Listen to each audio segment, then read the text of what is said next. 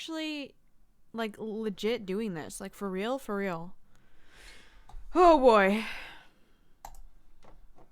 This song might get me muted, but it's such a beautiful song. And I was listening to it again the other day, and it gave me so much nostalgia. Oh, sorry. I tried to grab my phone.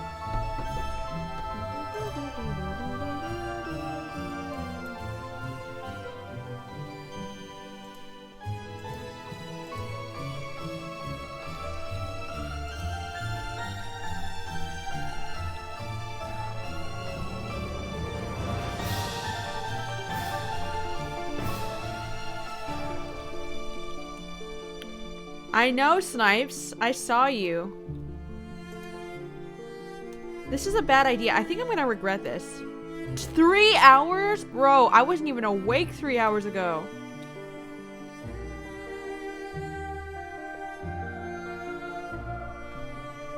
This could go on for a long time.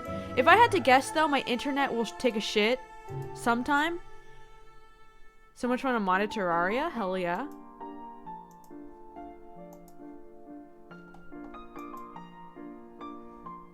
Love to see it. I do need to pull up some inspiration. Let me go on Instagram.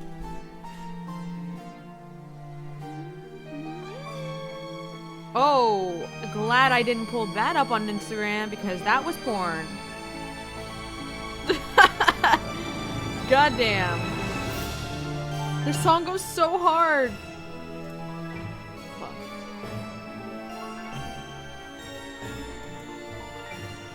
Sniped, are you gonna be here the whole time?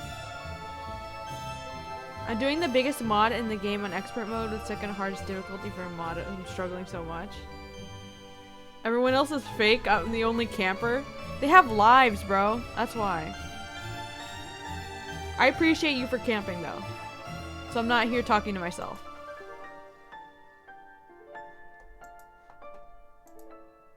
I'm trying to, let me do a search. Okay.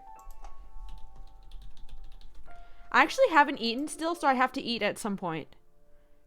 I'll probably go on a BRB to eat. Because I am... my stomach is empty. I did have a Z-bar a bit ago. But other than that, yeah. Yeah.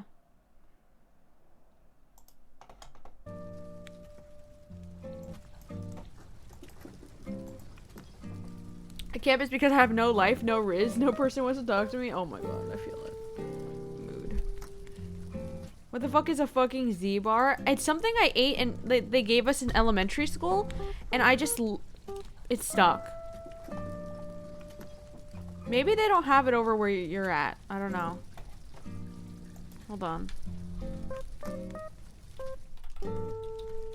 It's actually it's like meant for kids. You're not really supposed to eat this as an adult.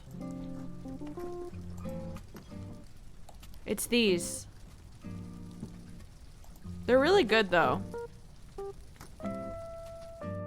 They're probably not very healthy though, if I had to guess.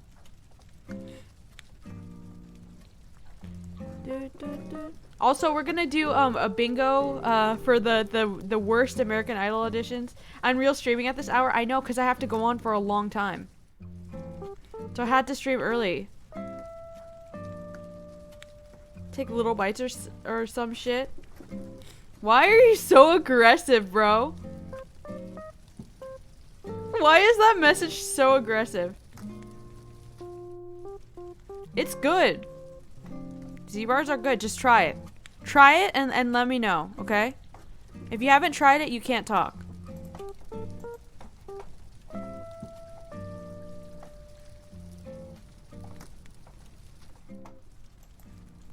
Alright, I'm currently looking for inspiration for... okay. I don't want to do the same shit I've done every single year. So, and these are actually different. I might take some inspiration from this. I gotta do something different because I've done the same format every year. I'm also 3 months late.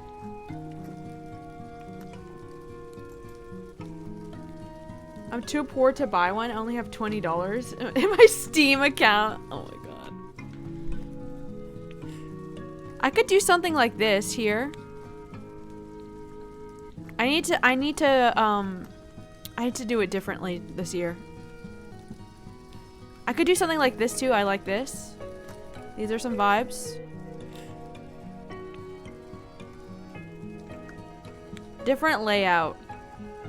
Okay, now these are probably more recent. I need to look at the top posts.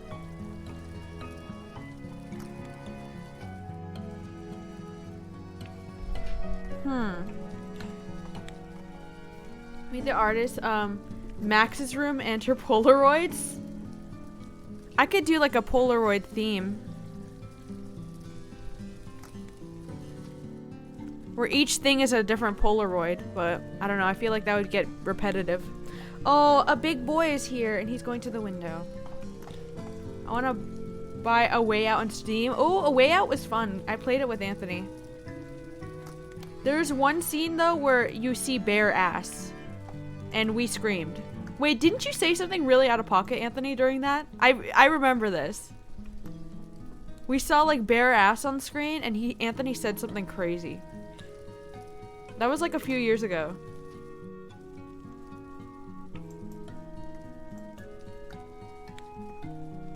I remember this. I'm going to find this. Let me find this. I don't know where exactly it was. Okay, it was live. Let me go to the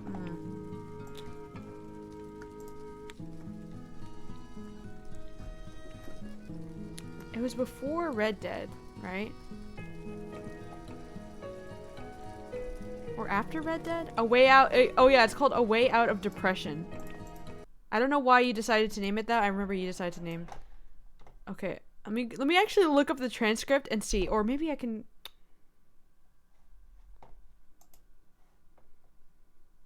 Of the deep scene, true.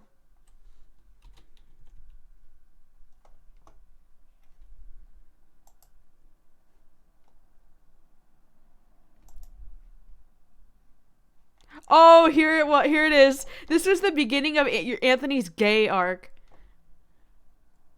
I found it. This was us playing A Way Out. I don't think there are any spoilers except ass. Wait for me. Maybe. Oh wait, no. There. Oh wait, am I allowed to show? Am I allowed to show that here? Oh wait, yeah. Whoa, whoa. I just No turned around narking. and you're fucking naked. Whoa. They got all the ass cheeks and everything. Dude, the audio quality is so I bad. mean, I'm not gay, but that's a nice set. Oh my god, Anthony. That's what he said. I'm not gay, but that's a nice set. No narcs. I can't get my stream taken down this early. It's too early.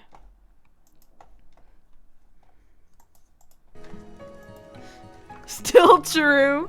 I mean, it was actually kind of a mid-ass. I've seen better. You know?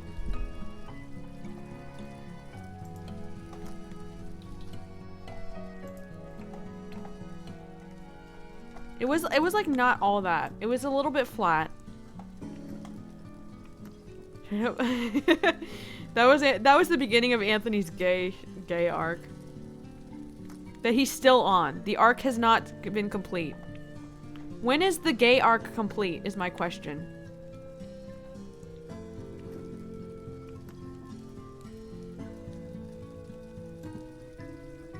This needs to be a square, right? New. 2000 by 2000 is decent. We can do that.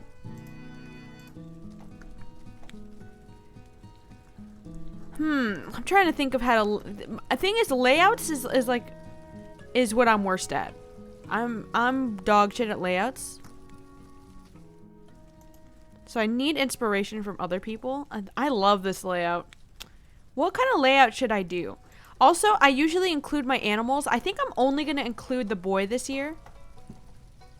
Just because the animals take a long time and they're like a big addition. So I'll just do the boy. Ask God, bro.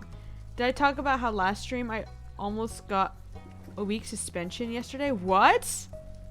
No, you didn't. You were super tired last stream? I think that was last night, right?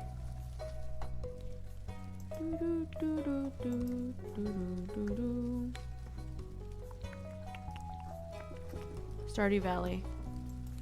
Oh fuck, Arcos is streaming too? I was tired too. Oh my god, that boba yesterday was a mistake. You know how I got boba on stream? I went to the gym and it was bad. It was a mistake. So I'm not gonna drink boba at night anymore, and especially not on an empty stomach. Immediately got in Terraria and started camping stream. Oh my god, dude. Alright, I can start out with a few different options. We'll do like stick figures. Wait, are we ready for this adventure? I'm actually gonna put a timer on screen. Oh, hold on. Timer widget. Or timer. Countdown timer. Countdown overlay.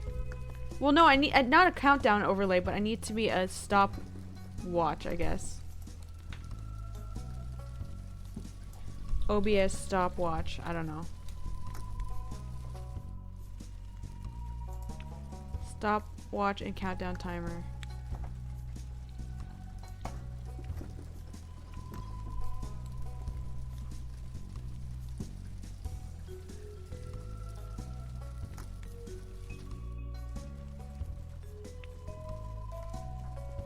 But I need to set it because we're already at 11:41.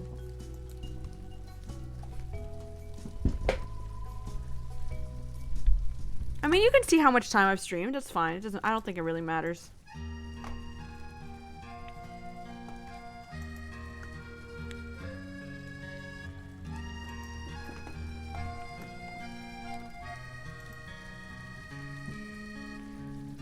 All right. I think I'll try something like this first, like in the middle, and we'll see how that looks. Oh, this is gonna take so long. This always takes so fucking long, dude. Oh my god. This might go like 12 hours. I'm not even kidding. It's very possible.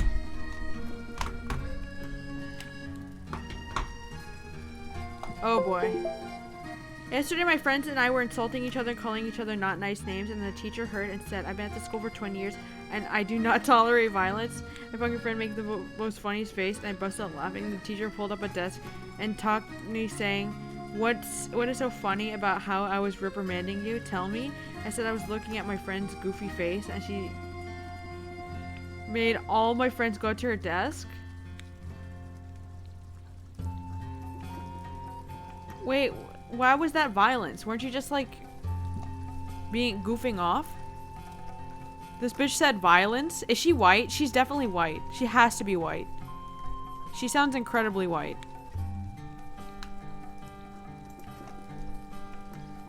Okay. Stick figure time. I have not drawn in so long. Oh my god. I can't even draw anymore. Okay. Stick figure box. Leg. Oh my god, I can't draw anymore. She's white? That sounds about, yeah. She sounds so incredibly white. No offense to your teacher. Actually, full offense. Never mind. She sounds fucking white.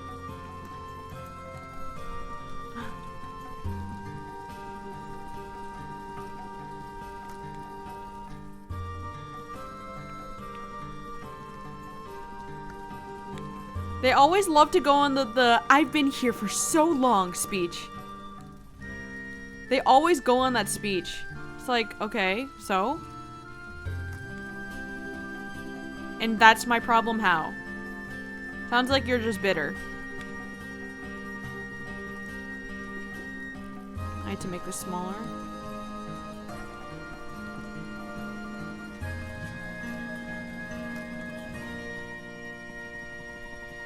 I think I can actually go like this. And then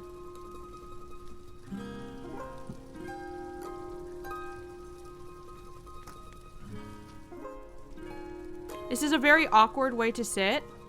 But the thing is, I don't sit like a normal person, so I think it works.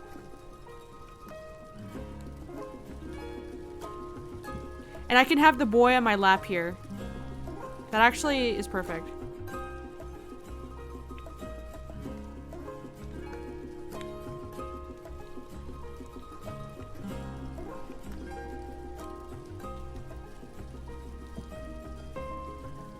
And then a hand at the top.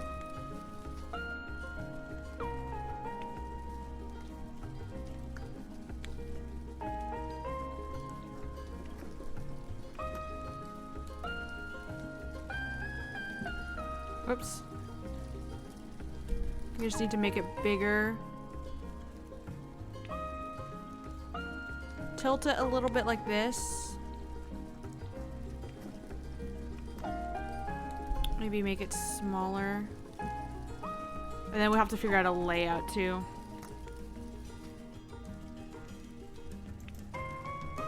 Hello, Ginger. Okay. Then I started making fun of her to my friends, and she said, if I have to talk to you again, I will send you to the main office and you'll get suspended. She was only talking to me. Oh my god, bro.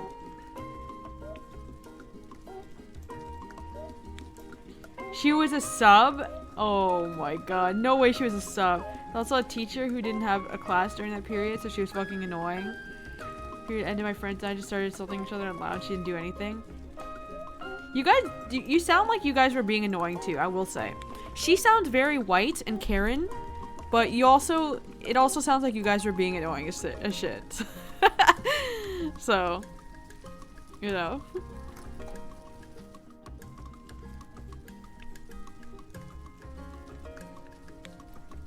I don't know what clothes to put myself in.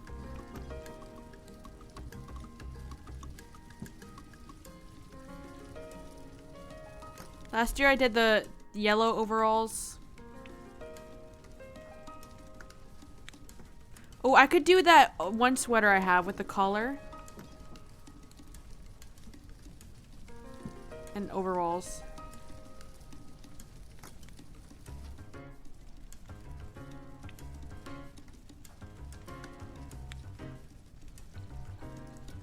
And then it's the same shoes. I don't ever change my shoes.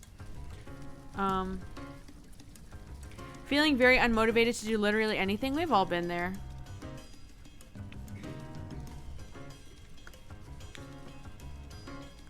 I could do like,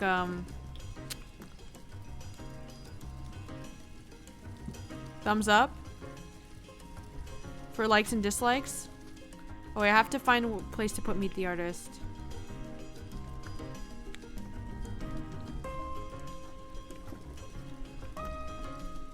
Okay, it needs to be smaller. Maybe planning on streaming today, but I didn't feel like it for some reason. It happens. White guy named Chad floral shirt? No. Okay, I actually you guys bullied me out of that shirt. I hope you're happy with yourself. We weren't being loud, but she was just not minding her own fucking business. Oh my god.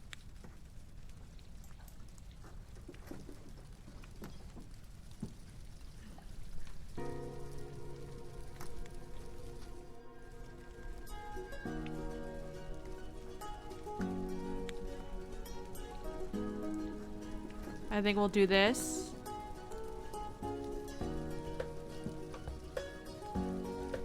And then we'll have like a little... kind of like a speech bubble, but I'll probably change it so it's like not like a speech bubble. And here, I'll put my name here. I'm kind of copying this one.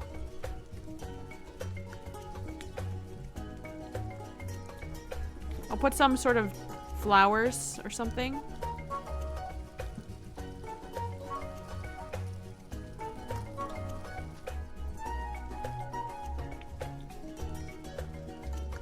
And then here's the,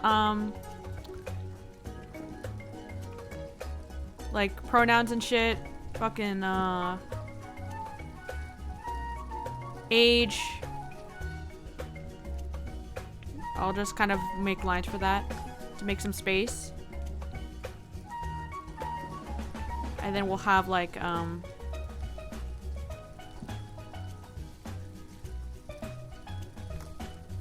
space for likes.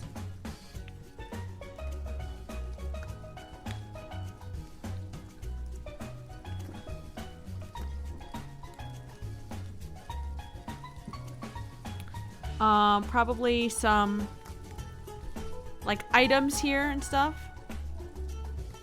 Little trinkets. I'll just do like little shapes like this for now. This is just a basic layout. And then here will be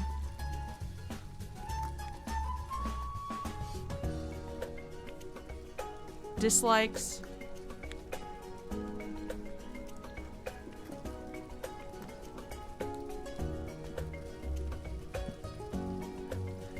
And then I could actually draw the other pets, but I'll do like little icons for them instead. So I don't have to draw out the full thing. Cooter. And then Riley is like this.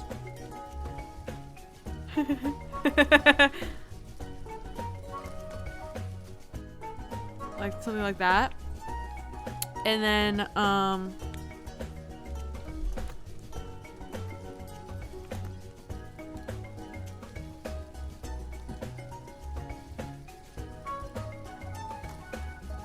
I'm absolutely copying something, but fuck it.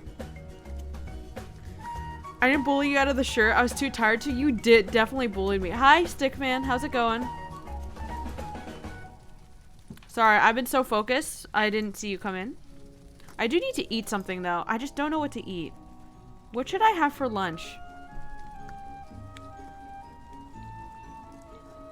Now, at the bottom right corner, I need to add something else.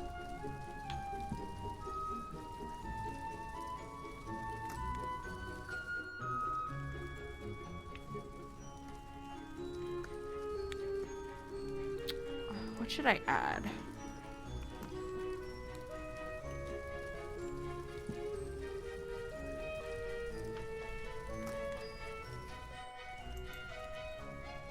Just got back from Olive Garden with my mom and stepdad.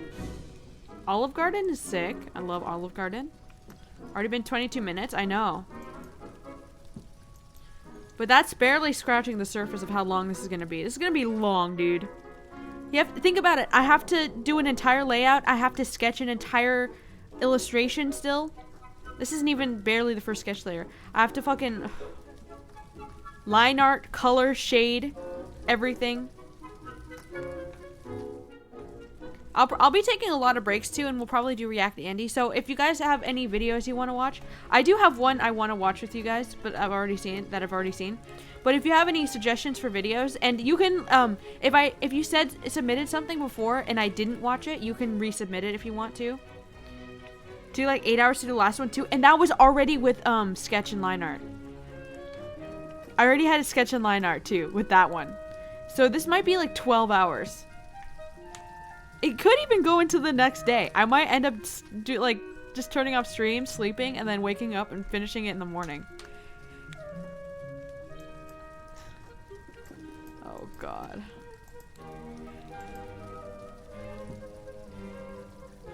Thank god I've been steadily building up my stream stamina again. Alright, I have to think of what to put on this bottom right corner.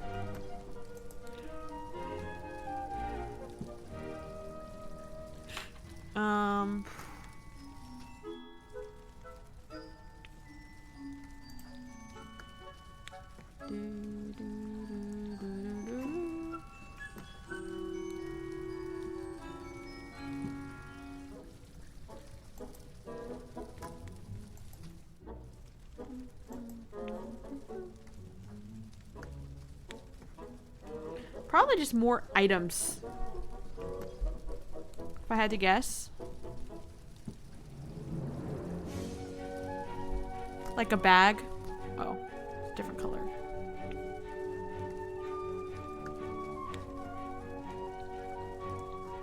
That's not how my bag looks. What my bag looks like. It's just a...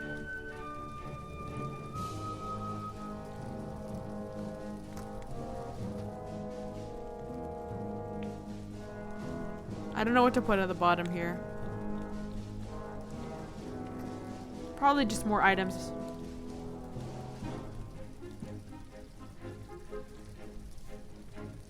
Well, we'll leave it at that for now. I do need to eat something. Try to order something. Can't exactly cook at this time. It's kind of weird to be streaming and it's still light out.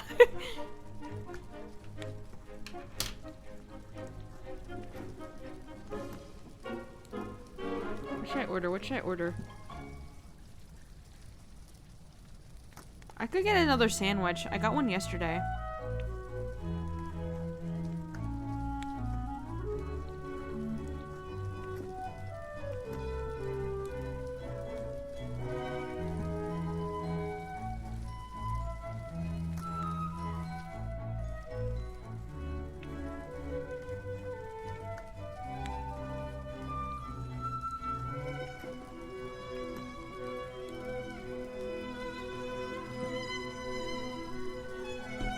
Okay.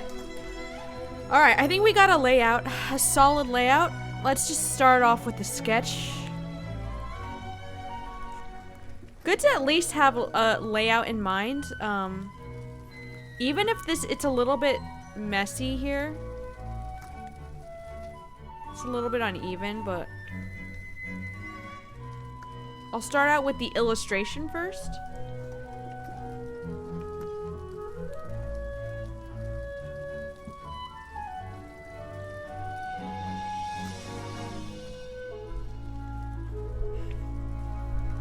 I'm gonna do a small brush just so I can get some details.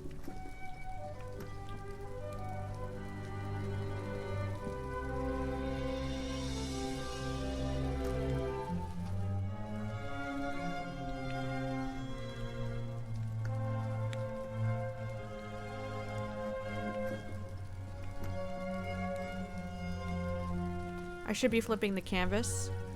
It's a little fucked.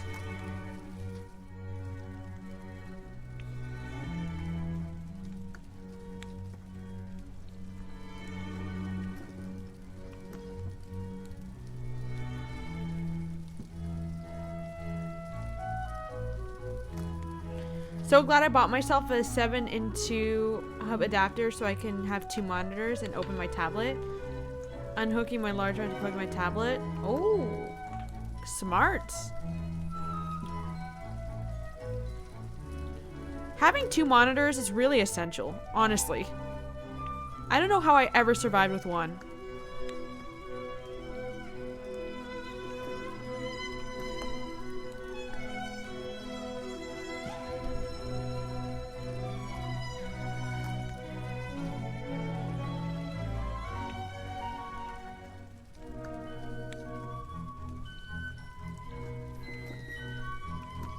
I want to take a look at my last year's Meet the Artist as well, which I did super late. I did it in like July, right? Yeah, July. I'm supposed to do it at the beginning of the year.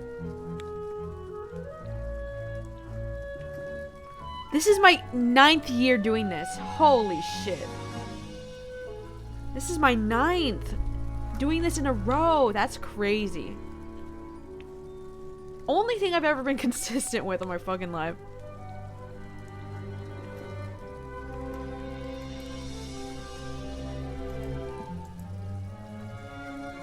I need to get to drawing soon that I can make new character models for my next project. Yeah. Hell yeah.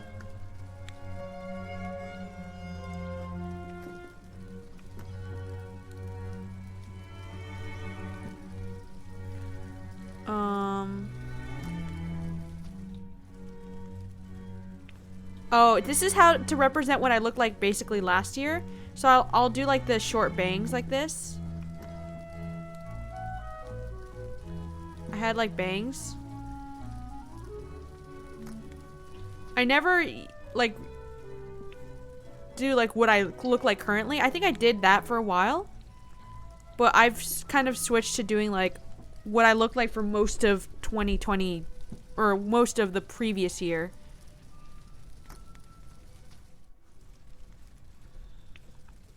There was a little bit of a shift there.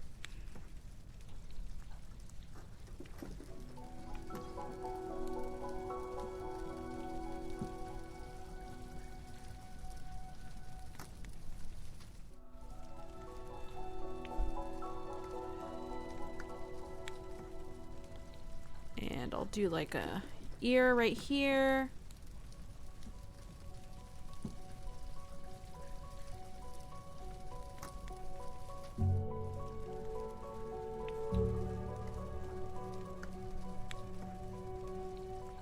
I should switch the category.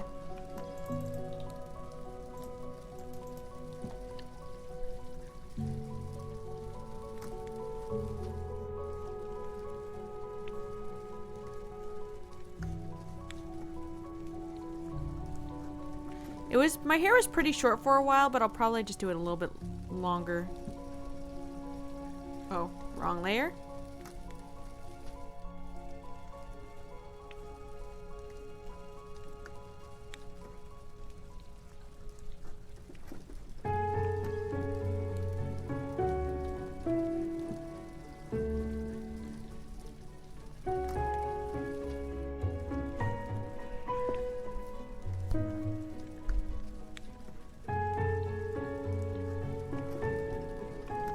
Do this nose.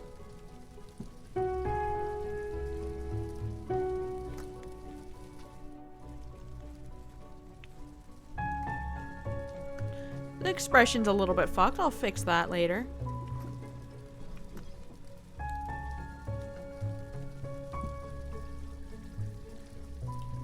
Probably lower the opacity here. To figure out how to switch different art styles to different projects. Doesn't involve spherical hands. It's true.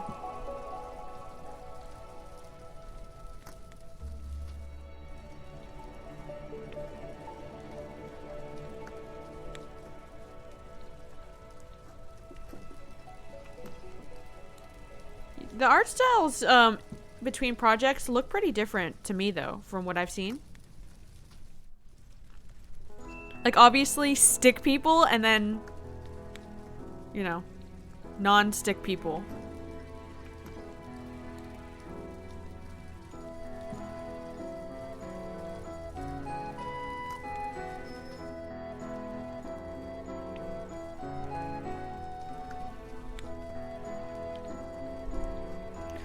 Okay, I need to figure out what shirt, what the shirt looks like.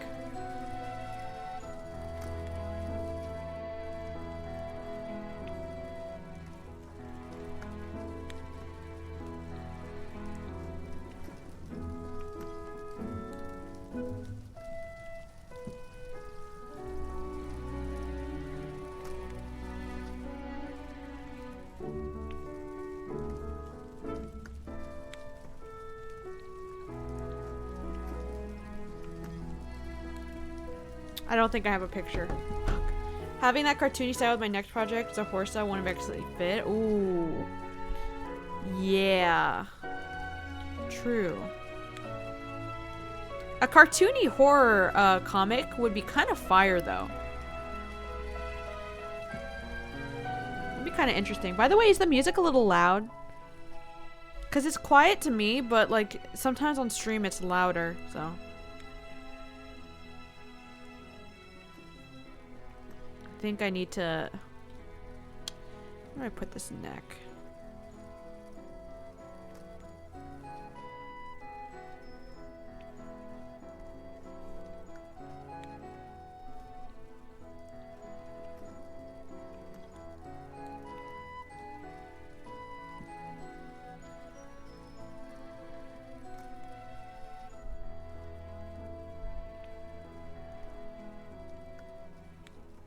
Depending if my friend comes over and if he does what time, I might not be here for the full stream. Oh, that's totally fine.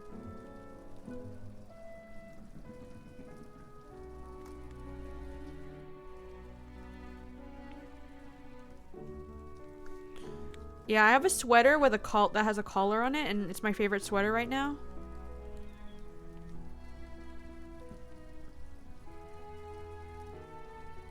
And I might like do like, cause I have a pair of like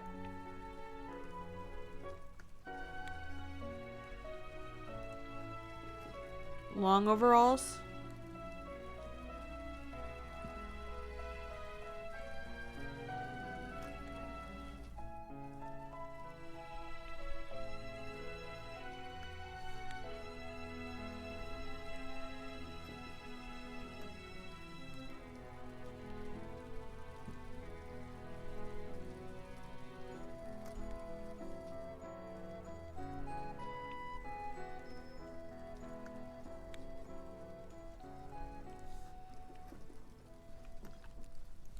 Okay, we're getting somewhere.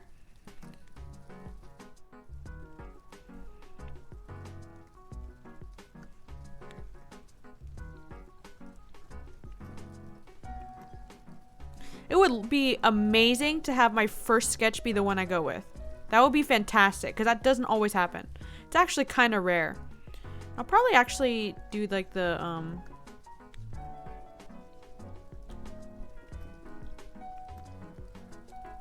I'll draw the cat over it.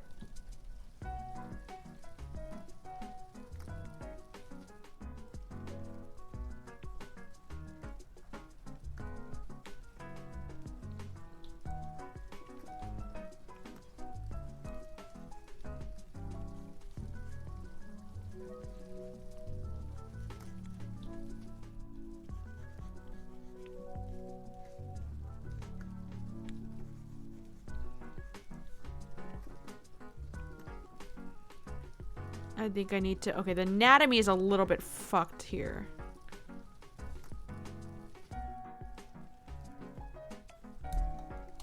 Gonna go eat real quick. There has been too many cartoony horror stuff. Then again, I wouldn't picture an evil magic Jack in the Box that consumes blood to be cartoony. I mean, maybe. It could be. It's not out of the question. But if it's not the vibes you're going for, then don't go for that, you know? I actually feel like, okay, this is all wrong, but I think I know how to fix it. So, yeah, I do that.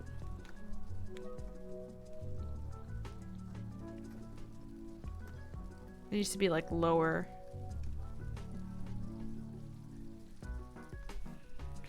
Do that.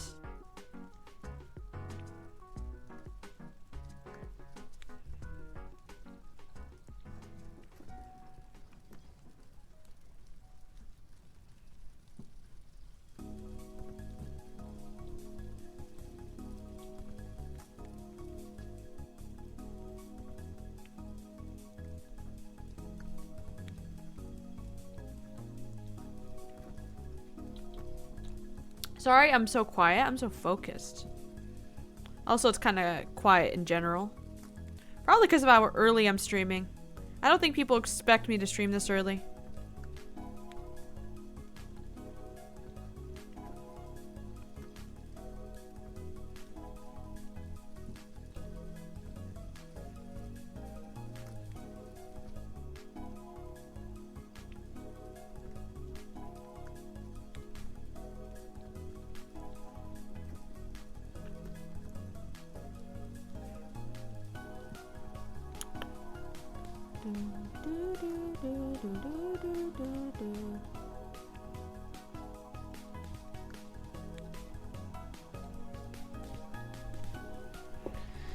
Realized Fuzzy didn't show up last stream. He actually did.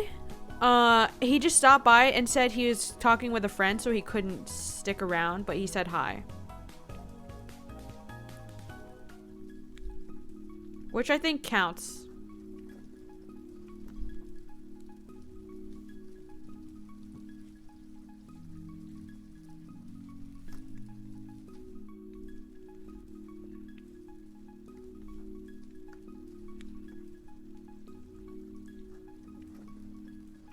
And this arm is not going to really show up. I mean, it might, actually. Because the cat will be on top here.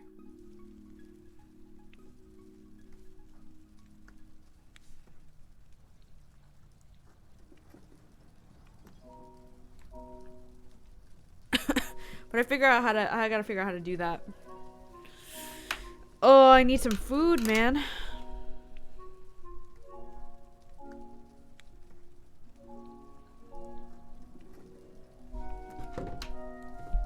Hold on, I'm gonna mute real quick.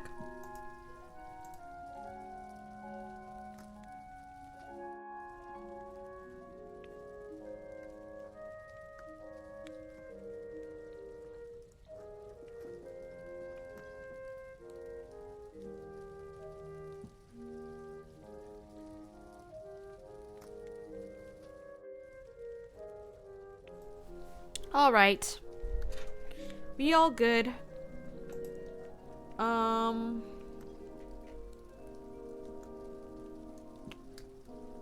I am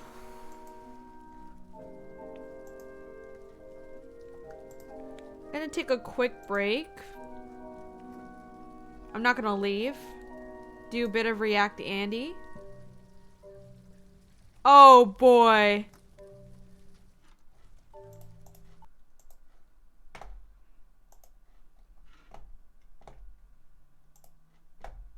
The reactions to 22 The Last of Us minutes. Part 2 was really surprising. Not just because I honestly thought the game was pretty good, although we'll get to that, whether you want me to or not. But also because of how much faith we had in it. It was a sequel to one of the most well-received games ever made from a studio that made banger after banger after banger for decades. But I guess that winning streak had to run out eventually. Having said that though, it's still a game made by a ton of talented people, arguably some of the best in the industry, which sure doesn't guarantee success, but I think it still shows. Now, if I'm gonna defend this game, it's probably best that I start with the least The thing is, controversial thing. it's been almost 3 years since I've played Last of Us 2, so I don't know if I can fully debunk it right now. I just have to go based on purely what I remember. So I'm sure I'll have better things to say after I replay it, but it's been a while, I will say I can that. say and work my way up. A lot of people hated the game because of the story, which Yeah. is perfectly reasonable considering it's the main selling point of the franchise. But regardless of how you feel about I hated none of the gameplay. Everything I hated about Last of Us 2 was just the story. That was it. Everything else was pretty flawless, I will say.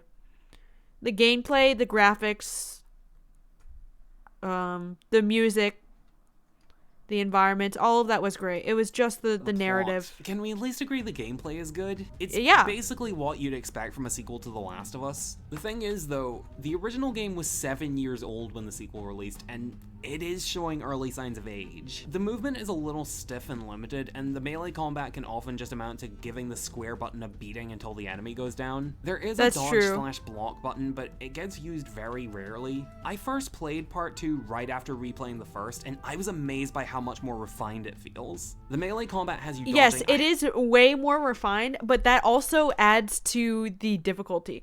But Last of Us 2, what was really good, one thing that's really good about Last of Us 2 is the accessibility, though. Because at a certain point, I'm just so bad at navigating in general that I just turned on navigation. I was like, oh, fucking, this is great. So I just had an arrow pointing me to where I needed to go, and I was like, oh, I should have done this the whole time. The game about a 50%. Hell of a lot more, and the game will punish you if you get greedy with the amount of punches you try to string together without it. There are also a few additions made to the moveset, like I jumping love and that, yeah. crawling. And they're not just for show, because the enemy arenas are I really liked the addition of the way more elaborate not crawling. now. The jump button But, allows like, the level what's it design called? a lot more verticality, When which you're going gives you when a you're, lot like, more options to outmaneuver enemies. crawling through but the that also grass. means you have to mind your surroundings a lot more because they could get the drop on you. Crawling takes the basic idea of crouching, where you can fit behind cover much easier, but you're slower and lose some mobility, and takes Yeah. it to much more of an extreme. Yeah, like now this. you can take cover in really tight spaces. gameplay but is just- you have yeah, all it's the pretty mobility good. of a baby, which is not ideal when someone's It pointing was a just gun really at you. difficult. And speaking of crouching, It's and just like I mean, like, obviously if you're gonna like have a game with smarter AI and with a lot more decisions and choices you can do for like how you approach anything, it's gonna inevitably be more difficult. So Or you it can was now a hide in the more grass, difficult a game mechanic to get that Naughty through Dog than the brought over first from one. Uncharted 4. It's another good way of navigating environments because you can be a bit more in the open without getting spotted. But the trade-off is that if you do get caught, you won't have any actual cover, so you can end up trapping yourself if you're not careful. Yeah. It was tough. Oh. Not to mention, the arenas are a lot more open and non-linear this time around, which adds an extra layer of challenge. You'll often have to explore a bit to find the way out, while also trying to keep cover and not leaving yourself exposed to enemies. But the game This doesn't part, just oh force my out god, while this part was so hard. Holy shit. This part was a nightmare to get also through. trying to keep cover and not leaving I made yourself Anthony do exposed to it. enemies. But the game doesn't just force you to wander aimlessly, because the exit is usually on the opposite end from where you start. In So hindsight- you know the general direction of where you're going, you just Honestly, in hindsight, we cheesed the scrap. The gameplay was kind of fun. It was kind of fun, need to actually. figure out the exact spot, which I think is a good balance. All I of would that adds replay up it to a just for really the tense, gameplay. really varied and really challenging combat system that I think does a great job of building on the combat from the original game. There are other aspects of the gameplay that aren't perfect though. For one, I understand that including breaks in between enemy encounters I'm gonna do 1.5x or 2.25. Wait, fuck. 1.25. is important for reasons 'cause I like feel like we're variety, getting through it really atmosphere, and slow. story, but the game gets a little carried away with them. It's mainly because, like the enemy arenas, the in-between areas are much more explorative than the first game. To an extent, I like that the game encourages scavenging for materials, but if you're as adamant about finding everything as the game seems to hope you are, it can really hurt the pacing. You can potentially go long stretches of time without much Oh, plot. this open world area?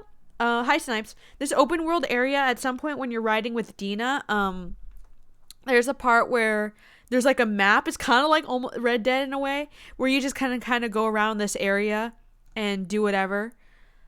It was really cool. I liked it, but it also felt like an eternity.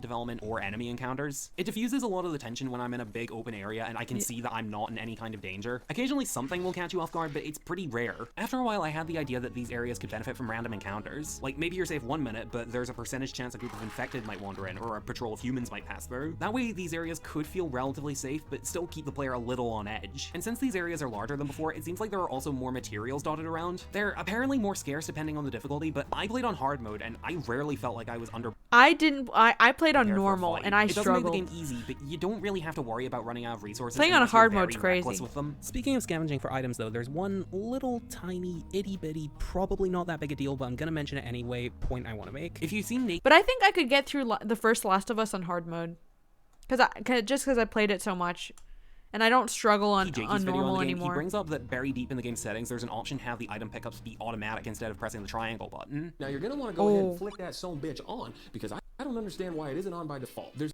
never a Yes. situation where you don't Wait, that exists? That would have been great to know. It's a pretty reasonable complaint in a really well-argued video, but I personally disagree with them. The way I see it is that scavenging for items is a big part of the game, and because of that, you want finding them to feel rewarding. I'd argue that manually picking up items adds a little more satisfaction to the found it No. moment, because it feels just That's that bullshit. little bit more deliberate on the player's part. God, it just occurred to me that It's this just tedious. It's just, what do you mean rewarding? It's hitting triangle to pick up an item. What do you mean rewarding? is the second time in the span of a few videos where I've publicly argued with a YouTuber who's more successful and, quite frankly, better than me. But like I said, Manually I think picking you up can make a shit is valid annoying, yeah. argument in either direction, and ultimately it's not that big a deal. I just wanted to give a bit of a different perspective. No offense, Jacob. Getting back to the level design, I there is disagree. one section where the exploration gets That's my first particularly disagreement. ambitious. Not long into the game, Ellie arrives in downtown Seattle, and we actually get this decently sized non-linear map to explore. There's a ton of optional challenges and hidden items to find, and how the game encourages you to look for them is very clever. The premise involves Ellie needing gasoline for a generator and finding a potential lead to some. The note mentioned that there's gas in the courthouse garage and the dome. So what's the plan for finding these places? We ride around and see. No what we see. mention It's honestly a in this really video natural- of the story so far. So I'm curious if he touches on the story, because everything he's saying here, besides the manual pickup thing, I pretty much agree with. nudging the player to look around Like, for the I didn't optional have any challenges because it problems builds with off the of searching that the player gameplay, is besides already me doing. just Come being to think bad of at the it, between game, but this that's and my the times problem, Uncharted you know, 4 that's and not the Lost game's Legacy problem. had segments like this. I have to wonder if Naughty Dog are practicing for an open world game. If they are, I'd say they're off to a good start, and I'd like to see them develop the concept even further. I think wish Naughty Dog could make a really fire there was a open world mini-map, game. so I didn't have to keep pausing, but otherwise I like it. But while Naughty Dog have been experimenting with different types of gameplay, they've also included a lot more set pieces that they've become so well known This for. part was These so have always been a crazy. highlight of their games. They're insanely tense and varied, and a lot of them have better action and spectacle than a lot of big budget movies. And The Dude, Last that of Us looks Part 2 was fire. Is that tense Uncharted? and varied, and a That lot looks of them have fire. better I want to action play and that. spectacle What the than a lot of heck? Big budget movies. And The Last of Us Part 2 is no exception. For example, we got a car chase to finish off a long gauntlet of enemies. Only time manually picking something is good is when you find something that's rare. Yeah, true.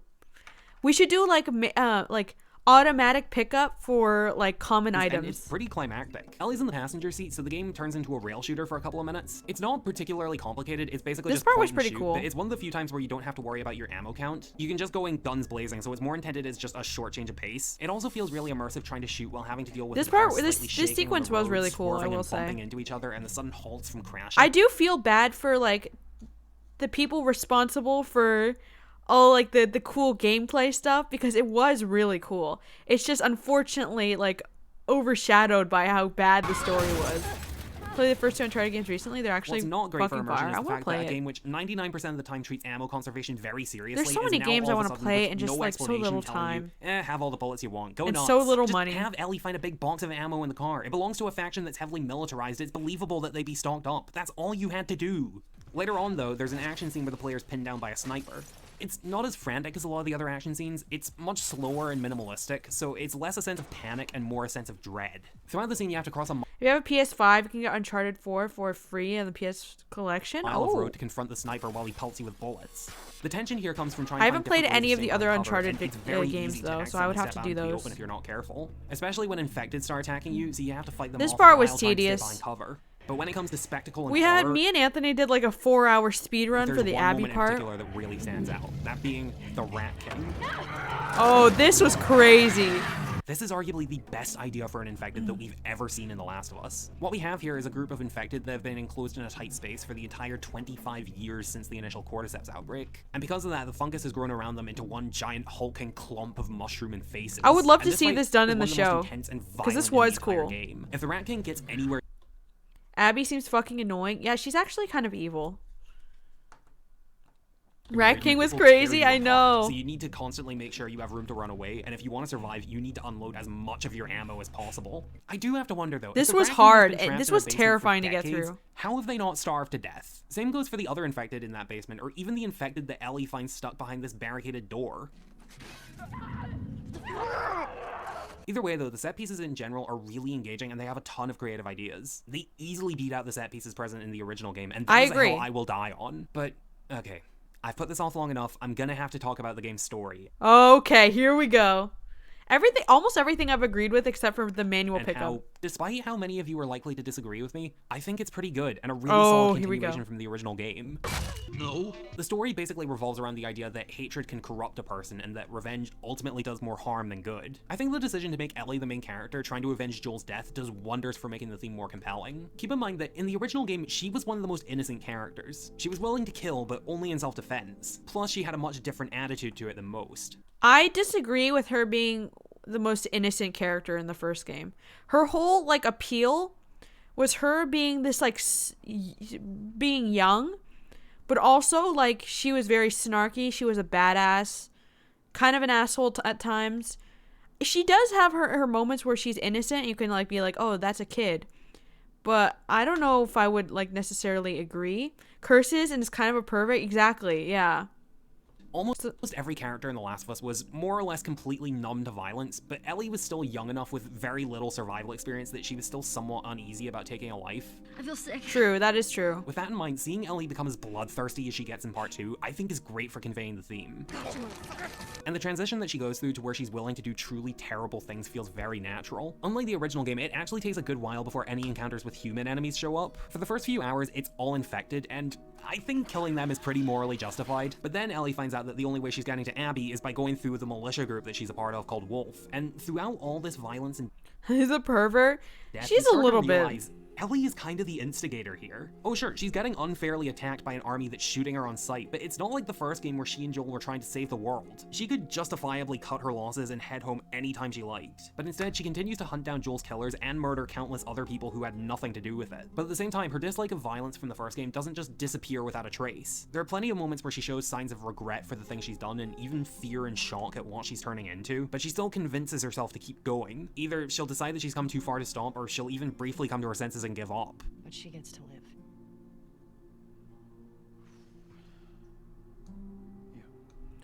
Yeah, I will say Ellie has an interesting arc in the second game. And I can see where he's coming from. But I think if you look at the story as a whole, the narrative as a whole, I think the revenge as like the driving factor and motivator and as the entire theme is a little on the nose and a little basic, you know? Like in the first game, it was like, oh, we're gonna take this girl who's immune to the Fireflies, and there's potentially a cure. And then Joel had his own stuff going on, and it was like this broader thing. And in this game, it's just revenge, and like that's it. And it kind of feels basic, and it's just like you feel like, what's the point of any of this? Like as you're just going through the game, and maybe that's what they were going for, but Is that okay? it just felt pointless. It has to be. It's like, how am I Only for something extreme to happen, expected which to will be on board with like everything that we're Sure. doing? It was much easier to be on board on the first game because I feel like Ellie's story is completely overshadowed by Abby. If this game like just focused on Ellie, it would have probably been a lot better. The addition of Abby, I think, was just like I didn't like it. I know we need to know Abby's story to understand where she's coming from. Problem is that she's a terribly written character. Exactly. Like Ellie was like the main, well, I mean Joel was the main character in the first game, but Ellie was like kind of the centerpiece around the entire first game. So I think having this entire second game be focused around Ellie, even if Joel wasn't there, even if Joel, well, he dies early on, but even if that still existed, as long as Ellie is still the centerpiece and the focus of the second game, I think that's pretty good. Simply because it kind of continues on from the first one. But then you kind of switch over to Abby's perspective for 10 hours of gameplay, which is almost half of the game. And it's just like this brand new character who they introduce, like, the way she's introduced in the game is she kills the most beloved character in the first one. And then you kind of have to play as her for 10 hours and be expected to be okay with that. It was just bizarre. And, like, I don't understand, like, some of the choices they made with that. It just doesn't make any sense. She's also given her own set of brand new supporting characters. The most notable one being her new girlfriend, Dina. Initially, she seems to be on board with Ellie's revenge mission out of And a desire- also, like, here we go again. None of the side characters in Last of Us 2 felt fleshed out or, like, interesting whatsoever. Every side character you meet in the first game, Henry, Sam, Tess, who else? Bill wasn't as much, I will say, but still he was okay. Who else? There's more. I'm kind of blanking. But they're very memorable and they have good stories and they're likable. But these characters, side characters, you barely remember their name. It's like, oh, Dina, and then there was like this Asian guy, Jesse, and then like who else? Like the side characters just felt very one-dimensional. They weren't really fleshed out and they weren't, I mean, they were okay, you know, but it's just like I didn't care enough about them to be like devastated when they died, and they, you know, it was weird. Could have just made Abby an actual irredeemable antagonist with good reason to kill Joel. You didn't need to switch. Yeah, trying to redeem Abby was really weird. I think it's okay to make her irredeemable, but this audience can still understand where she's coming from, you know? I think a villain can be irredeemable, but you can still sympathize with the villain, you know? I think that's possible. But they tried, it was clear how hard they tried to make Abby redeemable. Like, they did so many, like, and it was, like, so obvious, too. Like, giving her and Lev this, like, sort of Joel and Ellie relationship that was so fucking forced and it made no sense. Because the reason why Joel and Ellie worked so well is because Joel's daughter died, like, 20 years prior. And so that's why it worked so well. But Abby and Lev were just so random and it was like so forced, and then like the relationship with the dog, and it was just so weird. We have Joel and Ellie at home, literally. Yeah, it was just so keep her weird. safe, but she also has enough emotional distance from Joel that she's able to realize that the hell Ellie is putting herself through isn't worth it. There's also a subplot where it's revealed that Dina is pregnant and unable to tag along with Ellie for a good chunk of the Dina was really just a love interest, right? Can we agree with that? Because Tess, I felt like, wasn't just a love interest. Dina was just a love interest. adventure. That's And what from she then on, Ellie being distant from the served only to one who be. can act as a voice of reason. She is a wasn't large really part her of own why she does the character, things you know? that she does. There's also Jesse, a friend of Ellie from Jackson, and he's okay. There's nothing Yeah. necessarily bad about him. He just isn't really all that fleshed out. His Yeah, I personality agree. is fairly bland, and he doesn't have much of a personal stake in Ellie's revenge mission beyond the fact that he's friends with her. They try to give him somewhat of a stake by making him the father of Dina's baby, but that's not really expanded on in any meaningful way. It's like showing a Ted Bundy movie of the first scene killing someone, next scene he's trying to act morally right. Exactly. And worse, you have to play as him and be him. That's the thing. Oh, that Dina was pregnant when he joined them, so he wasn't doing That's it why out of it's so parental absurd. responsibility, and there aren't any moments where he's torn between the mission and the safety of the baby or anything like that. But my biggest problem with Ellie's storyline would be her goals throughout most of it. I mean, the main goal of tracking down Abby is fine, because she's the one who killed Joel and had a vendetta against him, but I'm not really as invested in her revenge against the other characters responsible for Joel's death. It's engaging enough, mainly due to seeing the lengths that Ellie is willing to go to, but I wish that Abby's accomplices had a more prominent part in killing Joel. Instead, they kind of only tagged along and then were just in the room while they let Abby do her thing. Don't get me wrong, they're still guilty, but they're not really a focus in Joel's death scene, and so a lot of Ellie's story just meanders around while you wait for the confrontation that you actually care about. Honestly, a lot of the most interesting parts of Ellie's storyline actually come from the flashback subplot with Joel, which is a I agree. Those were my favorite parts. The flashbacks were great. But also, it also felt like, what's the point? I guess the point of the flashbacks were to, like, so you understand more why she's going on this rampage. I guess that was the point, of but relationship from the first game. It's clear that in the years since the original story, they've become a lot more comfortable around each other. They're a lot more playful with each other and talk about their interests and personal lives a lot more frequently. Hey, you remember those Savage Starlight comic books that you're into? Did you like them? Well, you know what? It's not really my cup of tea, but Dr. Daniela Starr, I mean, she's pretty. She's a savage. That was a nice twist how they escaped them. There's even some really good attention to detail with minor lines of dialogue from the first game becoming more significant in the second. Yeah, once we're done with this whole thing, I'm gonna teach you how to play guitar. Hey, that's He all we can do did. once we're done. What's that? You can teach me how to swim. You got it. Remember now, don't just. oh, she can swim now. Into the water with your whole arm. Blah, blah, blah. Forgot about that too. I really miss coffee. What are you drinking? Coffee. A little embarrassed as to what I had to trade to get it, but it's not bad. And my personal favorite, Well, when I was a kid, I used to want to be a singer. Shut up. I'm serious. Sing something. No, Come on, let's laugh. I don't think so. and then at the beginning of the second game, now that he's a little more comfortable around Ellie, Oh, my stolen missing parts. I've no need for any more. That was but cute. their relationship isn't without conflict. Joel did some pretty reprehensible The Joel and Ellie relationship has always been the most compelling part of The Last of Us, and they completely removed it in the second game. Almost completely. That was always the most compelling things to part. protect Ellie If they as could have much as he tries to explored hide that it from more, her. that would have And been even during amazing. her best times with Joel, she always had that little bit of doubt about him. Over time, she became more emotionally distant because she didn't know how much she could trust him. Honestly, it's pretty believable that this would happen, considering that, as Ellie points out, the story that Joel told her about the Fireflies being unable to find a cure doesn't make sense. You They're selfish, but they made me care about them. Exactly. said there were dozens of people like me. I've never met another immune person before. Why did you pull me out of there while I was still unconscious?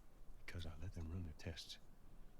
And when I saw that they were useless, I got us out of there. How do you know they were useless? Maybe if you just would have given them more time, they could have figured something out. Eventually, it becomes obvious that he isn't being entirely honest with her, and she demands to know what really happened. Making a vaccine would have killed you. So I stopped them. I'll go back. But we're done. This falling out that Ellie and Joel have is handled brilliantly. It happens really naturally over time while still showing how much they care about each I think that falling out made sense.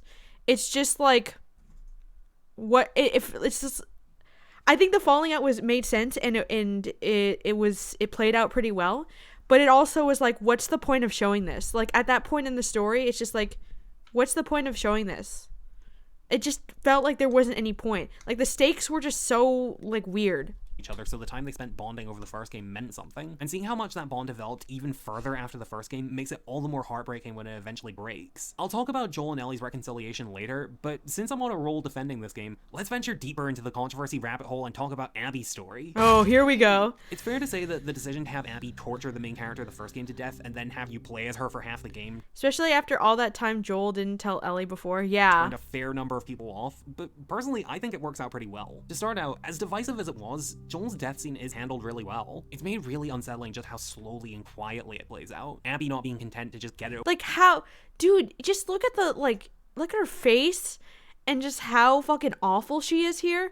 And just like, over how do you quickly, and expect instead, after this to somehow warm up to shooting Abby. a huge hole in his leg so he can't run away, stopping the bleeding so it's not over too quickly, and It's just, bludgeoning like, him with a awful. golf club. You don't get to rush this. It makes you initially sympathize with Ellie's revenge mission, but also serves as good foreshadowing. The level of cruelty and selfishness that Ellie eventually sinks to is hinted at early on by showing how evil and sadistic Abby has become in her own revenge quest. And when Abby's half of the story gets going, we see that her everyday life is also pretty dark. She and the rest of Wolf are engaged in a turf war with the Seraphites, but the cycle of violence that Abby is a part of gets disrupted when her life is saved by I a did couple not of care Seraphite about kids in any of dark. this, dude. It was just so and fucking Lev. pointless. This, along with it her felt so ex-boyfriend Owen, pointless. who's Like, become what's the disillusioned point? with Oh, this was the worst part. Oh, this was the worst. Turf War ends up sending Abby on a road of self-reflection and redemption. I'll admit that, much like Ellie's story, the supporting characters that Abby has to work off of aren't the most consistent in terms of quality. I wouldn't call any of them bad, but some They're are bad. better than others. I would. I mean, you wouldn't, but I and would. Mel have a couple of decent scenes where they talk to Abby about how she has a destructive and negative impact on everyone around her, and have her realize that she really The worst part is the boat scene. Yep. Yeah. isn't a good person. I haven't always done the right thing. You're a piece of shit, Abby. But other than that, they're not the most interesting on their own. Damn, she went The same off. goes for the rest of the wolves, including the leader Isaac, who apparently encouraged Abby's aggression and is a big part of why she is the way she is, but he's barely given anything to do here. Honestly, along with the game's pacing, the supporting cast is the main reason why I ultimately prefer the story from the first game. I can't think of a single major character from that game that I don't find interesting. But with that said, Yara and Lev are actually pretty good. Abby's relationship with Lev serves as a parallel to Joel and Ellie from the first game. A violent and bitter person Fucking we have Joel and Ellie at home. meets an innocent It makes no sense. It was young kid so who needs forced. protection, and it ultimately puts them back in touch with their humanity. But unlike Joel and Ellie, Abby and Lev's relationship is less parent and daughter and more older sister and younger brother. Abby looks out for Lev, but they both come from slightly similar backgrounds living as survivors, so Lev ends up being just as supportive to Abby as Abby is to him. Abby is able to keep him safe, but Lev also helps her work through her fear of heights and is also still capable in a fight. And Abby's redemption arc is handled in a way that I think is really clever. After finding out that Ellie has been killing her friends, she confronts her, and we get the big climactic showdown that we've been waiting for, but it doesn't play out exactly how you'd expect. Despite it being Ellie's revenge story, the fight is actually played from Abby's perspective. I Yeah, know, I hated that Ellie too. is the boss, but I just wanted to keep getting Abby killed. I wanted to play as Ellie here when you to get try down to kill it, Abby. it makes sense. I Abby didn't is like it spending that a lot- way. Wait, what did he say? It doesn't play out exactly how you'd expect. Despite it being Ellie's revenge story, the fight is actually played from Abby's perspective. Yeah, Ellie is the boss, but when you get down to it, it makes sense. Abby has spent doesn't. the game learning to become a better person, while Ellie has steadily become more and more vicious. I think that having Ellie serve as a boss fight, hunting down an unarmed Abby, is a smart way for the game to make its point. Abby eventually wins the fight, but decides to let Ellie and Dina live after spending the whole game realizing that revenge has only ever brought about more pain. Honestly, since Abby's story is so heavily based around her relationship with Lev and her redemption as a result, I actually find it more interesting than the bulk of Ellie's story, since it doesn't drag nearly as much. But to give Ellie's story the credit it deserves, when she finally does confront Abby, again, at the end of the game, it ties the story together really This was well. so stupid. By this point, Ellie, Abby, and Lev have all lost pretty much everything in the senseless violence that they've all played a part in. From Abby killing Joel, to Ellie killing Abby's friends, to the war between the wolves and Seraphites, to Ellie continuing to The revenge shit was so on the fucking nose. That's the main problem. Exactly. hunt Abby. It was just so even long obvious. after Dina would go along with it. And so throughout the entire fight, instead of it being cathartic for either of them, they're exhausted, they're miserable, they're barely even still alive, and they both just want it to be over with. And so even after Ellie gets the upper hand and is a I think Ellie should have killed Abby here. I really do. I think having Abby be alive by the end of this was dumb. about to kill Abby, they both ultimately agree that it isn't worth Like, it. It was just so fucking unbelievably unsatisfying.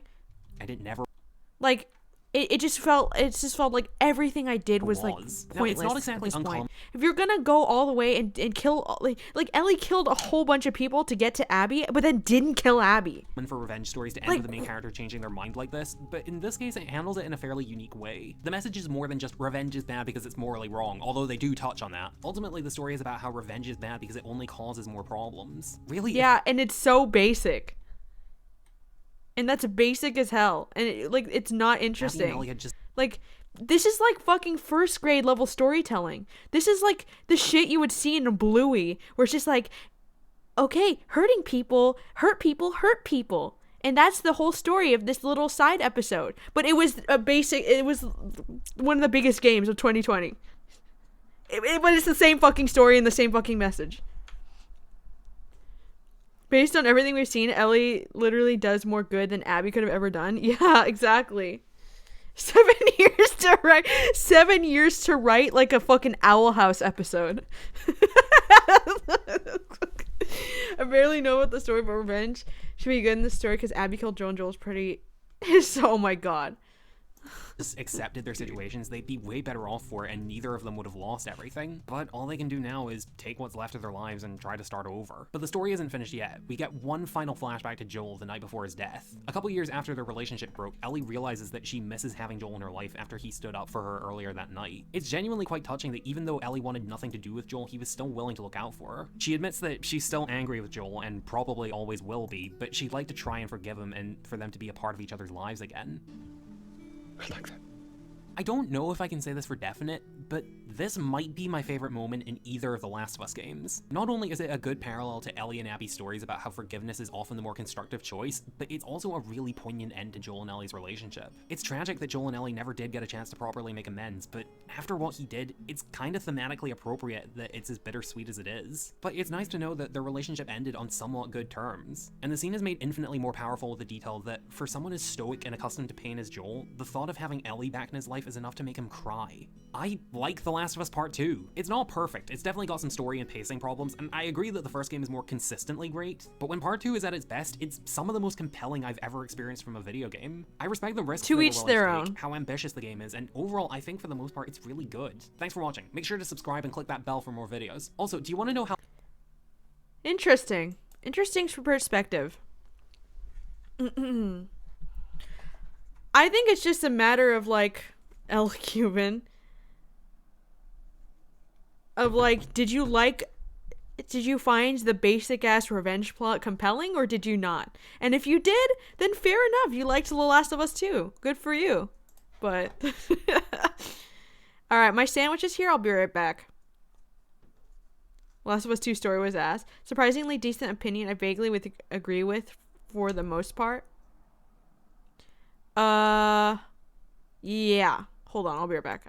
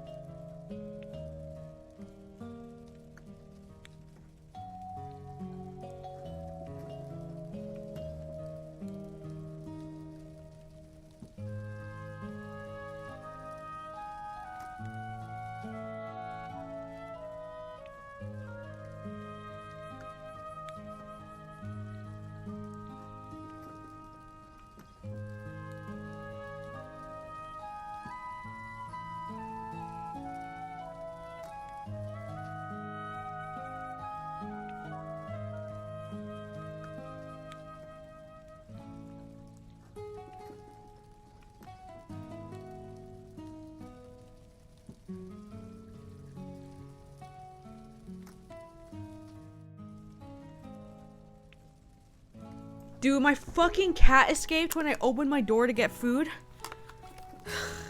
So I had to run outside and grab her. Holy shit. Alright, I'll be right back. I'm gonna eat for a bit.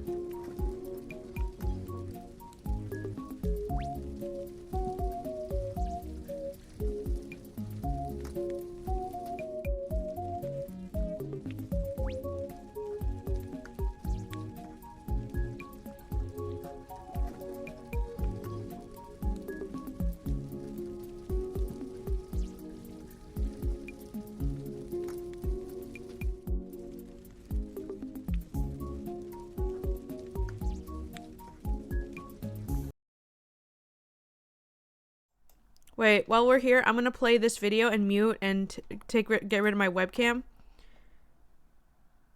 Clicking in the background? Oh. I don't know what that is. I'll be honest, I don't know what that is.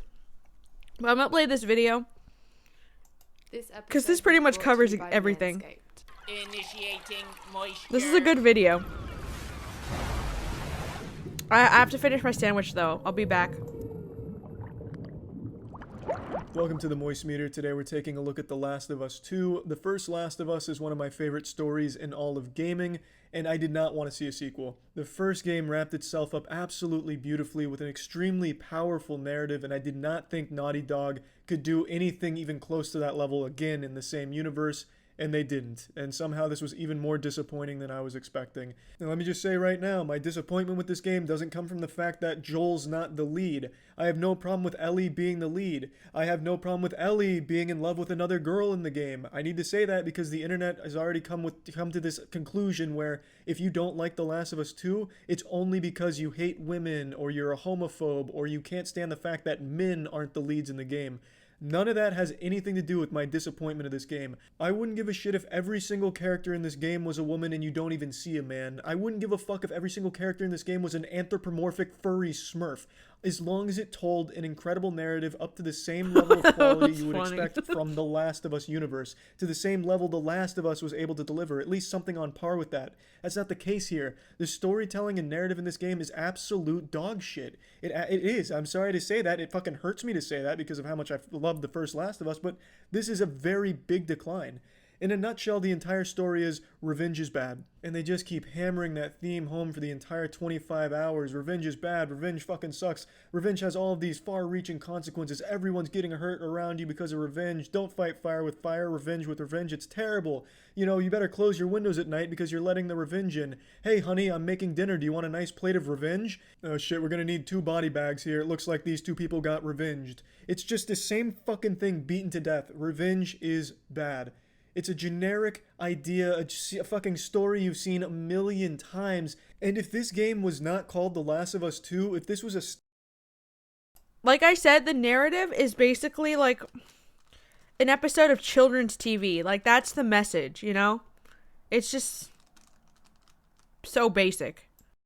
standalone IP, I don't think it would be nearly as bad. You know, it'd be much more forgivable. But the fact that it's following up something as unique and beautiful as Last of Us narrative with a generic revenge plot, it's laughable and lazy. It seems like a soulless cash grab off the goodwill of The Last of Us. It feels like something they came up with at last minute, not something they had planned from the start or even thought about deeply. And when you compare this game to the first one, which I don't typically like to do, but it's hard not to since this is supposed to be the sequel to a beloved narrative, the first game, it has so much emotion in it that Last of Us 2 doesn't even bother to try and capture. From the very get-go of Last of Us, it punches you right in your fucking nutsack. You have this man who just loses his daughter in a horrific way. The light of his life is taken away from him. He becomes jaded. He's barely even a fucking human being anymore. He's not even whole. But then he's given this second chance with Ellie. And throughout this entire campaign, this long campaign, you see these characters growing with one another. They become so close, inseparable. She finally finds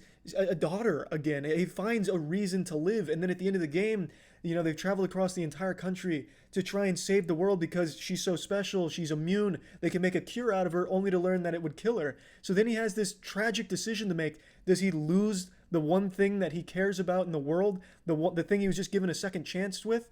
Or does he just take her and condemn the world to not having a cure? While the cure wasn't guaranteed, it's still an extremely tough decision to make that had crazy consequences as a result. There was so much emotion in that. And in this wet fart of a game, there's nothing even close to that because characters will die and you don't even remember their names. And I'm not talking about just like throwaway characters. I'm talking about some of the main characters. They'll just get killed in a pathetic way and you don't even know who they were or what they did. And it's hard to talk about this without getting into spoilers, but almost every character death is immediately forgotten by the entire cast. And it's hard to talk about this without bringing up spoilers, so I'm just going to give you fair warning. I'm going to bring in some spoilers right now, so if you don't want to be spoiled, just skip this part, but it's important.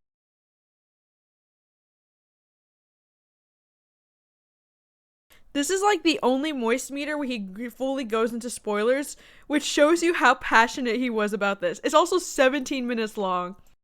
Important that I use this to talk about my point so people understand where I'm coming from. The characters in this game get introduced and forgotten. There's no background, there's no development, there's nothing. They stay the same throughout the entire game, and you barely see them, by the way. And I'm talking major characters, not throwaways. For example, Jesse. Jesse's a character you meet early on. He impregnates Dina. Dina is the main love interest of Ellie.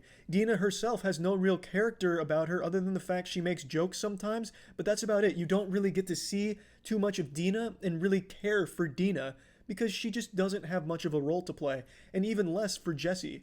Jesse impregnates her. Jesse's even a hero at one point, but in total, Jesse has about 6 scenes in the entire game. And then Jesse gets killed. He gets shot by Abby as he comes out of a door, and is never mentioned again. Not by Dina, not by anyone. He just gets shot and it's like he never existed. It's like that bullet fucking erased him from the universe's memory. It's the same for... Dude, I forgot about that, but that's so true. Oh my god. He literally doesn't get mentioned once. That is so sad. What, Snipes? I was about to say something though. And really care for Dina throughout the entire game. Oh yeah. And then Jesse gets... Forgot all about Jesse for real.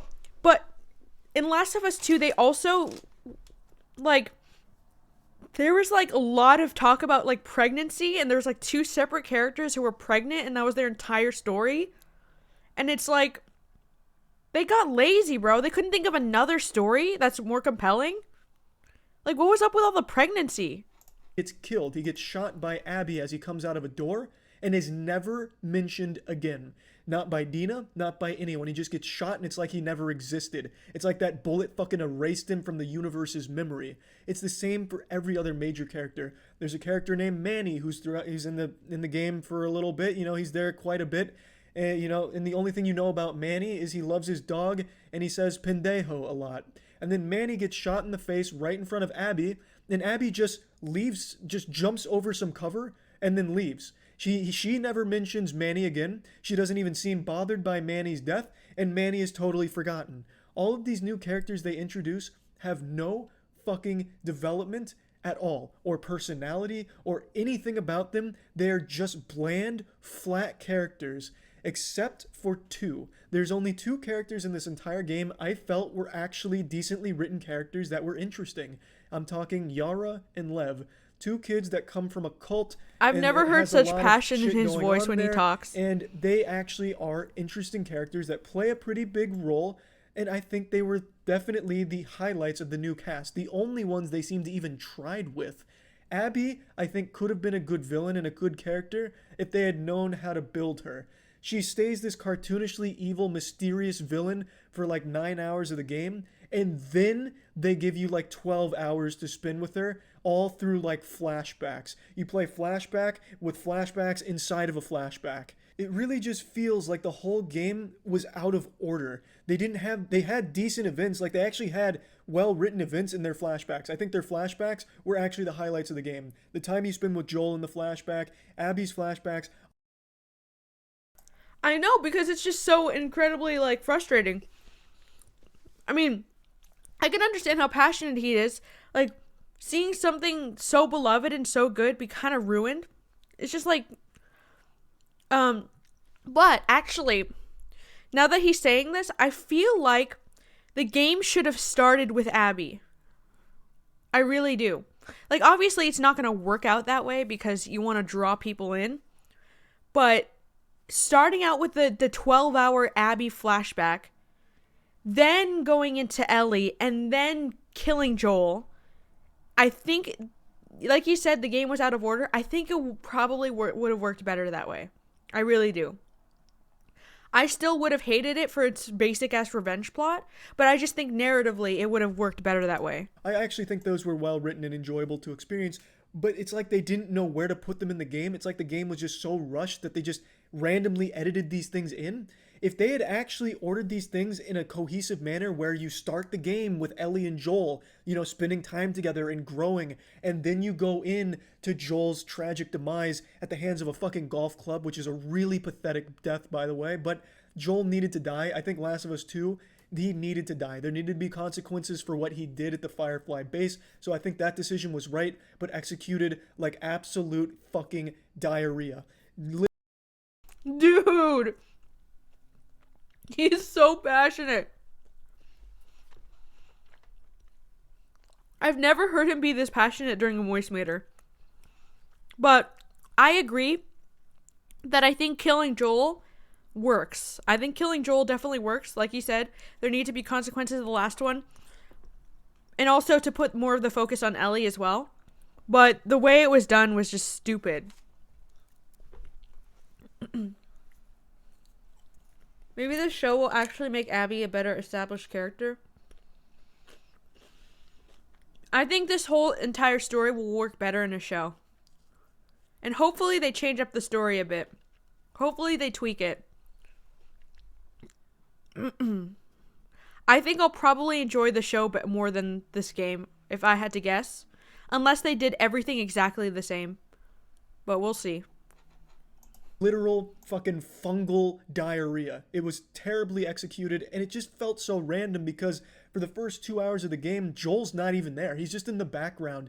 The only time you even hear Joel talked about or seen is when Ellie's like, yeah, I fucking hate Joel. I'm tired of Joel. I hate him. And then Joel gets killed, and Ellie's like, well, now I want revenge. It's just, it just feels out of order. If they had taken those flashbacks with Ellie and Joel and put them leading up to his death, that would have had so much more of an emotional impact. It would have been significantly better. And then right after Joel's death, if you immediately went into Abby and her backstory, you would humanize her and all the people around her that you're about to go revenge to death, and you'd have real attachment to those characters in that setting. But instead, you have everything so fucking mishmashed all over the place. It'll have you brutally murder some random person, and then 6 hours later, it'll give you a flashback of who that person was and why you should feel guilty for what you did. But by that point, you've already fucking forgotten about that because that character had no weight at the time. It just feels so poorly put together. I have no other words for it. It just feels so goddamn lazy. It's like the homework was rushed, so they started placing paragraphs all over the place, and by the end, you have some nonsensical mishmash of fucking garbage. And I think it could have been great, because like I said, those flashbacks are the only parts in the game that are well written.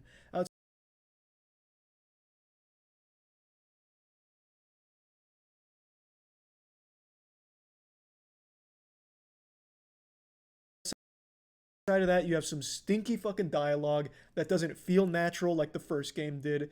It's just not good. The narrative, everything about the storytelling, I didn't like at all. I liked a lot of the ideas and a lot of the places I think it wanted to go, but it just didn't do it well. It couldn't do it well with the way they had everything set up.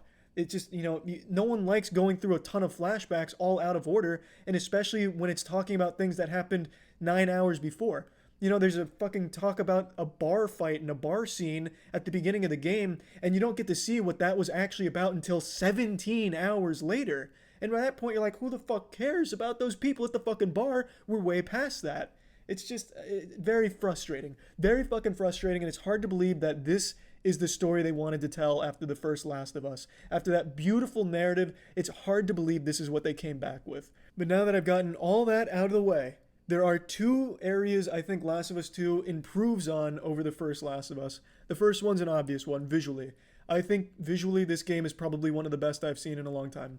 It is absolutely gorgeous. The atmosphere is stunning. Absolutely beautiful, breathtaking. It has you going through some incredible environments, and I think it is just absolutely gorgeous. 100%.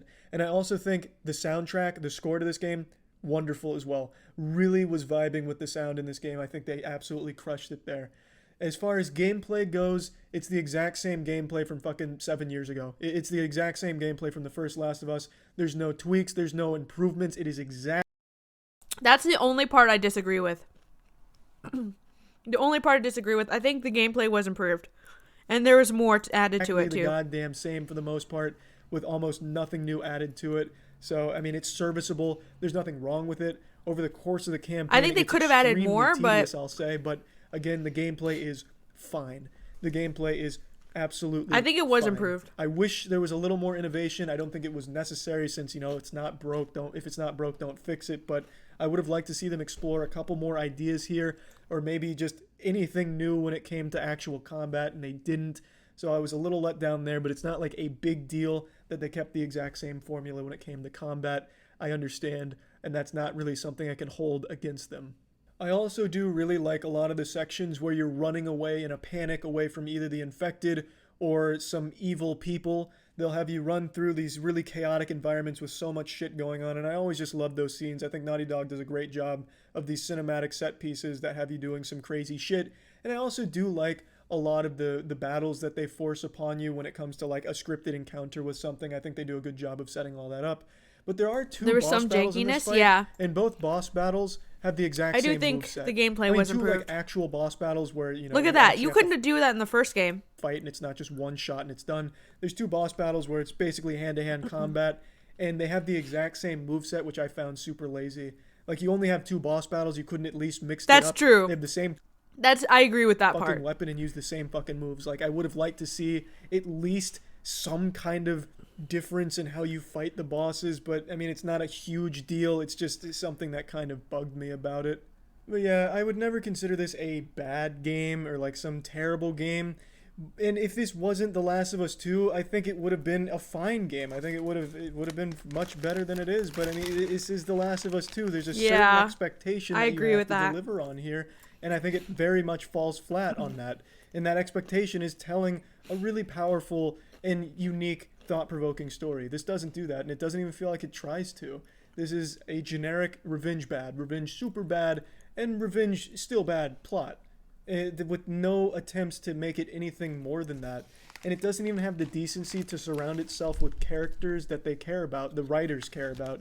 Because these characters, like I said, have no character development. They have nothing about them. There's no info about these characters, and they're just killed off, thrown away, forgotten. They don't even really seem to serve a purpose. They just seem to be here for the sake of cannon fodder. Like, it feels like they're only there to be like, hey, look, revenge made you kill this person. You remember this person you killed 6 hours ago? Well, this person actually was kind of a good person. And did you know I they hate were that. pregnant? That's another thing. I want to bring that up. Here we This go. fucking game pulls the they're pregnant card 3 separate times. 3 separate Literally. times the she's pregnant or a surprise pregnancy reveals something. He did it 3 times. It feels like Neil Druckmann here just totally forgot how to make a character emotional or have you care about a character. So he just went with the shock of, wow, you just killed a mother. You just killed a baby too. Can you believe that? I bet you can see how bad revenge is now, huh? I bet you feel like shit now, huh? Because revenge is bad. Look what you just did. That was a pregnant lady. He does it 3 times, 3 separate pregnancies. And the writing again is so fucking dumb. There's a character in the game who is pregnant, and then she decides she wants to go to the front lines. Like, they told her, hey, look, you should stay inside. And she's fucking 8 months pregnant. She's literally about to give birth. And she's like, no, actually, I want to go to the front lines. So she goes to the front lines, gets in 3 car accidents, literally gets into a Molotov cocktail exchange fight. That's fucking so Molotov funny. cocktail party.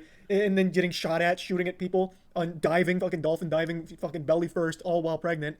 It's hard to care about characters where it seems like the writers don't even care about them, making stupid shit like that, decisions like that. And then again, I can't fucking stop talking about how bad the story and writing is. Fuck. They also make you. I've never, dude. Just give a character cancer or something. Yeah, right. Use the animal card a lot. Again, that's another thing I see from developers that don't know how to make Exactly. anything emotional about a character, so then they put an animal in the situation to elicit that emotion, because it's obviously a lot harder to do something bad to an animal, even in a video game. Yeah, so the to have animal that be an stuff. element shows like, wow, look how evil revenge is. You just killed an animal. Or look how good this person is because they just love an animal. You just played fetch with a dog that you killed. It just feels so damn fucking stupid. It feels like it was written by actual amateurs, like, as their first game. It feels like an indie game's writing where they're just now learning how to make something emotional and trying to figure it out. But they had already accomplished this in the first Last of Us. They had. It feels like you're taking a college class and you're learning different ways to like make you care for a character, and it's just like they used all of the tropes. They took shit out of the bullet list, you know? A ton of good shit going on in that game. You felt attached to the characters. In this game, you don't even remember their names. I can go on and on, but this game was just extremely disappointing. Plugging The Last of Us 2 into the Moist Meter, I'm giving The Last of Us 2 a 55%. Damn! Again, it's not a bad game, and really the main negative about this is its narrative. Its narrative is truly fucking terrible. And again, I got really bored with the gameplay. I'll admit it. I got so fucking bored with the gameplay. Every single encounter plays out the exact same. By the time you reach in-game, you're just playing it the exact same way you played in the first fucking stage of the first hour, you know? There's no development of the gameplay, and it got so boring for me to keep doing the exact same strategies, fighting the exact same way with only a couple of guns to choose from and only a couple of ways of approaching a fight or stealthing through it and grabbing. It just got tedious. It's not a bad game, which is why it's not below 50%. It's an above average game. True. There is a lot of quality here when it comes to its visuals and a lot of its art direction, and obviously its acting is second to none. But it is so incredibly disappointing as a follow-up to the first Last of Us. It truly is. Manscaped. Talked about it numerous times. Absolutely based. Good shit, Charlie. I agree with it. Yeah. I still would like to replay it and just see. But I have not heard any good points as to why the story's good. Honestly. Besides those, like, some of the ones in the video you sent, Stickman, were decent. But those were, like, I feel like small things. No?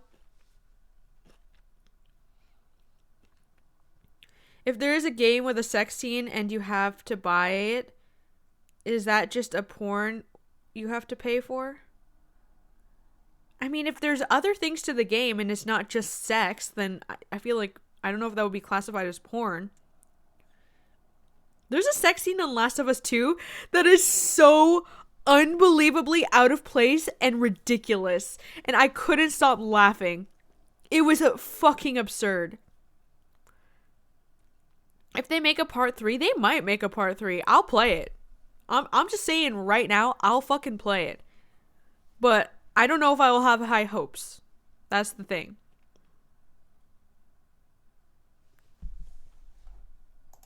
Alright, let's continue this.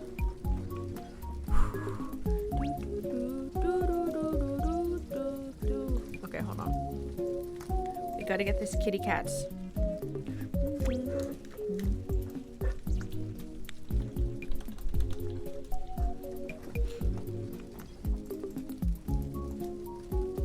Yeah, I've gotten a bit better at knowing what's necessary in an episode, movie, and what isn't. Yeah.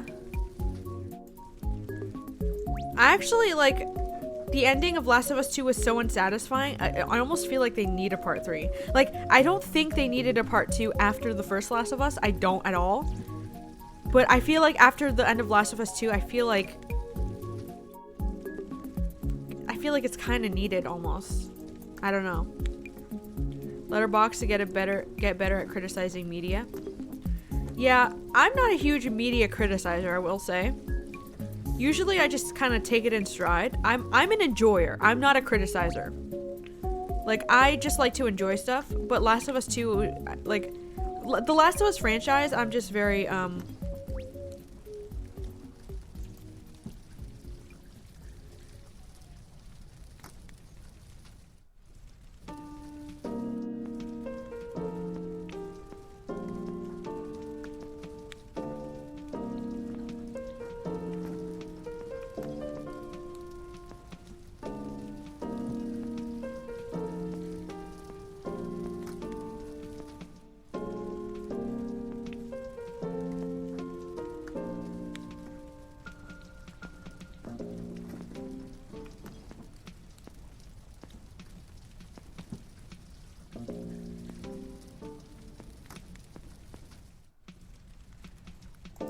okay, sorry. I was just reading, critiques from, okay, the game dev. But yeah, I'm usually an enjoyer of things. Like, I don't like to criticize stuff a lot, just because I just want to have fun when I'm watching stuff. And I guess if you want to be a storyteller, you can't really consume media that way. You need to be more critical. But when it comes to Last of Us, like, I kind of grew up with that game almost, so like I've just generally much more critical. And it was just bad, man. like if something's bad, I can't just like I can still enjoy it, but it was bad, you know? I have to be honest with myself. I can't say something was good when it's not. I'm trying to find a cat. I might need Fuzzy's help with this, to be honest.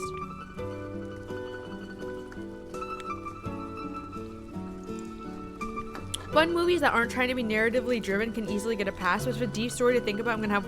Yes! Yeah, that's basically it. Yeah, I agree with that. That is a good way of putting it.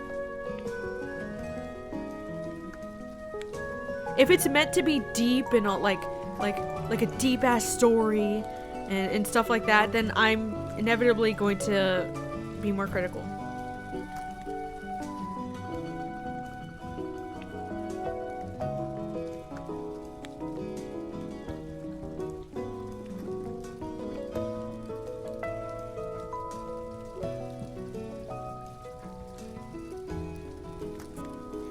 I'm trying to find a picture to use for the cat. We went on a whole tangent about Last of Us 2. I mean, I barely worked on this thing. I can't find a good picture, like from the angle that I'm trying to... Sleeping? I don't know. I'm trying to... I might have to fucking wing it, dude. The kitty boy is gonna be like right here.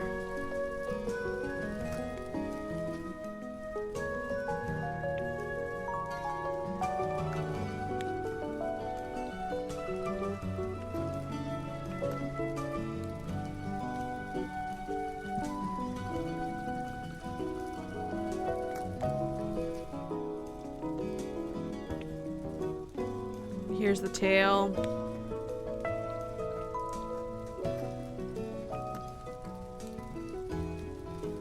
The tail's kind of long.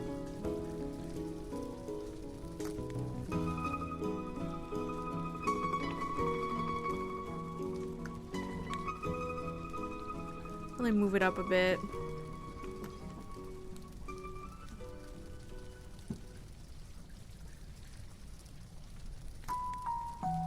Kind of want to look at the way Fuzzy draws cats as well. Because Fuzzy draws cats really well. Killer Clown's my favorite movie of all time. Literally gives you what you ask for and is always timeless. Yeah. If a movie doesn't have a great story, I'm fine with that. As long as it's like they're not trying to sell itself for having a great story, you know? Kind of like Scream. Like Scream's purpose is to be kind of fun and I don't know. It's like not meant to have a deep ass story. So that's why I can't really like the story is like not even all that. It's kind of dumb, to be honest. But like I still enjoy it so much because it's not trying to be deep. Speaking of Scream, Scream 6 comes out in 6 days and I'm gonna go see it. I want to go see it so bad. Hold on, let me go to Fuzzy's. By the way, Fuzzy gave me 2 options for the boy emote. I chose this one. But this one's also amazing. I love both of them.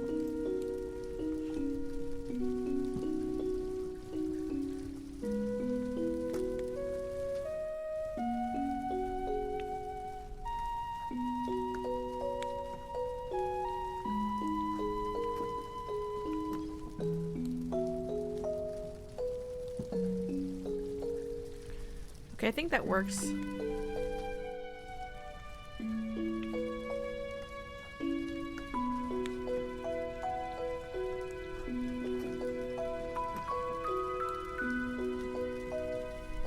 The tail's a little bit messed up, but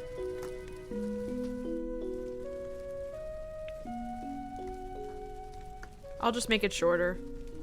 I'll fix it during line art.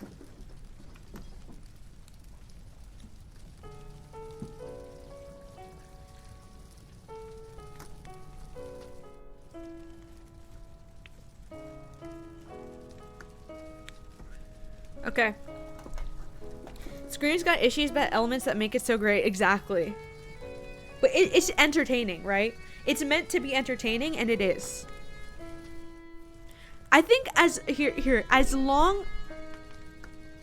I think what makes, like, a piece of media good is if it sorry, let me try to figure out how to fucking word this. If it succeeds in its goal. That took me a long time. If it succeeds in its goal, I think it's good.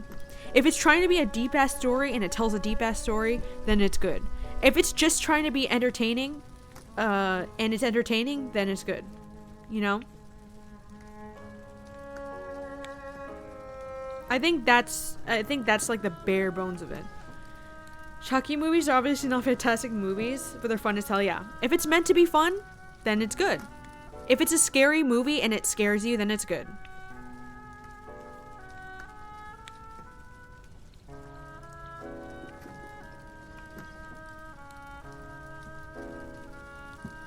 Always giving myself this rule when watching a movie. The worst kind of movie you could be watching is a boring one. I agree, yeah.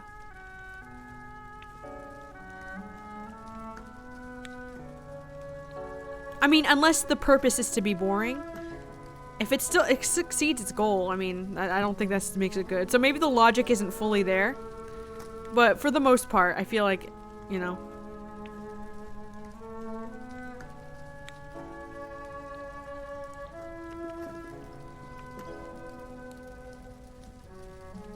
I think I can move on to line art, but I'm also scared. It's kind of a commitment.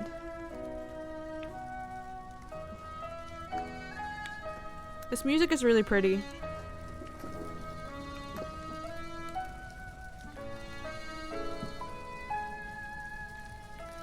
I'll do a little textured pen, but probably really small. Like a 4 even. A 4 I think works. But I need it bigger for the eyes. Or 6 for the eyes. But Ant-Man was trying to be boring. The holy shit's a masterpiece. Oh my god.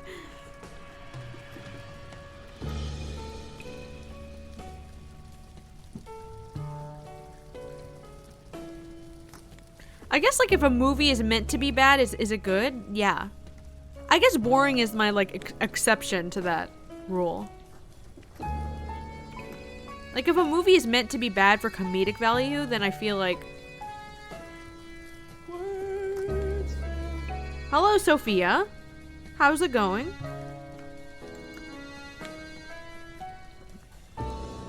Thank you for the follow. Appreciate it.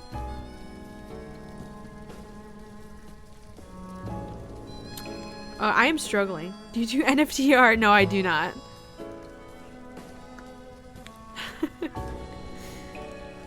I just do art for fun. And sometimes I do commissions, but not NFTs.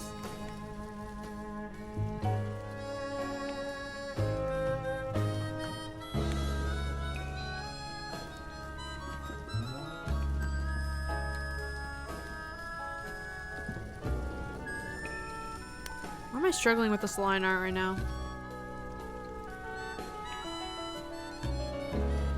Sharknado was trying to be bad, but I wasn't having any fun watching it.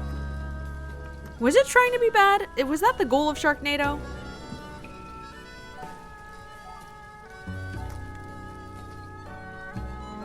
Struggling with this eye.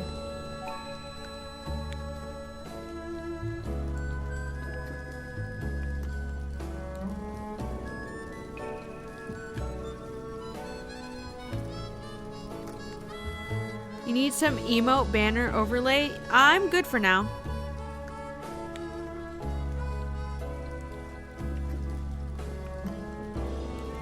For now, I'm good. Maybe in the future, but I'm chilling.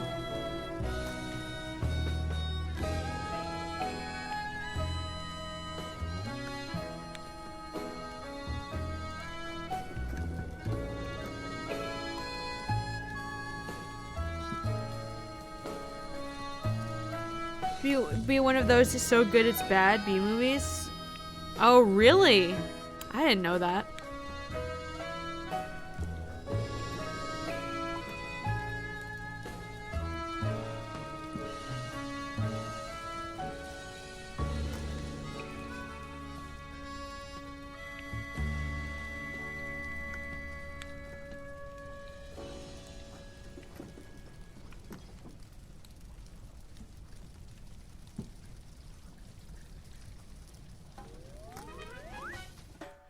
Dude, that scared me. I was like, what the heck? 6 movies? How did they get the funding for that? What the heck? Like, why?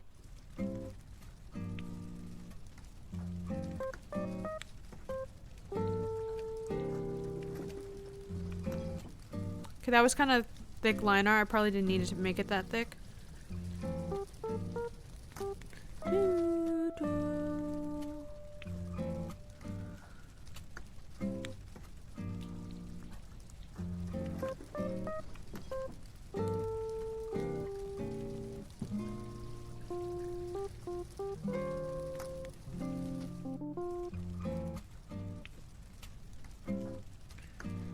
Never heard truer words. They were bad, but they were good until the 4th one.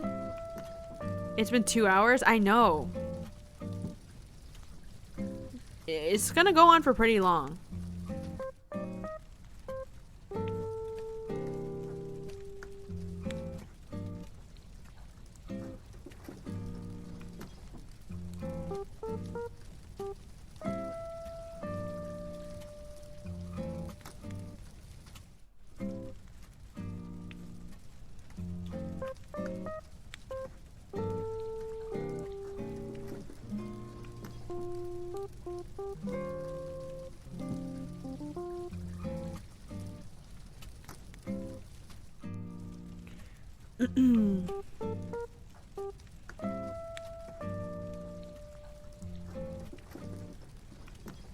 I don't think my art style or quality has gotten much better in a year. I'm noticing that now.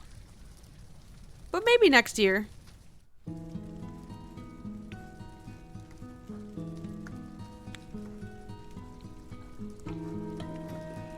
This nose needs fixing.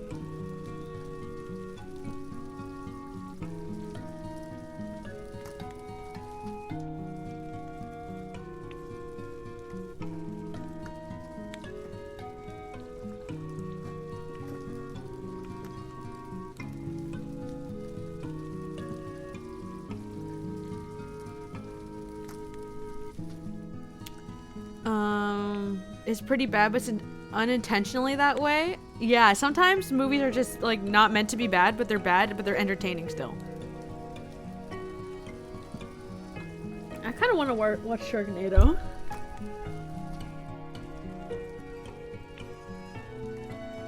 Is it kind of just like meant to be ridiculous? Because that's what it seems.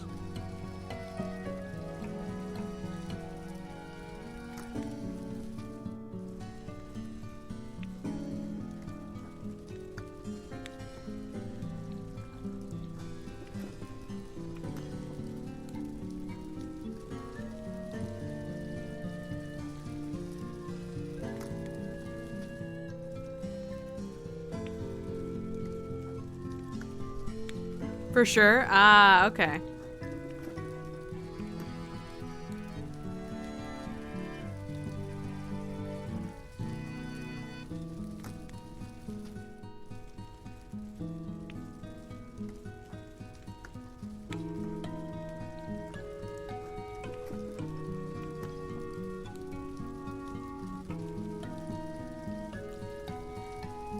The eyebrows are pretty high up on the head, but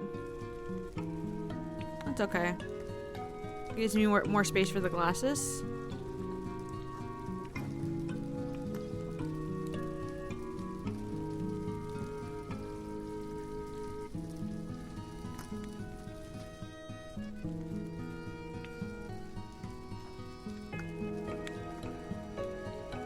Main character's plan to stop the Sharknado was to blow it up? Oh my god. First, second, and third are the only ones worth watching? Oh. The fact that there's 4 though is crazy.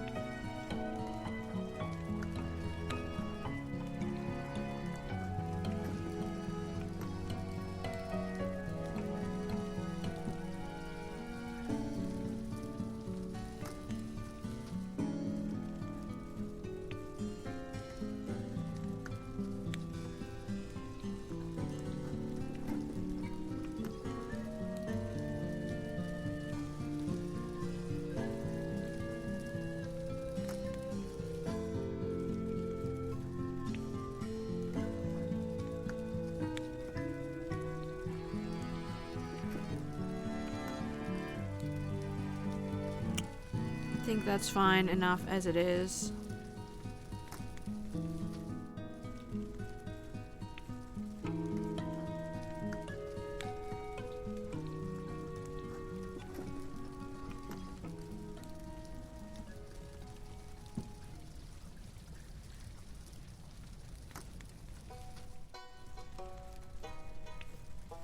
Puppet Master has 15 fucking movies. That's too many movies.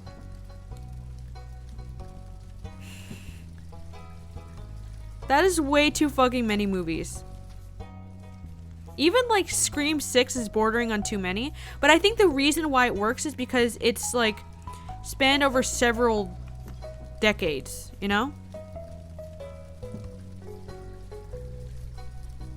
And there's like a new generation. So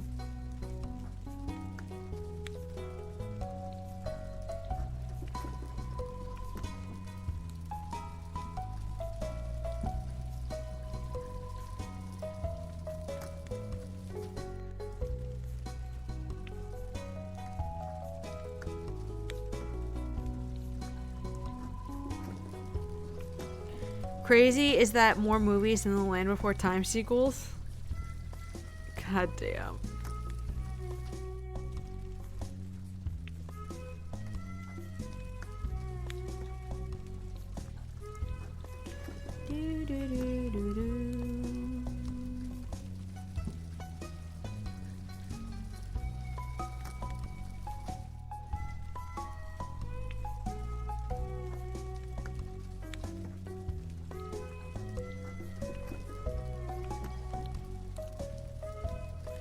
I have nerd neck here, but that's pretty accurate. I think I can keep that. Got that forward head posture. This eye feels a little bit off. Doesn't feel like it meshes with the rest of the head. I need to move it down like that.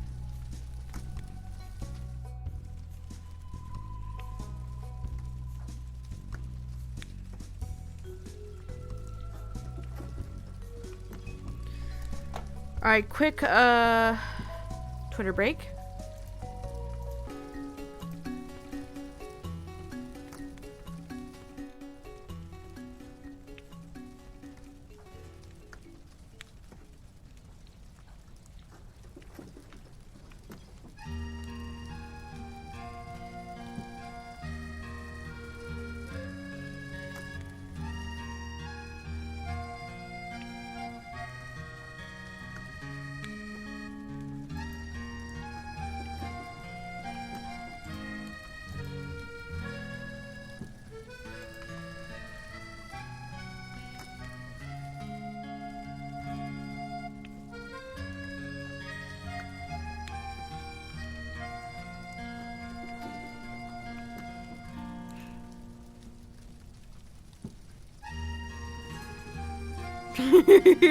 Sorry. I'll have to something else on Twitter. I feel like it works for Scream's case because their whole deal is satire and horror. Yeah, true. Talking about the H-Stab movies? Yeah. That's true. And horror is always adapting. So there's new things to, you know, talk about. Which they did in Scream 5. Talking about elevated horror and shit like that. Scream 5 was kind of polarizing. Like, some people really hated it and some people liked it. But I fucking loved that movie. I thought that movie was fire. I have to... You know what? I'm just gonna wing it and hope I get it right.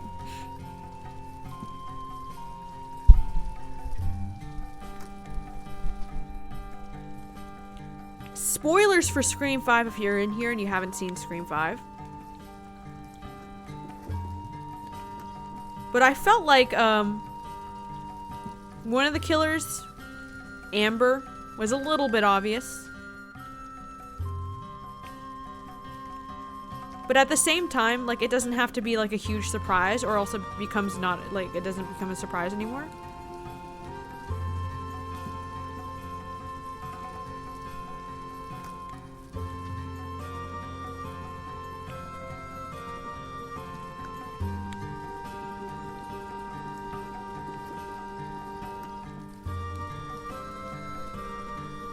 Message for Scream 5 was satire and fan bases in general, so having people protest against the movie. Yeah, exactly, that's true. That is true.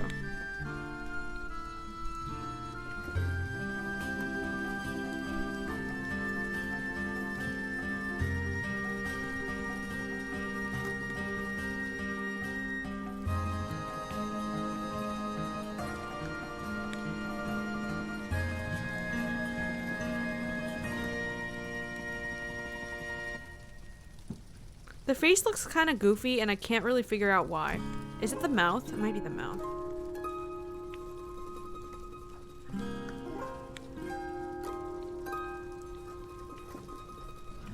Wonder if I could do like a little...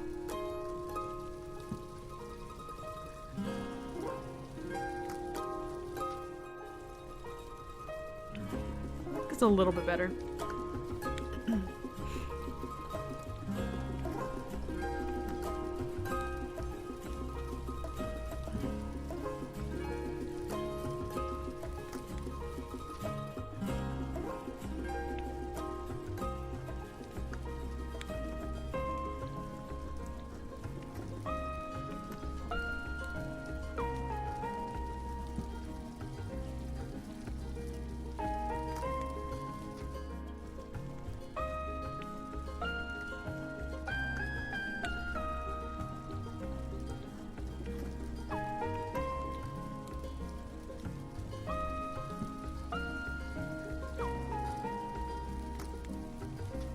They can keep a consistent theme going. I really wouldn't mind more Scream movies. I agree.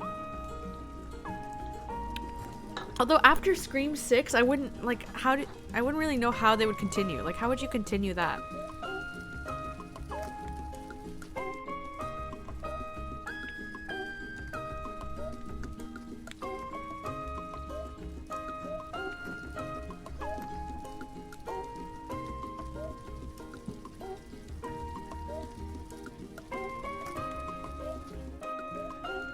I'm just drawing these overalls purely based on memory.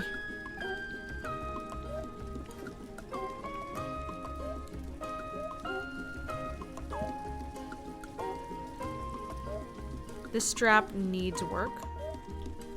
Probably do like this.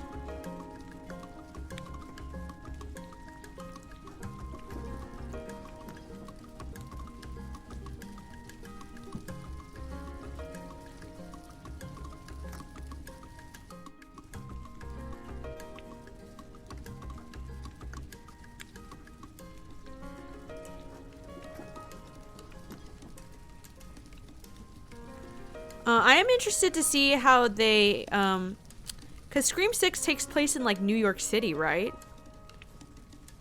Which Scream has never done before. So I am curious as to see what they do with that.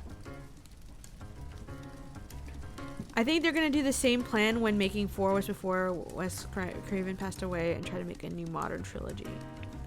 Oh, true.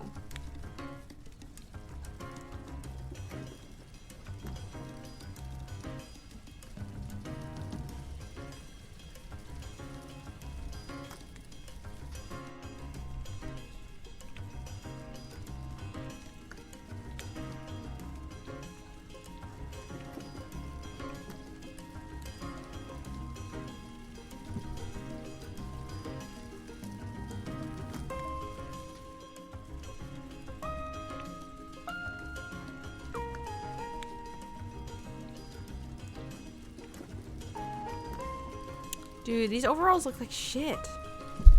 I'm struggling right now.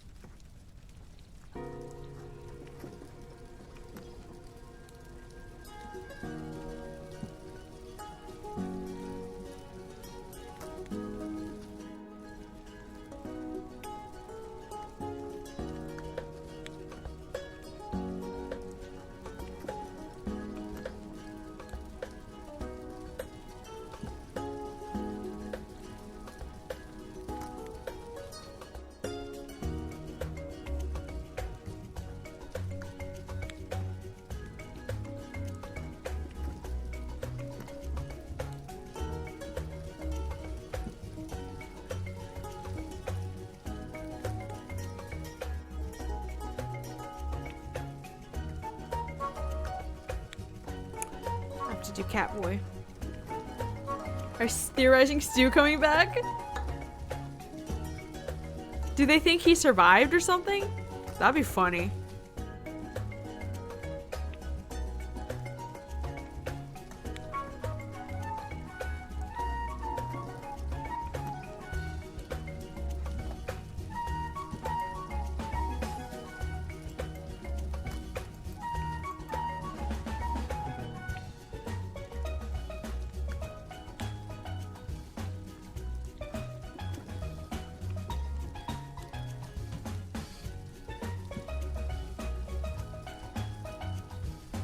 Hold on, be right back.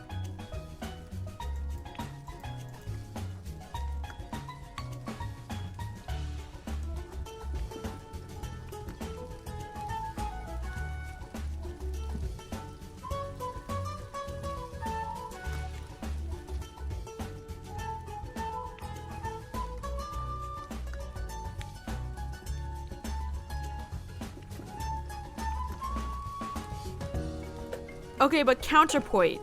Can your head really be crushed by a TV? Like, is that possible? Who's to say that that killed him? I think it would still be stupid if he came back. But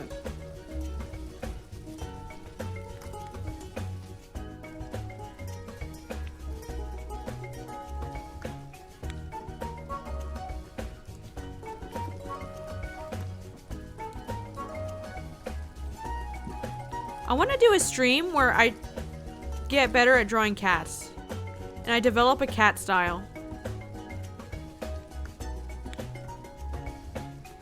Because if you can look at what's going on right now, this is bad.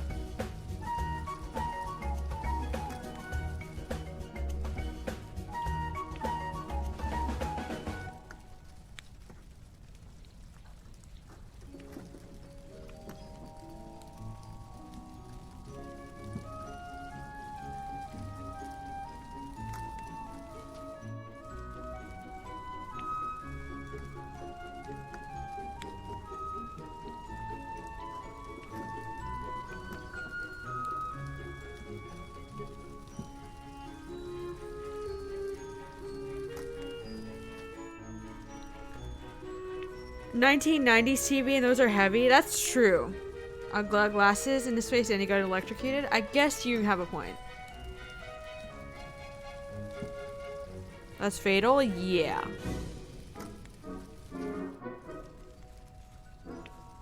I forgot about how heavy those TVs are.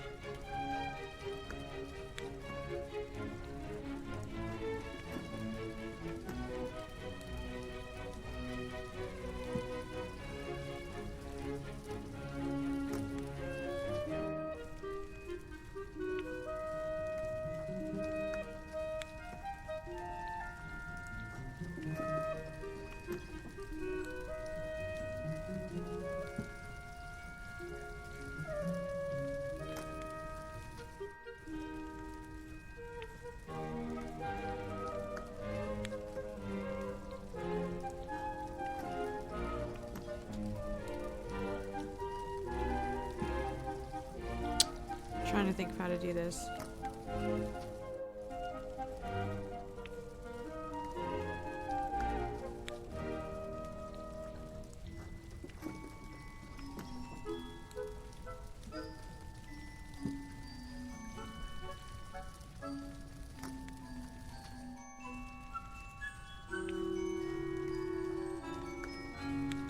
Guess that's fine. That works, kinda.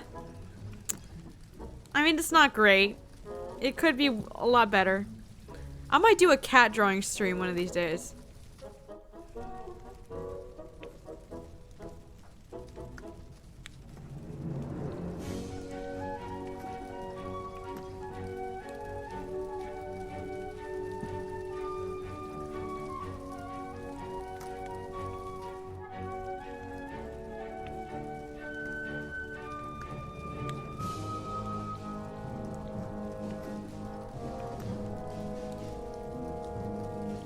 TV were to electrocute you while landing on your face, I'm pretty sure that's fatal. Did I already read that? I think I read that.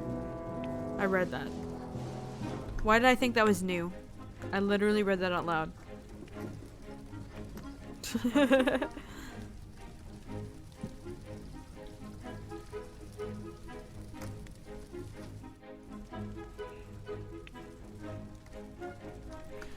I am sleepy because I just ate, and for some reason, I don't know if any of you get this, but after I have like a good ass meal, I get so sleepy and I just want to nap. So I might nap.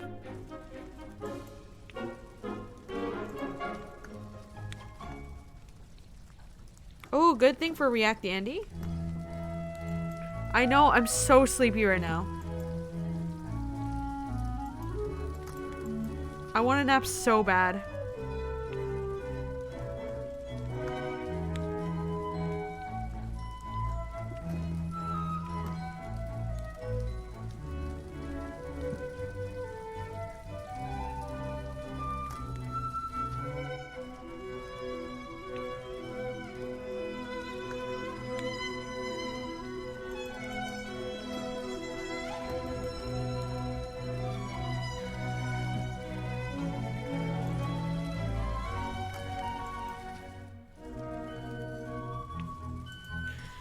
Alright, I'm gonna take a quick nap.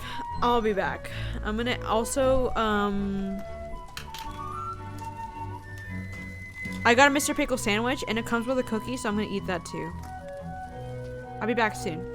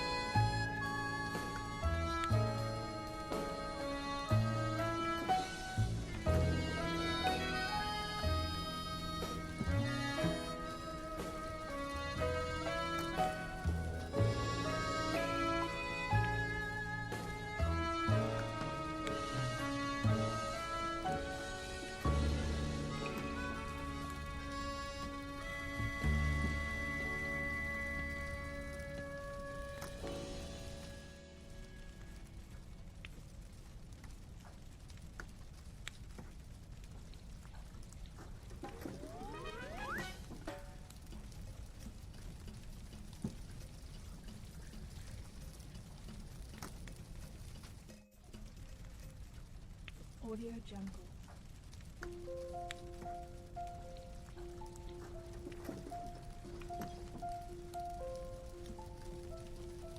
Audio Jungle.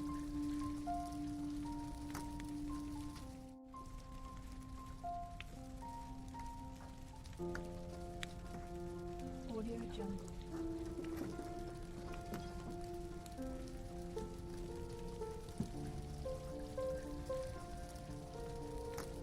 Audio Jungle.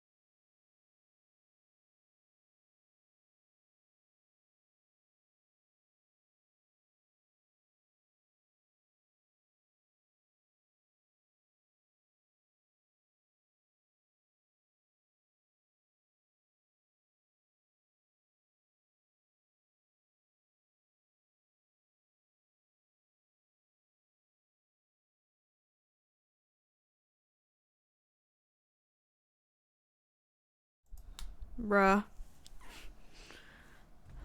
What have I gotten myself into? I didn't sleep at all.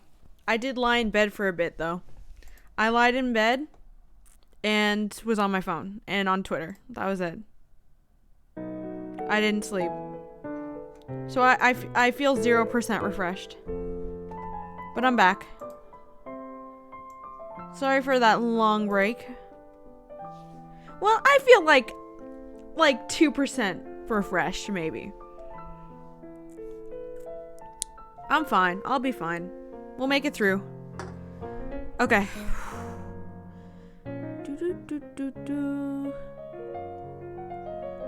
Alright, let's find a reference picture.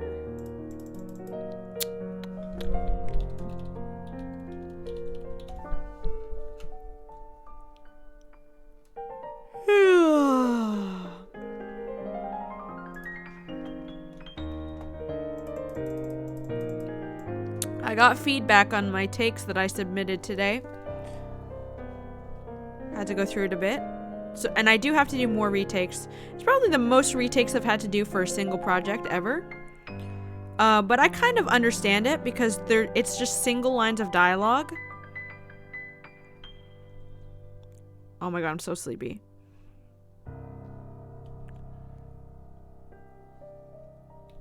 So yeah, I kind of get it.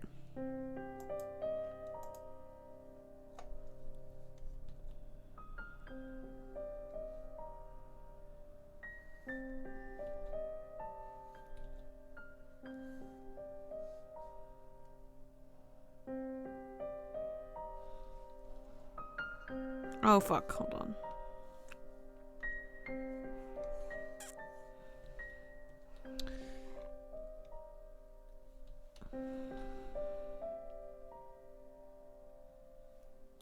Good morning.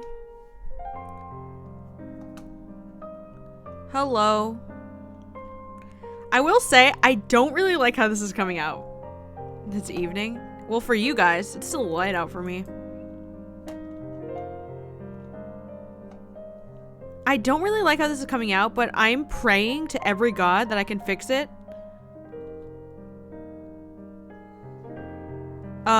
In the line art stage. It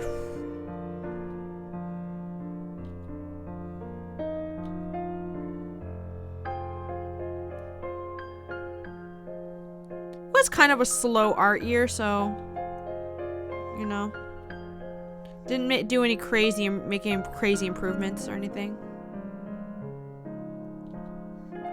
I did switch my drawing program this year.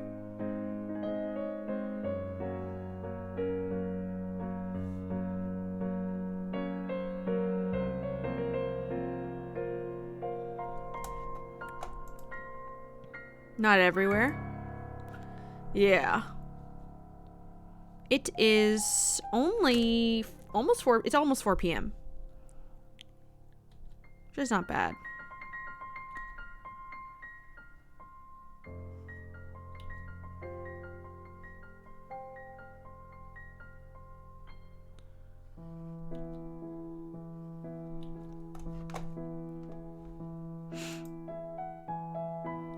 Ooh.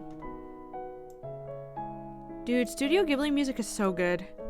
Some of the best, like, movie soundtracks of all time are Studio Ghibli. And I'll die on that hill.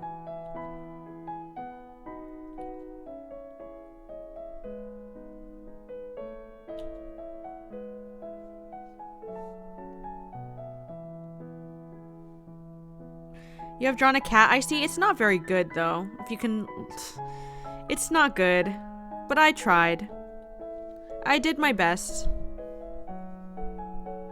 I just also realized that the pant leg, if gravity is a factor, needs to come down like here instead of up here. I haven't seen any Ghibli movie yet, so I can't really comment. I would recommend watching Ghibli movies. Actually, okay, I've only seen Spirited Away and Howl's Moving Castle. I didn't like Howl's Moving Castle as much, I will say. I thought it was fine. I like the Howl's Moving Castle music more. But as a movie, it was good. It was still good, don't get me wrong, but like I didn't like it as much as Spirited Away. I feel like I started with the best one already with Spirited Away. So then like the rest are kind of disappointing in comparison.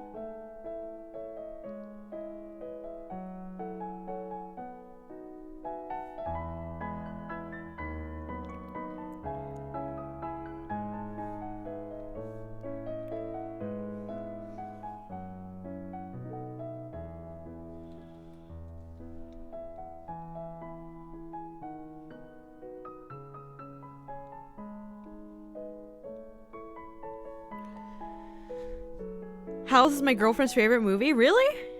It was good. I'm not gonna say it's bad or anything. I just wasn't super into it.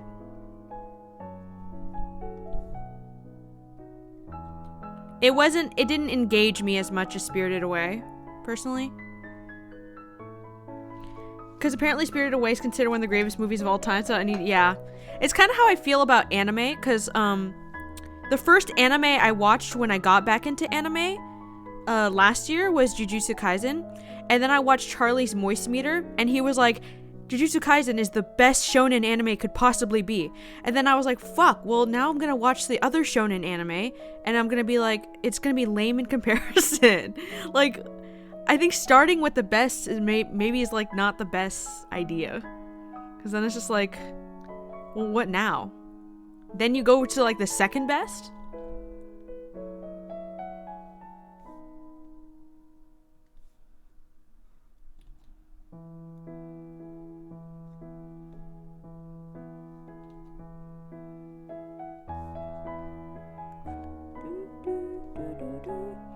Why does this anatomy feel a little bit weird? I don't know what's up with that. Like this shoe is a little like I got my leg broken, like Vecna had its way with me.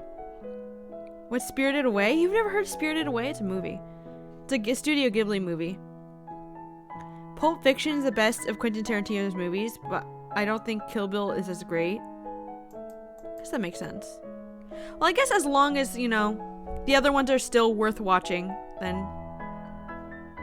But starting with the best kind of feels like it makes you not want to watch the other ones, you know? It's like, if I've already seen the best, then what's the point?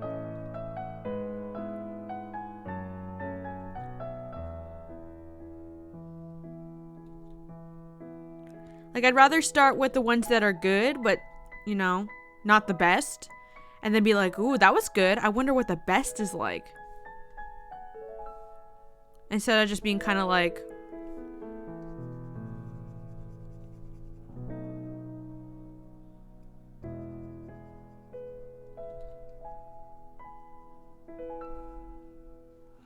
only Ghibli film I want to watch is Grave of the Fireflies. I hear it's amazing. I don't know if I've heard of that one. I've seen Ponyo like a long time ago. Super long time ago. I barely remember it though. Because we had a family, like family friends. Like, it was basically like another family that also had kids that we were all friends with. Like, my mom was friends with their mom, and then I was friends with the oldest daughter, who's actually a son now. I should make that clear. And then my brother was friend with the younger daughter, and they were like obsessed with like anime and Japanese culture, and so we would go over to their house and they had a projector and just watch Ghibli movies, but I didn't really pay attention. I should have, though.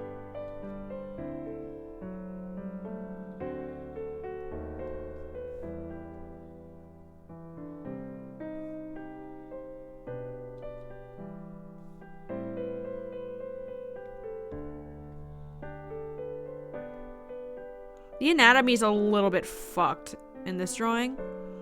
I think what I need to do, I think this part needs to be fixed. I will say, I think I might have had this discussion already. This is kind of off topic. I know problem, Snipes. But, I think I've already discussed this, but I think art is the hardest, like, thing to get into. If you're a beginner. Art is so fucking hard, dude. It's just so hard.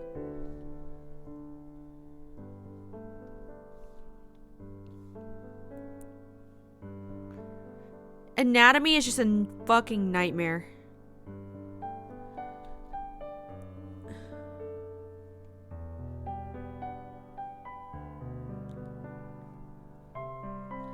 Like, there's such a huge learning curve. That it's like, you kind of have to start really young. Like, you can't get into art when you're like 25, you know? Like, I think when you're 25, you can get into voice acting. You can't do that with art as much. Because I already noticed I'm progressing, my art is progressing much slower. Like, I've barely made that much improvement since my last year's art.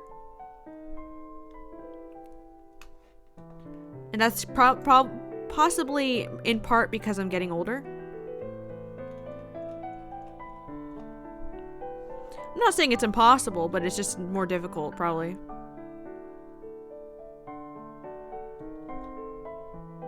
I'm sure people have done it. There's always exceptions. Somebody started at 50 and now they're like a famous artist. But they probably grinded really hard for it.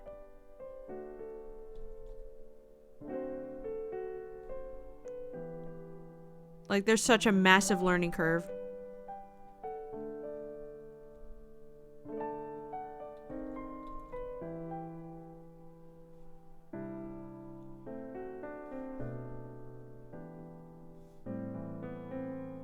Okay, the shoes are a little bit weird, but I think it's kind of a style.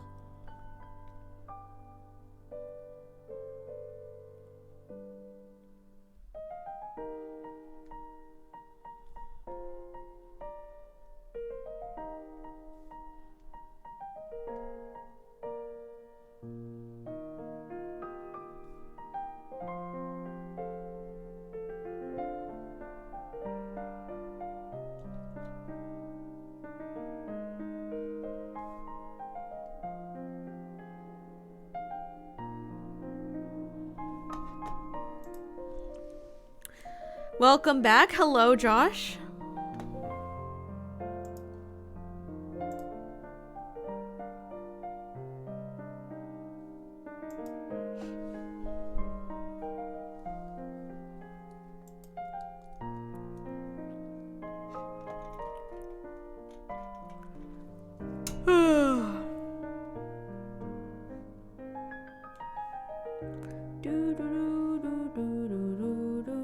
The music is so calm because it's Studio Ghibli.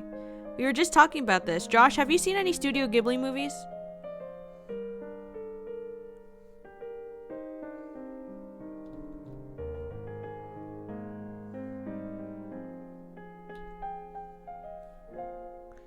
Oh, Arcos was just talking about that. I remember when I was 10 or 11, I drew Doctor Strange, and when I showed my mom the drawing, she busted out laughing. Oh, that's so sad. I hate that shit. Dude, I fucking hate that.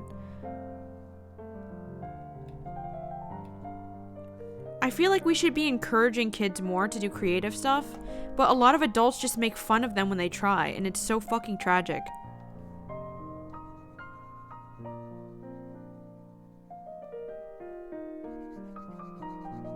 Don't stop drawing, Snipes. If you like drawing, keep drawing.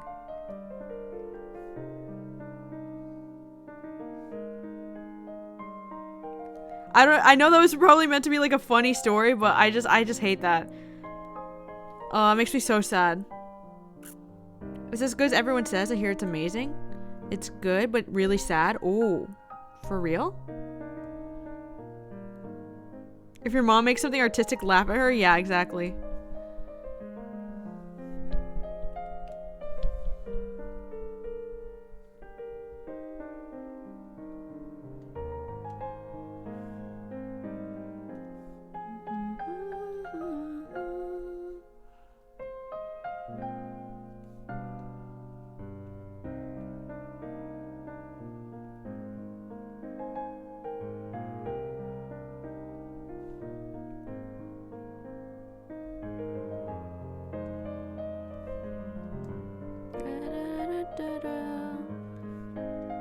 just for style purposes, I'm gonna make this smaller. Not that much smaller, just a little bit smaller. That's a little bit better. And this needs to be on a separate layer. Like, I was at a point I almost stopped watching it. It almost got too much for me. Really? It's funny thinking back. It was a pretty funny story when my brother drew something. She said it was good. Oh, dude. Although, I have had the exact same experience. I think because my dad doesn't understand my art style. There was one time, okay, cause he always compliments Anthony on his art because Anthony like draws more realistic stuff or semi-realistic, and he does like paintings, like physical paintings.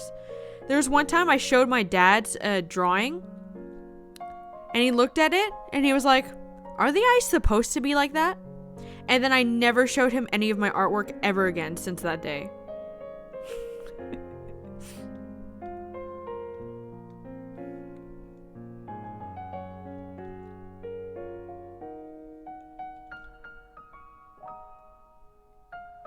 So I'm right there with you.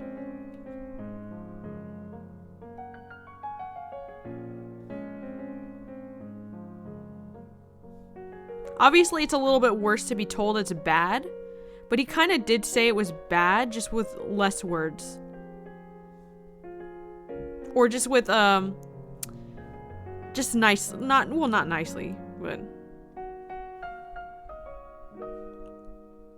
Must now depart. I may return later. Okay, I will be live probably. I'm not a fan of Ghibli because I feel like most of them are too innocent for my liking. They are basically kind of like the Pixar movies of, you know, Japan.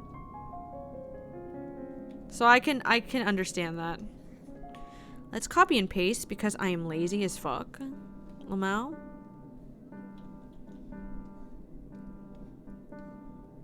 And let's do like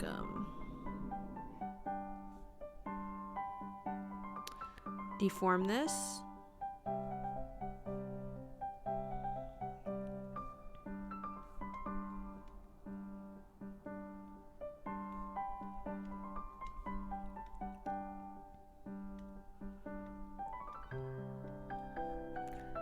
There we go.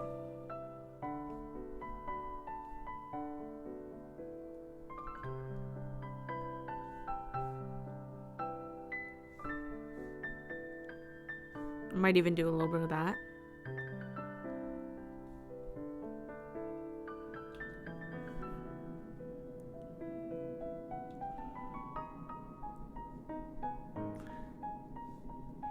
Let me adjust this part. The best way to get your mom to stop embarrassing you is embarrassing her back. She's toxic. It would be fair if she laughed at you. I think if your parents laugh at you, you should be allowed to laugh at your parents in return. Like 100%. Dude, I love this song.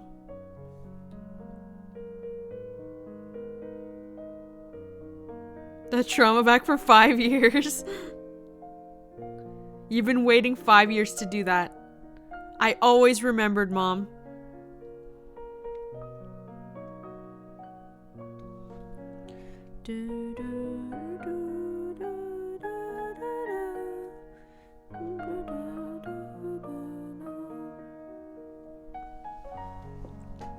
All right. This is not great. It's not even close to great, but you know what? Fuck it. We ball. I want to end the stream.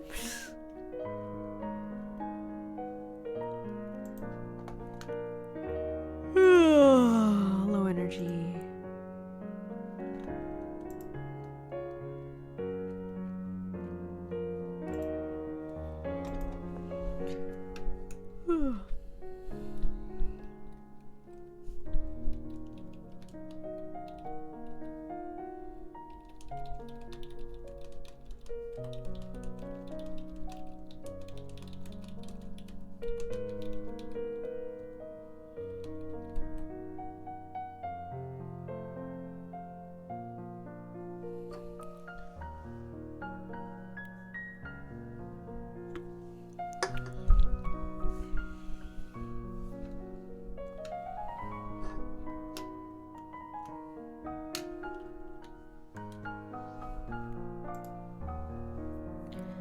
Also remember when I was like 10, I fell on some ice looking for geocache. My dad was laughing so hard in the car, I started crying because of laughing at my misery because I was all wet and everyone in my family. Dude, that's so fucking... Dude, what the hell? Dude, you're gonna be in therapy in 10 years unpacking all of that.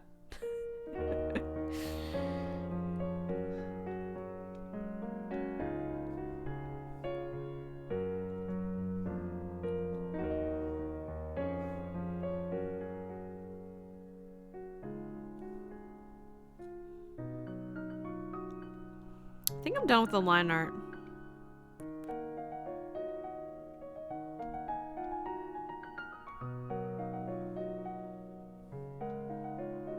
Parents say they have no favorites, but I know for sure I'm the least favorite.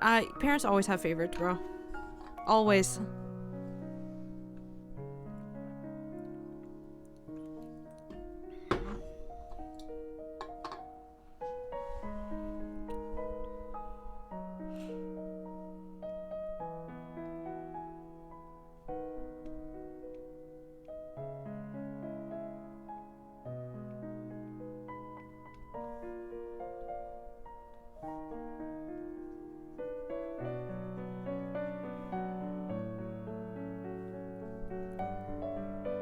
Remember how I was venting? Nobody at school liked me and my brother's friend made fun of me and my family just laughed about it? Were your webcams frozen? Oh, fuck. Wait. Wait, it's back. It's back.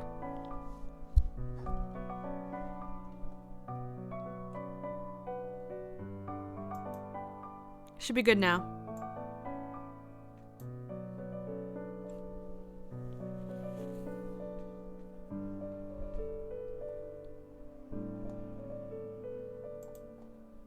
It was frozen for a bit, though. Alright, now we gotta do layout stuff, I think. Or I could do coloring. I could possibly do coloring. Or I could take a break now that I'm done with line art, and we can watch another video.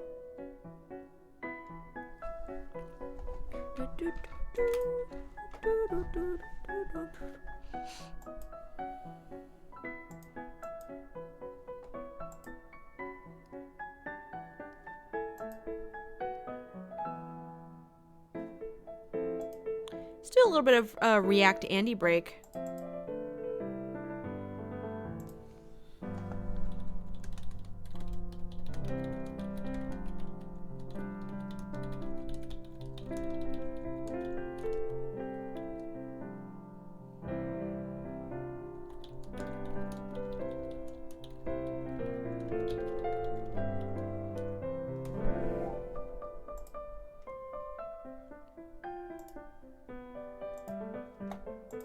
Can we have a video from Stickman? Hey folks, my name's Adam and I like to make tiny nerdy things. Oh, Honestly, is this the same we guy made who last did of the Us clicker, Cookie so Monster? The natural progression was to make another clicker whilst simultaneously ruining your childhood. Of course, I don't want to go head first into the horror show, rather I like to ease into it so you're committed. I like before you these realize videos, it's they're too calm. late to leave. To that end, I'm And gonna chill, start and I by can just making kinda sit the here. always popular Italian plumber. I'll start by smooshing a ball of Italian plumber skin tone clay onto an aluminium wrapped armature wire so He that said I can get his head aluminium. finished first. If you're a regular viewer How on do you this guys channel, say you'll know that I like to make aluminum? my I say heads first, aluminum. since He said that always helps me aluminium. get a better idea of how big I need to make the body. How do you guys Unless, say it? Of course, you've also seen my videos where I say I like to make the body first, in which case, well, you caught me. I don't actually have a plan for most of this stuff, but I like to talk and act like I do. Actually, that's also a lie. I'm fully aware of just how poorly planned out most of this stuff is. Back to Mario's bulbous brain box, I've stuck a couple little coins of white clay into some pre-pressed ocular orifices, which I'll then wrap in some little wormy dealies and blend into the rest of his face before poking a little hole for his mouth. I only need a little hole here because I want Mario to be shushing Peach in an effort to keep Clicker Aluminum. Luigi from echolocating them. His patented broad Aluminum. mustache I've made out of some Min- black clay this aluminum. time. Since last Aluminum, time I yeah. made Mario, I got lambasted in the comments for making it brown. This Are time we- with yeah. the correct mustache in place, I'll Should I chop become one out of my a favorite tiny channels? section I in the see middle why. that It's will very allow for calming. an oversized oval nose to get pressed between his eyes. A couple more black caterpillars for eyebrows get attached and texturized up top, and then I can add a bunch of wrinkles and crow's feet. This particular Mario is an aged old man trying to stay alive in a hellscape of mushroom zombies, so I want him to look like he's seen some He's making him old. Otherwise, I'll stick some big old ears to the side of his face, blend them in, and then get to work on his body. His body, like all things, starts out as a blob of clay that gets poked and pulled until It's an very oval-shaped satisfying, upper like- torso that I can press his head into. Now, I've already baked the head in the oven so that it's safe to hold on to. Like, kinda while I like get to watching work slime shaping the shape videos, of you his know? body. Now, Mario's going to be squatting up against a wall, so to help get the pose right, I'll refine said pose while he's laying flat on a block. To lock the block pose, I'll bake his body again before attaching some extra thick blue jean wormy dealies his legs, then I can bend and pose them into an adequately accurate squat. While I'm working on the legs, I'll take the time to bring his classic blue jean overalls up and over all the red of his belly and his backside before hitting it with some quick and dirty texture and detail. His baked potato boots I made off camera and baked so that I can press them into the bottom of his blue jeans, then use the big baking block I used before to make sure he still got an appropriate cool. squatting position. Once I'm content with his squat, I can get to work on his hands, which start as little blobs that get Oh, the snipped hands into are probably 4 hard. sections that, with the help of some pulling and twisting, eventually look like Oh, little not bad. fingers. Of course, what's a hand without a thumb, so that gets stuck in place, blended into the palm, and then the whole contraption gets attached and posed to further give the impression that Mario is trying to keep Peach quiet. I'll add the little white knuckle spacers to his hands, then stick the other hand in place before returning to my block to help position so it fits neatly against my future blocky wall. Then it's into the oven to bake again, so it's smoosh proof, and I can get to work adding the rest of the details, starting with the straps of his overalls, the little yellow golden clasp, his beautiful brown flowing locks, and his big red hat. Nice. Just need to finish off the eyes. Otherwise, that's our little plumber with a big heart and a bigger head all sorted out, which means it's time to make our heroine of the story, Princess Peach. Same as Mario, Princess Peach starts out as a big blob of head clay that'll get You said molded into a heroine of the mostly accurate story. enough, at least for my low expectations, version of a much beloved Nintendo character. Now, I don't often make a lot of female characters, and as such, I don't have nearly as much practice, which is why I find myself falling into making otherwise feminine and soft characters look decidedly more masculine than intended. Or in the Me, case of but Princess opposite, Peach, when I'm making a drawing guys. strangely fleshy-looking alien. However, one I'm not thing good I at learned drawing in years men. of making these silly videos is that it's easy to criticize my work before I'm finished. Like So rather 90% than get of the caught up in people that I immediate draw are perfection, women. I'm just gonna push Almost on always. through and hope that it all works out in the end. If all else fails, I can always pose Peach in such a way that you can't really see her face anyways. Perhaps the biggest turning point for this alien becoming a more sultry princess is the addition of these overlong black eyelashes, which But I look imagine great now, but almost sculpting, immediately like, snapped with off clay after they've been sculptures, baked. women There's is probably a lesson harder. here about adding intricate and fragile Because with details too cartoon early in the characters, process, but learning from your mistakes is for like, nerds. men have a Otherwise, lot of when eyebrows varied are body in place, I types when can it comes make to her cartoon legs. characters, but for women, they always use the same fucking hourglass Peach figure towers for over every Mario single when they're on fucking female equal ground, character. So if he's squatting, I'm gonna need I to mean, I make draw Peach nearly look sitting the down. same depending on Fortunately, clothing, hair, because and she's been known to eyelashes. wear Yeah. excessively flowy pink dresses, all I need to do is make a pair of aluminium legs, attach them onto a base, and then drape a big pink cloth over top. Then it's just a case of folding and wrinkling the pink bubblegum clay until it looks good. Pro tip, don't Google Princess Peach squatting for reference because people are weirdos and suffice to say, there's some things you can't unsee. Otherwise, I'll wrap Peach's pre-baked head in a ball of pre-chewed bubblegum, then stick it in place on her body and blend it in, then toss the whole thing in the oven to save my progress. Then I can drill a couple holes into the side of her body to attach some aluminium armature arms, which then get wrapped in a layer of white clay. Then I'll press a set of pink balls into her shoulders and blend them together to give me my frilly shoulder pads before making her gold and blue necklace.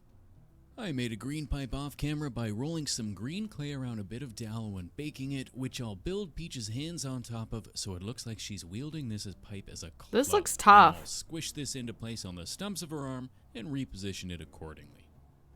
Finally, I can give her a pair Wow. of ears, add the extra bit of padding around her waist, then get to adding the copious layers of regal golden hair.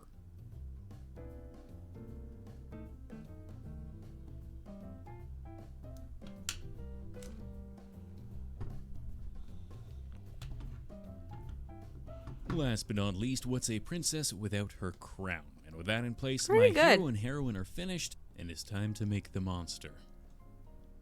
The eyes are still unfinished, though. And like I assume he everyone does that else, later. He starts out as a ball of clay on an armature spine. Why does he The do big that difference here is last? that I'm gonna skip adding the eyeballs at this stage and go straight to his mouth, which I'll poke and pull open in a rictus roar that I can then fill with mouth-colored clay, add a little red tongue, then stick a set of beautiful white teeth in place. Next comes Luigi's upward angled Wow. mustache, followed by his bulbous nose. Lot of I'll detail. Follow that up with a somewhat divergent After the baking, Luigi so it's detail, easier which to is the paint? removal of his Oh. entire upper face to make way for future cranial mushrooms. Before that, though, I want to add Makes some sense. lovely little pustules around his neck and on his nose. Bro had his Back to those fucking. brain mushrooms, I'll make them by sticking some Oh, pre-baked wow. white shroom stems into the soft skin of his Wow, forehead, as well as the dude, caved-in part of that's the dark. These stems then get capped But in that's either really green cool. or red caps, and I'll add some hair and throw it in the oven to bake while I get started on his body. I won't have the opportunity to pre-bake much of Luigi's body since I want to make most of him before I start to add the battle damage, so to help support the body while I'm sculpting, I'll start with an armature skeleton. Then I can start to bulk out the body like I did with Mario, but kinda in reverse, starting with his boots, followed by his jeans, and finally his upper body.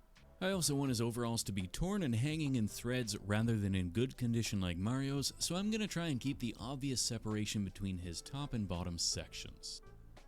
Otherwise, I'm ready to stick the head in place and start removing little chunks of his torso and legs, which I can then fill in again with the skin-colored clay and texture it so that it looks like his shirt or pants have ripped, revealing kinda dodgy looking skin underneath.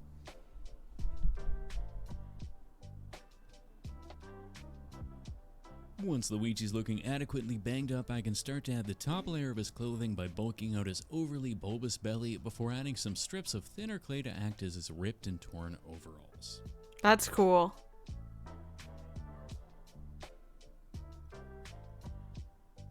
I like that. Finally, before I bake it all to lock it in place, I want to add a bit more damage So to much his attention to arms, detail. So I'll remove some chunky bits and fill them in with skin tone clay, as well as remove the tip of his left arm so I can replace it with a torn off sleeve. Otherwise, I'll bend the arms into a good zombie looking pose, add some more chest mushrooms, and then toss it in the oven. Once it's out of the oven and cooled down, I can give Luigi a pair of his own fancy white gloves, and then pose those fingers at appropriately wonky zombie angles. Finally, I'll add some caps to my chest and back shrooms, then get on to the painting.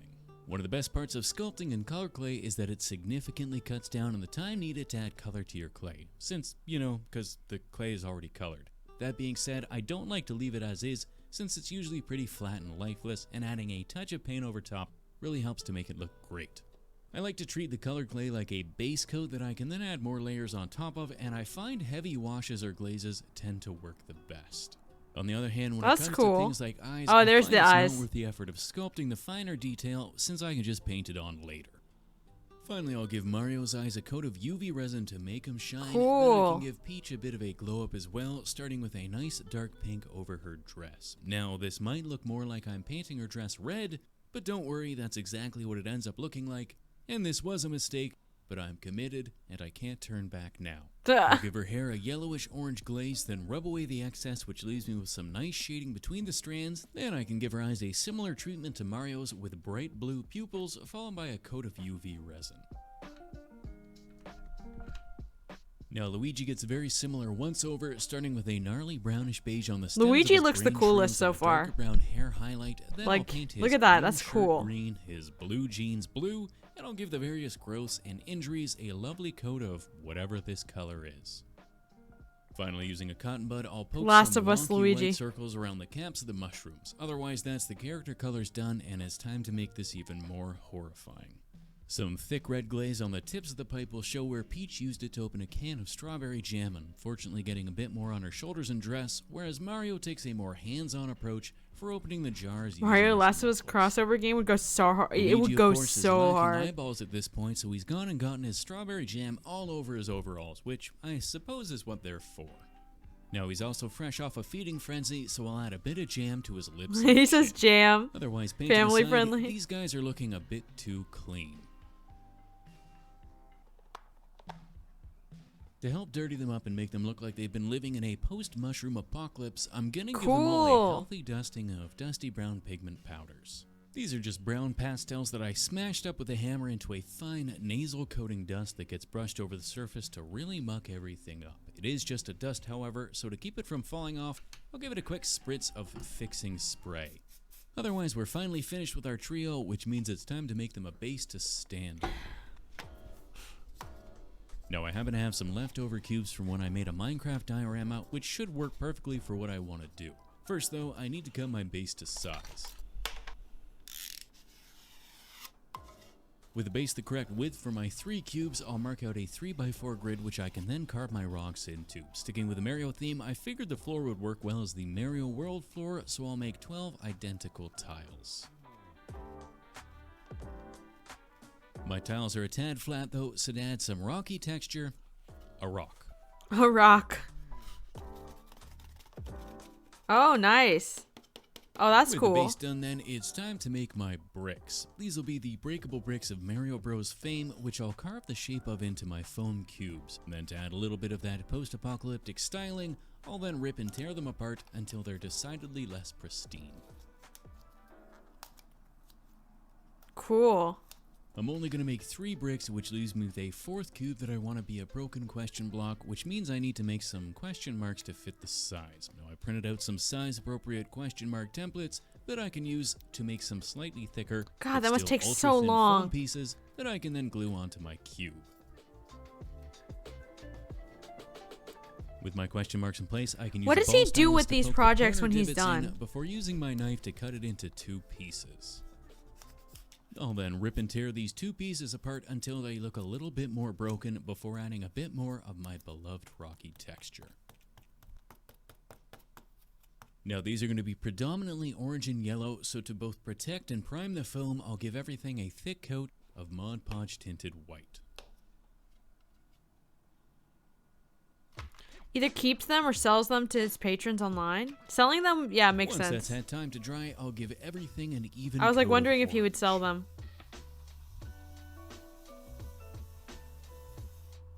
I'll then add a little bit of yellow around the edges of the floor before painting the question mark blocks yellow and the question marks orange.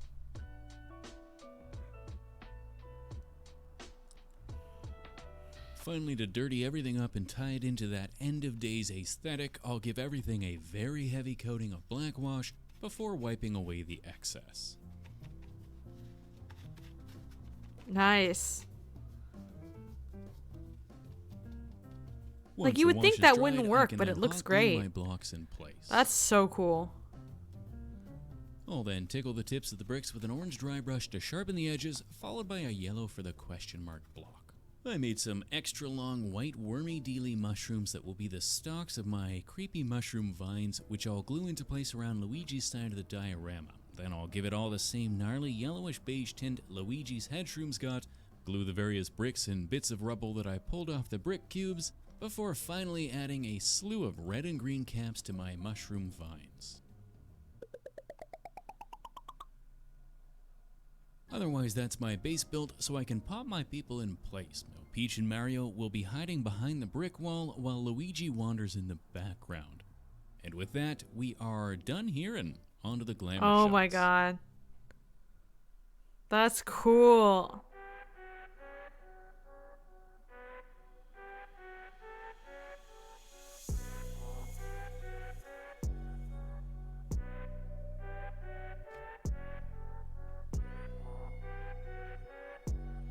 Look at all those mushrooms. As always, I'd like to take a minute to thank my beautiful patrons of Patreon. With That a was very really cool. Special shout I out liked to this my one. newest patrons: Alex Beck, Red Pill, Liam, Jamie Cahill, Greg M, Christina West, Hawkward, Chris Magnum, Jonathan Novak, It's Gabriel, McRaden, Eden Goldsmith, Wow. Awkward Burb, Sana Santana, Toothpaste, Joe Verstegen, and Grim Squirrel. You are the crumbling but functional Luigi wall looks behind so which cool. this channel hides from the mushroom-addled monsters of YouTube. I'm running out of space in my flat, and I need to get rid of some stuff, so rather than develop 1 month any sort of ago. Oh, appreciation wow. for this particular piece, I think I'll give it away. If you want this monstrosity for yourself, then leave me a comment down below, letting me know how long you think you'd survive in a post-apocalyptic Mario world. a I'll day. pick one comment at random, and let you know who won in next. How long would you guys survive in a post-apocalyptic world?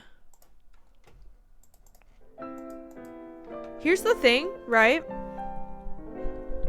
Even if I did have the survival skills to last in a post-apocalyptic world, I would just end it all. Because, like, what the fuck is the point? My life is going to suck from here on out.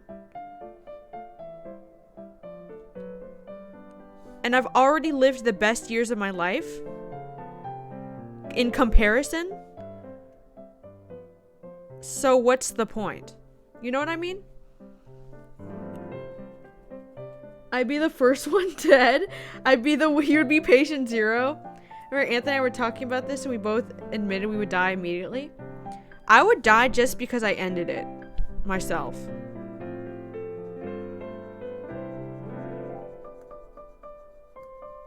Unless I was already in a public area when the outbreak began, but knowing me, I'd probably just be at home.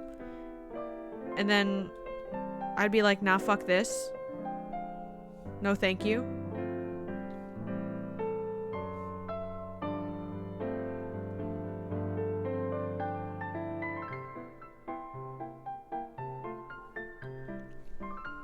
I would die because I'm a child. Anthony would die because he said, is his leg knee? Yeah, he has a knee problem.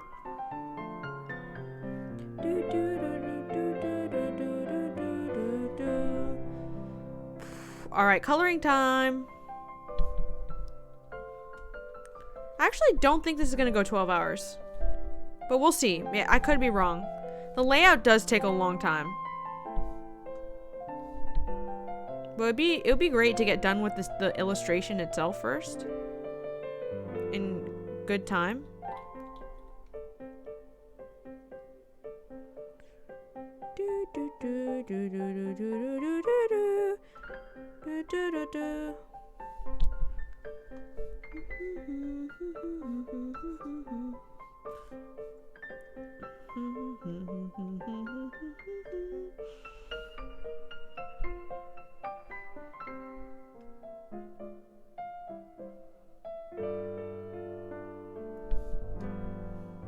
Okay, that's too dark.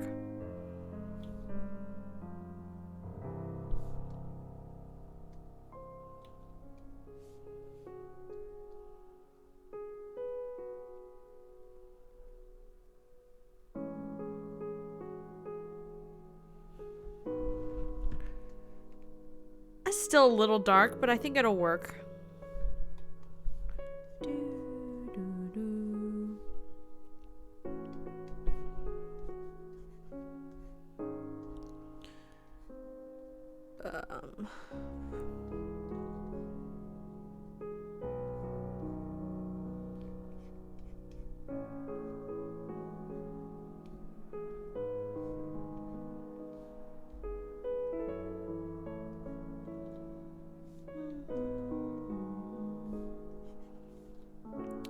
Let's learn some more details.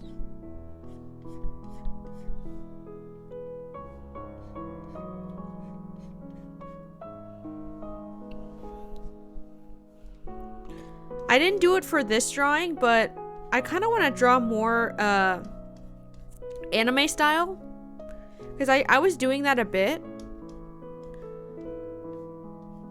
with a few pieces, and I feel like it ended up looking pretty good, so I might try to do that again. Oh, wrong layer. Fuck. Shit. That was a wrong fucking layer. Oh my god.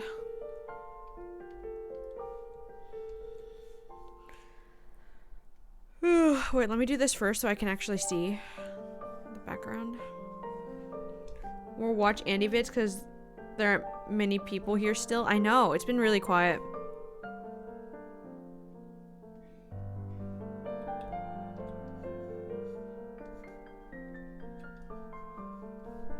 I need to bring down the stabilization, it's bothering me.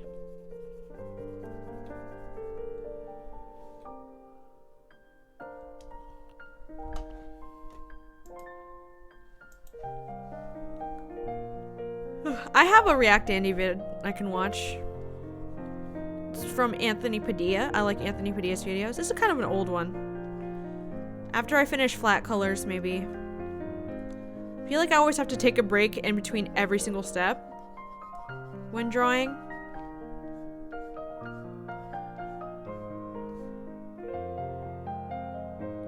Or else I get kind of overwhelmed. Actually, I don't know what color that sweater is. It's like white, but... Fuck.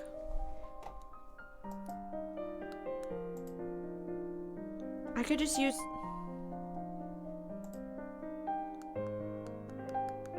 like a brown.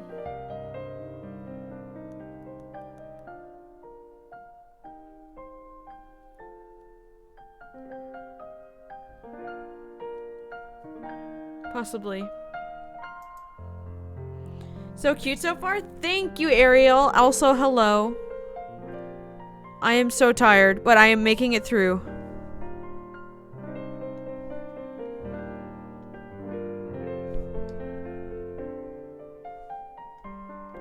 This color might work. And the collar will be white, but I just want to color it in to make sure.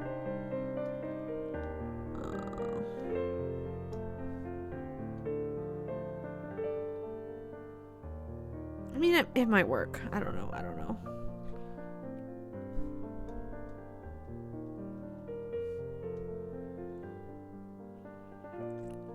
And then the overalls are like a black, but...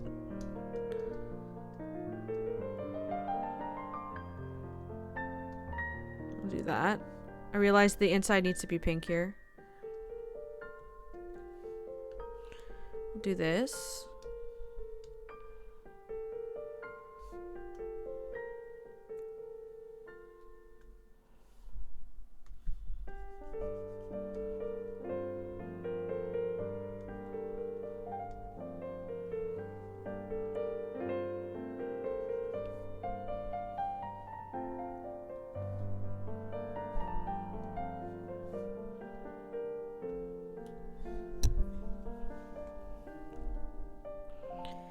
Alright, let's do a background color as well, just, it's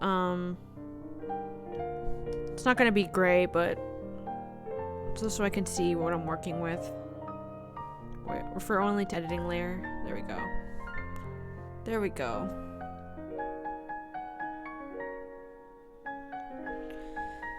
Is that gonna be Decoder or Mr. Man? It's gonna be Mr. Man because I already did Decoder and Riley in last year's. So it's gonna be Mr. Man. Still unnamed. But I like Bean. Personally. I do like Bean. Anthony likes Spencer. I'm like, bro, why? I don't know why. Wait a second. I just realized there's gonna be a problem. I just realized a big problem. Oh, fuck. Okay. We're changing up the coloring. We're changing up the coloring.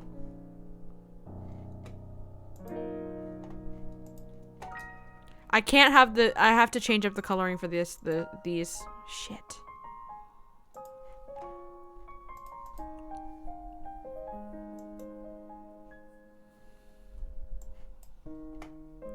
I'll just take the colors here.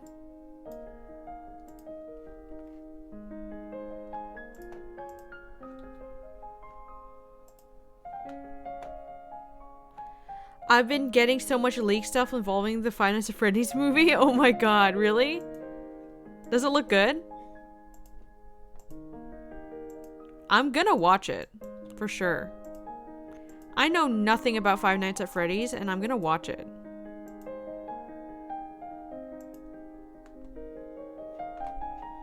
Best believe.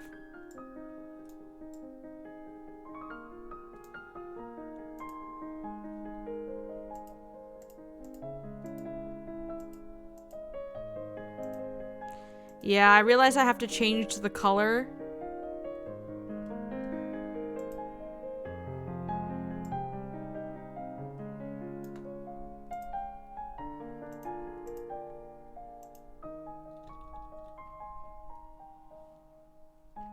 Says the costume designs look pretty damn accurate. Ooh.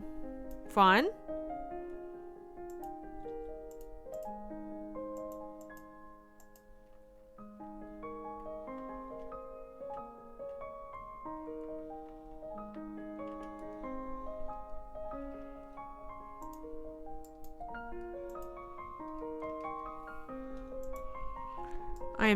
I am so sleepy. I apologize. I don't know what's wrong with me. But I will make it. I'll make it through.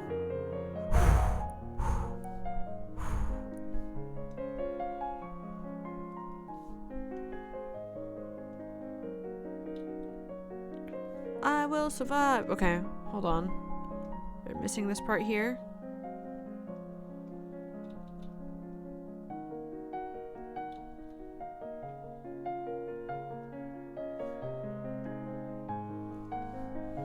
Literally an entire leaked recording of a certain character. Oh! Ooh! I'm excited. I'm excited.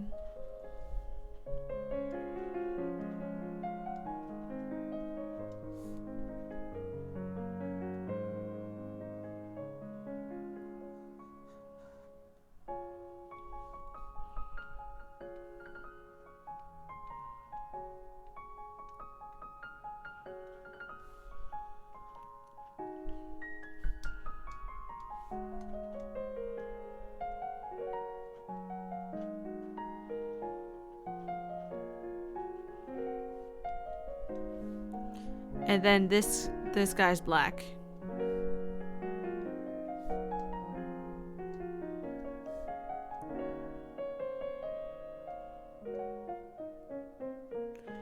And then the eyes, and then I'm done with flat colors. Well, except for the boy.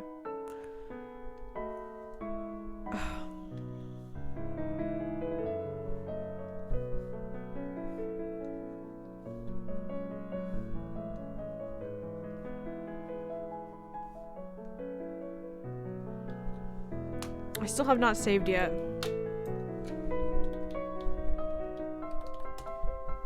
There we go.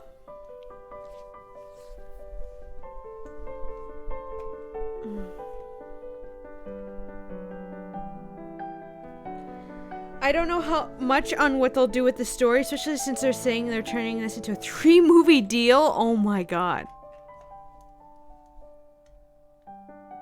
So this is for real happening, huh? Like, it's not just like a... Because there have been, like, rumors for a FNAF movie for a long time, right? That haven't actually happened, but now it's, like, actually happening.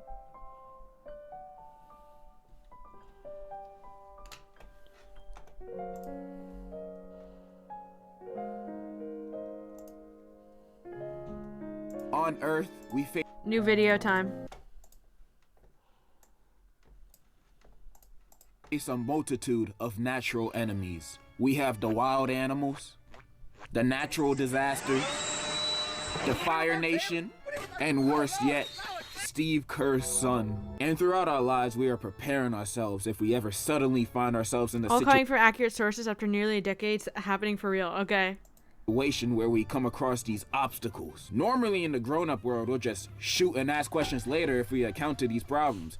And sometimes, half the time, it works every time. However, there are some occasions that humanity's natural enemies might come for us at school. And in case of those situations, we have school practice drills. Now, is that really why we have school drills? No, I just have a phobia of Steve Kerr's son. American schools are known for a lot of things. None of them are good things, but they are certainly things. And I remember in school, we used to have surprise emergency practice drills. You know, stuff like the fire alarm piercing our ears at 8:30 in the morning while we're still half asleep. And for me, these drills never made sense. Because each drill, they'd want us to act in a calm and organized fashion. Even in a situation when it's not a drill and it's the real thing, they expect students to just walk out calm. For real. That's just not reality.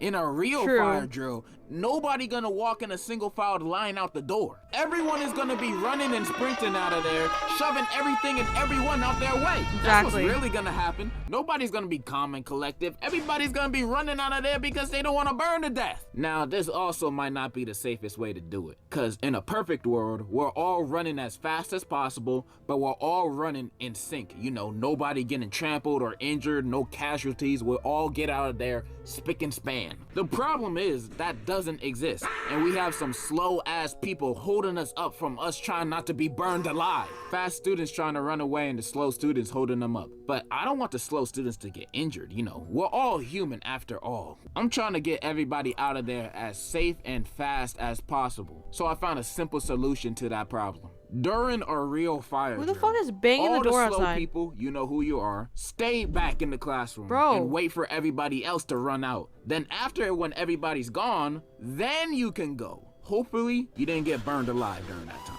Simple problems require simple solutions. This might sound inhumane, but I swear this is the best option for everybody. I speak for the people when I say this.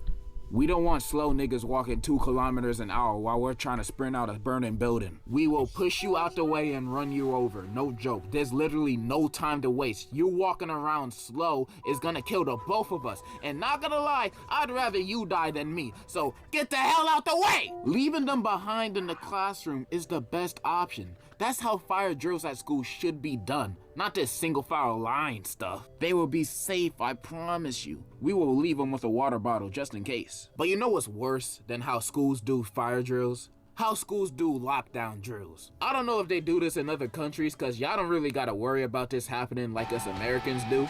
But lockdown drills are basically drills preparing us for just in case a dude come in school trying to play real life Call of Duty. And during these practice drills, they had us turn off the lights in the classroom, lock the door, and had us all hide in the same corner of the room, staying quiet. And when I say quiet, I mean quiet. It's crazy talking. that we have People to do to shit talk. like that. And yeah, that's basically what we have to do during lockdown drills. Now, do you see why this is dumb? We're supposed to do this if the Joker comes in the building. Every student in the classroom is basically in one place, just hoping that he doesn't come in. This don't leave students safe. This leaves students vulnerable. Just because you turn off the lights and lock the door doesn't mean he thinks nobody's in there. Yeah, Bitch, exactly. He was in That's there true. with us doing the practice drills. He knows what's up. And me personally, I'm not sitting there waiting to die. Soon as I hear a for real lockdown drill and I start hearing, I'ma grab the nearest chair and bust the window open, True. then jumping That's out, honestly then the best running thing as to do. fast as humanly possible. What you think I'm gonna do? Just sit there and play hide and seek with him? No! But there's complications to this too. I What if love the classroom don't have any I love this. Oh yeah, hold on. then This running as meme. fast as humanly hold possible. on. What you think I'm gonna do? Just sit there and play hide and seek? I love this meme where it's just like conservatives and then their own imaginations. Just very true. Wait, I did see this tweet while I was taking my quote-unquote nap.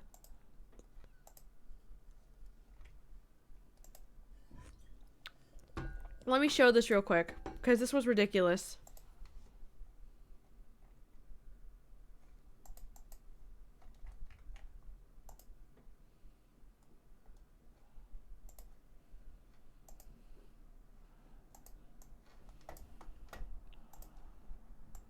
This is right here. This is the boy section? Yeah. Wow. Wow. Basically, this woman throwing a temper is this tantrum the boy section too? about You colors gotta and be kidding patterns. me. Wow. This is the boy section. Oh, hey, we got a boy shirt. I love the worker Hold being on. just like, yes, yes, this is the boys boy section. Yes, it is. We're in the boy section. Ma'am, is this? You gotta be kidding me. Is this the boy section too? That is for boys. Now, if this ain't pushing the agenda, I don't know what is. This is sick. Target, do better. It's so crazy. Yes, this we're at is Target. sick, and it's literally just this. fucking colors and So patterns. you can look like your sister. Isn't that something? This? It's so fucking pathetic. These people are so beyond pathetic, and it's always the same people who are like, you use pronouns, Lamau, you're such a snowflake. Is anyone's section anyways? Exactly. Plus, it's clearly, like, this is clearly a section of the store that's, like, themed. It seems like it's, like an Easter theme or spring theme. The song is called Everything I Don't Like Is Woke. Meanwhile, the 80s and 90s, literally, it's just so fucking pathetic. Like, do they realize how stupid they are? You don't need to buy it? I know, exactly. It's so fucking dumb. same motherfuckers complaining about how liberals are snowflakes, the ones throwing temper tantrums over colors, dude. I slept all day, now I have mobile lag and bad internet. It's okay, I have IRL lag because I am so tired, I have a slight headache, and I just want to sleep. But I am here streaming because I have not finished this yet. It's kind of looking like dog shit so far, but as long as I get it done, then fuck it. I can end stream. But yeah, I saw that and I was like, stupid. Seek with him? No! But there's Can't stand the fact of a guy wearing pink. Yeah, it's so stupid. Okay, should do this too. What if the classroom most don't fragile have any windows? masculinity. Or you're in a classroom in the basement. Well, sorry to say this, but you might be screwed, and I'm not gonna hold you. Really, the best thing I can recommend in that situation is running zigzags, bro. Running zigzags. He's gonna miss. Pink guy, However, true. I have a plan for how lockdown drills should be done. Now, we can't have everybody running outside the classroom where the is at. That's just not smart. So we gotta have an escape plan with 0 casualties. Here's the plan. On the loudspeaker on a normal day at school, the announcer will be talking about a special assembly, saying, "Good morning, students. May I please have all the Ethans, Connors, Zachs, Hunters, really all white boys that are wearing DC shoes, please head to the auditorium for a special assembly. There will be complimentary Monster Energy drinks, mayonnaise, Oh and my Christian God. Bale and Ben Sharpio will be special guest speakers. Head there as soon as possible. Thank you." As soon as they hear that announcement, they're gonna be running out that door like animals. They're gonna get there as soon as possible. You had them at mayonnaise, bro. You had them at mayonnaise. We do this to get rid of all the quiet kids, cause one of them gotta be it, bro. One of them, bro. And the special guests don't actually have to show up. It's just a front so we can actually talk about the real plan with the students. Okay, so the plan is this. We all jumping out the window, not hiding in the classroom. We all leaving. After that, outside of every classroom is a secret passageway. And this secret passageway is gonna look like a big wardrobe closet. Looks normal, right? It's supposed to be misleading, because it really leads to a secret basement under the school that only we know about. And in that basement, there will be bulletproof armor for all the students and weapons of mass destruction. This is literally the safest place for these students to Except be. And bam, the shooter it's will that know about easy. it too. I just made a drill that's infinitely better than what students do now. Tell me I'm wrong. Then after we done going over the real drill, we call all the quiet kid students back from the assembly. Then they arrive at class. Then we're gonna go over the fake practice drill, which is the real practice drill that people go over today. I just solved American school's biggest problem in like a few minutes. And now a common question might be, well, where we're gonna get the money for weapons of mass destruction and body armor for all the students? And I'm glad you asked that question. And here's my answer. They called all the kawaii kids. Oh yeah. There were also tornado drills. I didn't really do I this in school spaced because out there's that part. really no tornadoes where I live. But the few times we did it, I didn't really understand it as a kid because we'd have to go in the hallways and go on the walls and duck. And I thought, what is the tornado gonna do? Jump over us if we all duck it on the wall? Like, what is this? Now that I'm older, I can understand if you don't got a basement, this is probably the best option to protect yourself from a tornado. What else can you really do? Run? You're gonna try to run away from it and you're gonna Happens end when up in the land of harmless, Wizard of outgoing Oz. nerd But kid school finally tornado practice snaps. drills is overall done Good point. right. Congratulations, you've done one thing right. Man, I should become a principal and run a school. Based on my ideas on how to run school drills, my school about to be the safest I had a school in phase where I was America. thinking about Unlike these like other schools I want to teaching be a fake school fundamentals of principal. safety, my school is gonna teach the real fundamentals of life I think I and safety. probably shouldn't. Legion Ohio Tech, grades K to 12. I'm gonna open that school and have the motherfucking Incredibles. I and think I Baki's should just dad not. in security. This is gonna be the safest school ever. Yeah, that's pretty much all I wanted to say. I just had a random thought about saving the schools of America by actually proposing good school drills. And in conclusion, any school that's missing a principal, hit me up. Keep it up. Oh my god. Good video.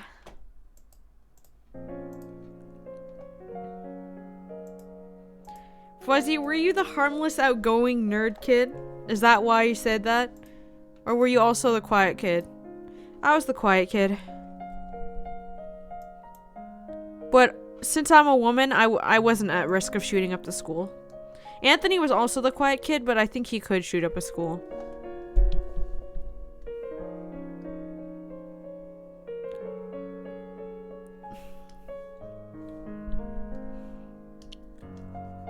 But we're not a gun family, so that's the game changer. I'm not outgoing. I mean, you could be. Okay, let me do this, and then let's get a white. Dude, my cat looks like shit. I wish I could draw cats like Fuzzy can draw cats. Oh, I was talking about this earlier when you weren't here, Fuzzy. But I was thinking of doing like a stream where I just practice drawing cats, and I get really good at drawing cats. And that's just the whole stream.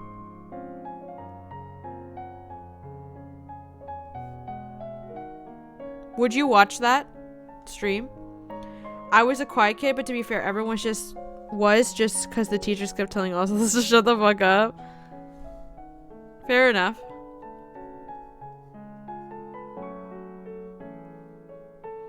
I was a weird kid that bites the dissection samples. I don't know what level threat that's crazy. That's insanity, dude. Warrior Cat stream? Yeah, literally. I'll probably be in like the fucking same Warrior Cat style that everyone draws in.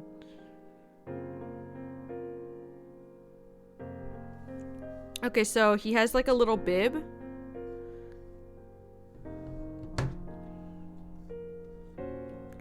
Dude, he's so cute. I love his pattern. He's just cute. He's a cute little tuxedo boy.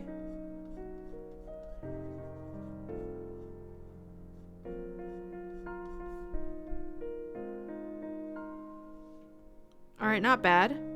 And then he has, on his fat belly, he got more white. I'm trying to look at pictures of him. Like that. But after this commission, you're ending stream. It's not a commission, but yeah. Probably. Because this is gonna take a long time. I never really read the Warrior Cats books. I was more of a Captain Underpants guy. Fair enough. I was a Warrior Cats kid.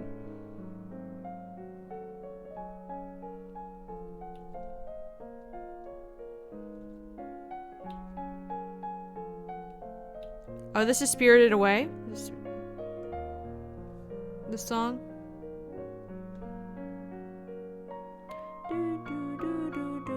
He also has white whiskers. I can do that over it though. I'll probably do that over the line art even.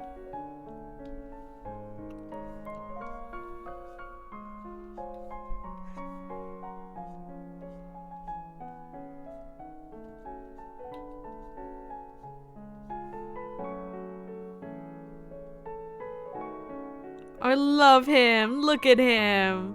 My boy. My sweet boy. I love him.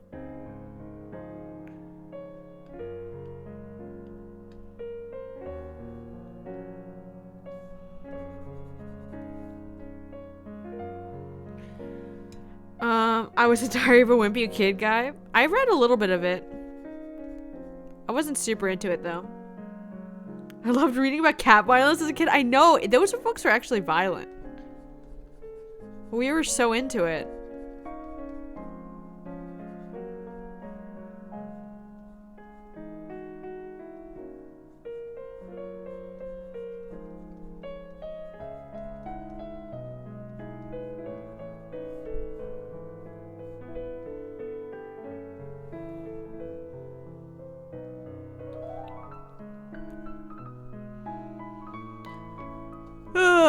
Oh my god, I am so exhausted.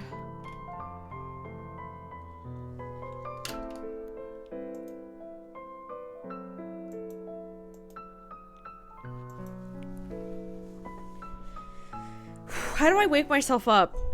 Any tips? I can't fucking do anything. I feel more loopy than when I was drunk on stream.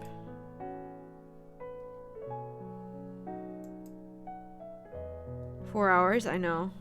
But I wasn't on stream all All 4 hours. Splash some water on your face? I did do that earlier. Dunk your head in ice water?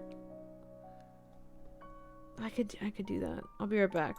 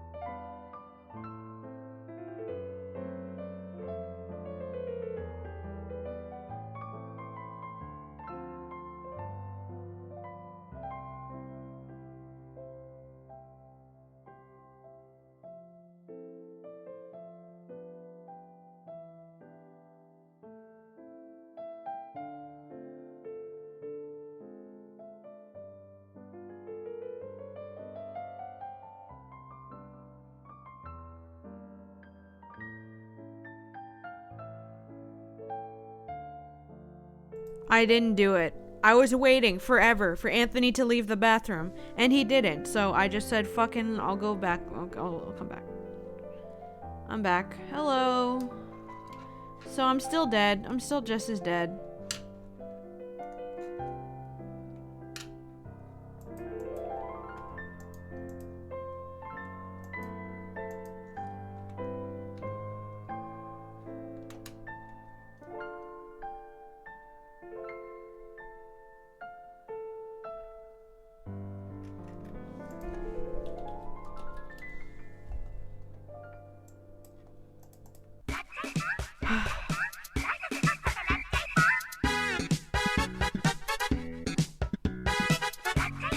I am so fucking tired. I apologize for you joining in the middle of this, but I am dead.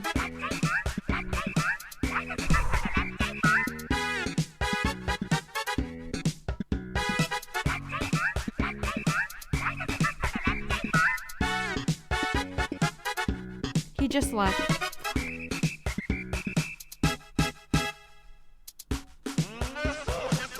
Song's fucking ass. It's bad. I think I'm getting desensitized to it though. I feel nothing. I think I exposure therapy my way out of it. I just don't care.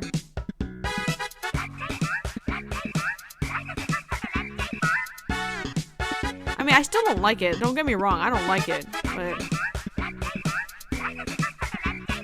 punch someone near me? Oh my god, bro.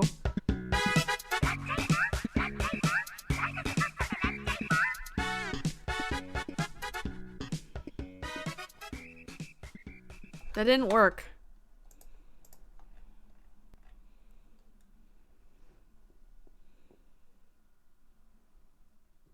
What else will wake me up?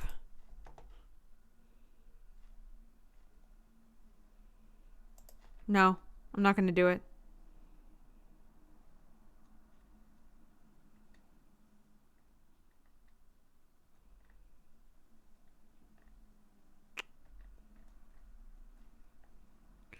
I have to, okay, hold on. I can't do the original version. I have to do the English cover because I might get taken down. Upbeat music. Okay, okay. I can't do anything that's gonna take my stream down. This didn't get my stream taken down last time. Watch a cartel video. Dude. Play Homelander theme and ignore everyone? This just makes me fall asleep.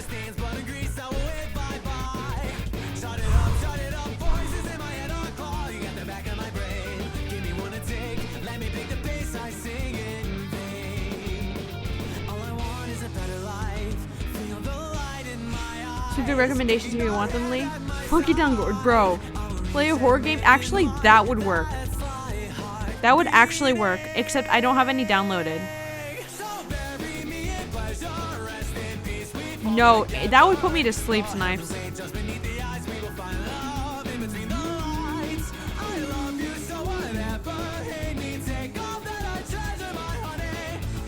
I don't know what the next step is. I'm done with flat colors here. I guess shading.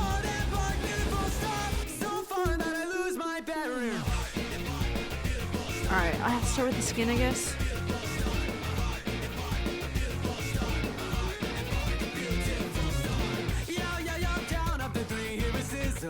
Think you can play on PC? What's the idea?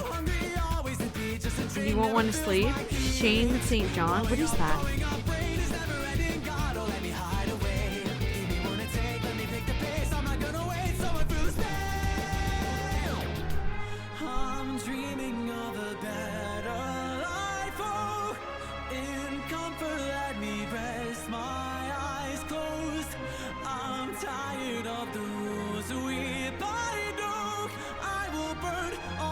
This is banger. What is it? It's Chainsaw Man opening theme.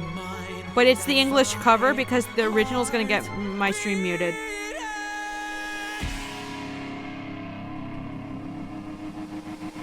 The original's in Japanese, obviously, duh. Are you fucking kidding me? Are you fucking kidding me?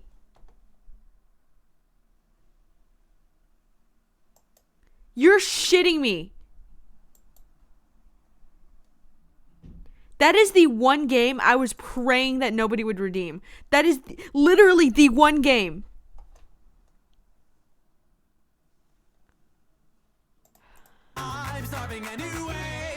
I mean, I'm not obligated to play it right away, but fuck me. I can't download any games while I'm streaming. I hope you know that. Because it will destroy the stream.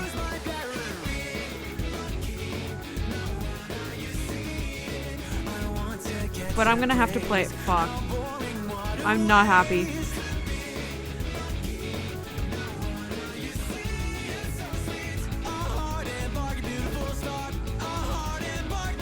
I am upset.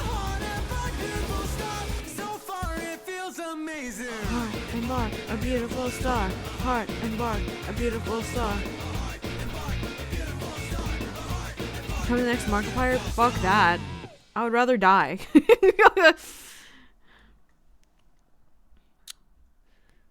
Shit. That was the end of that. Close your eyes, you'll be here soon.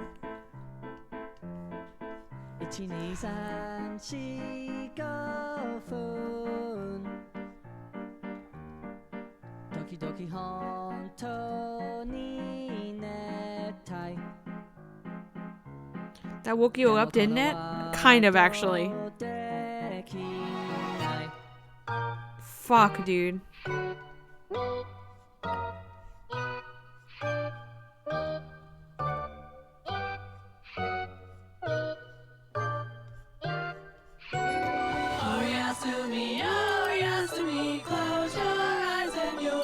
This dream. Oh yes to me, oh yes to me. I know that it's hard to do.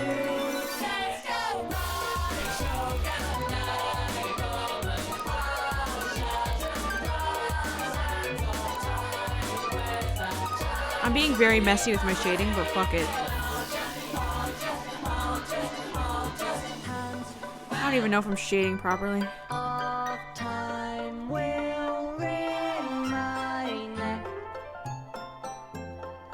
Every little moment spells regret, but I don't have to feel this way. As a voice inside my head.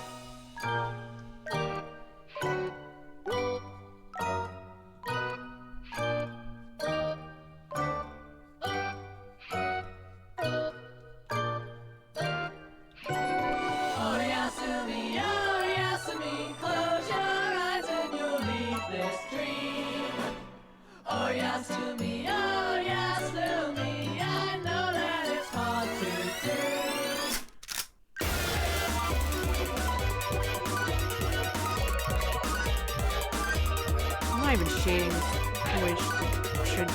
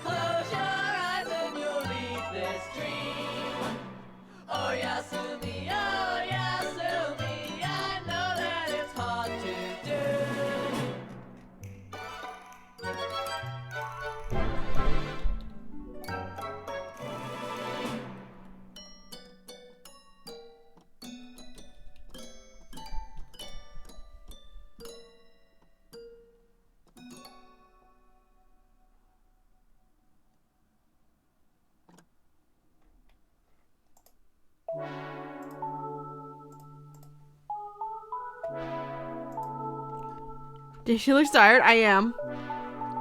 We're gonna play Five Nights at Freddy's. Don't change the category to that. Oh yeah. Honestly, I think I don't want to be in the art category either because of the what happened earlier.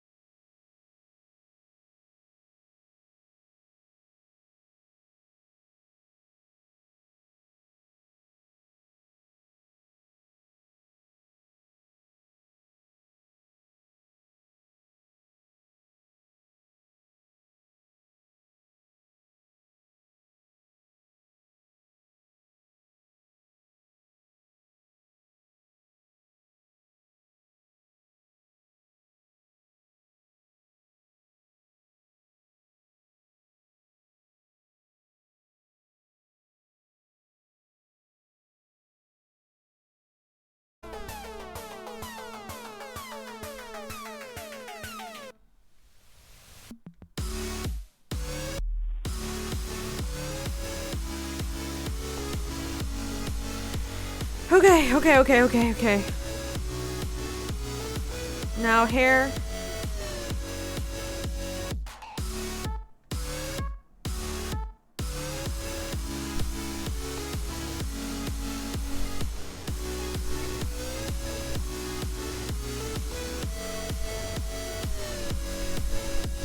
My chair's sinking.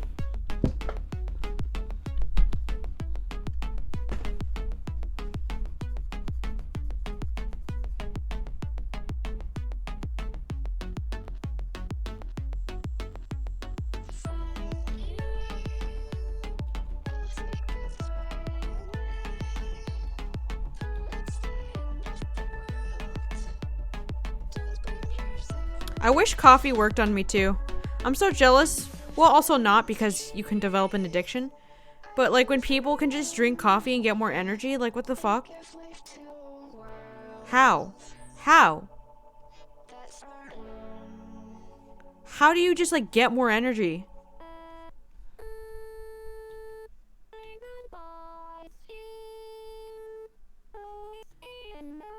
Like you can just drink something and you get more energy? That's crazy. I'm going back to sleep. Good night, Fuzzy.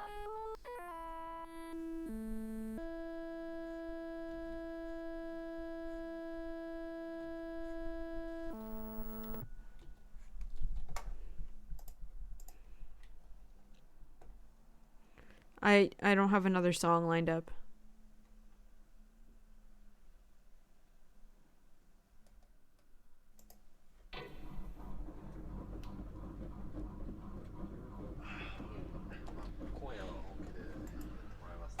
Just kidding.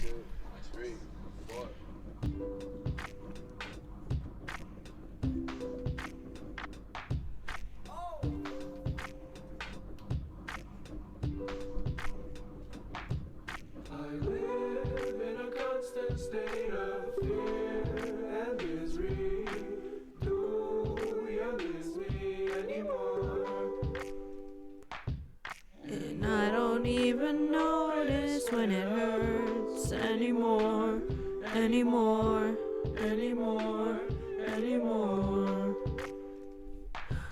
I live in a constant state of. I should really get my Meet the Artist done soon. I'm not sure what I would draw other than my modern self. Just draw yourself, bro. Then put your likes and dislikes. And then what you carry with you. Or what you own. I have to decide on that part. You miss me anymore. And I don't even notice when it hurts anymore. Those are the only lyrics. And you know, that's okay. Sometimes you just live in a constant state of fear and misery.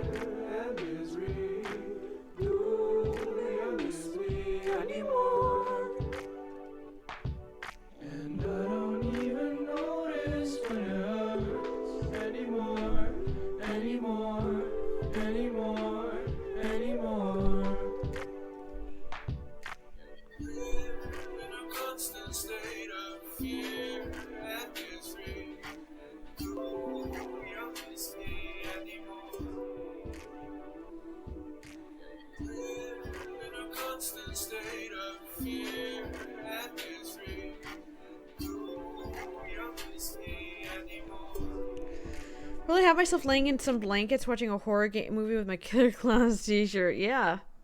Yeah. That'll work. Why the fuck not?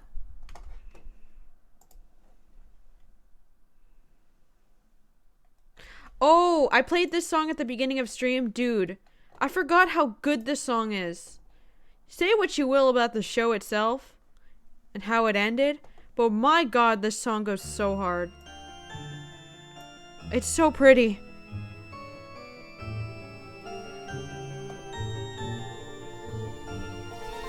It's such a beautiful song. It's just like, it's like so mysterious.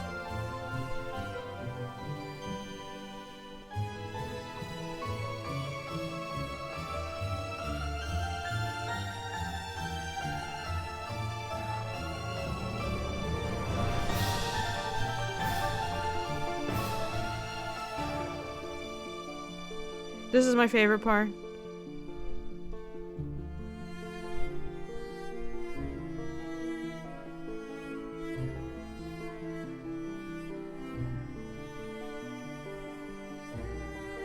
Season 2 is a forever banger season to me. Man, I'll never forget the disappointment ending. I think that show had so much potential that it just didn't live up to. There was so much potential with what they could have done. And they just didn't do it.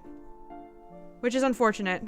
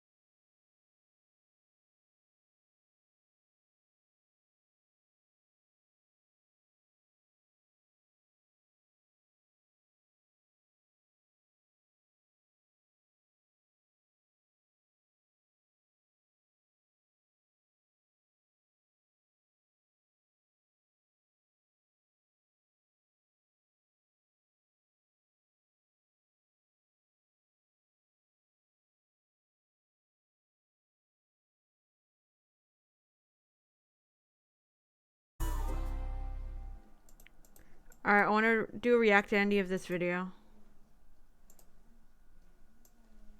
I'm actually very interested with this one.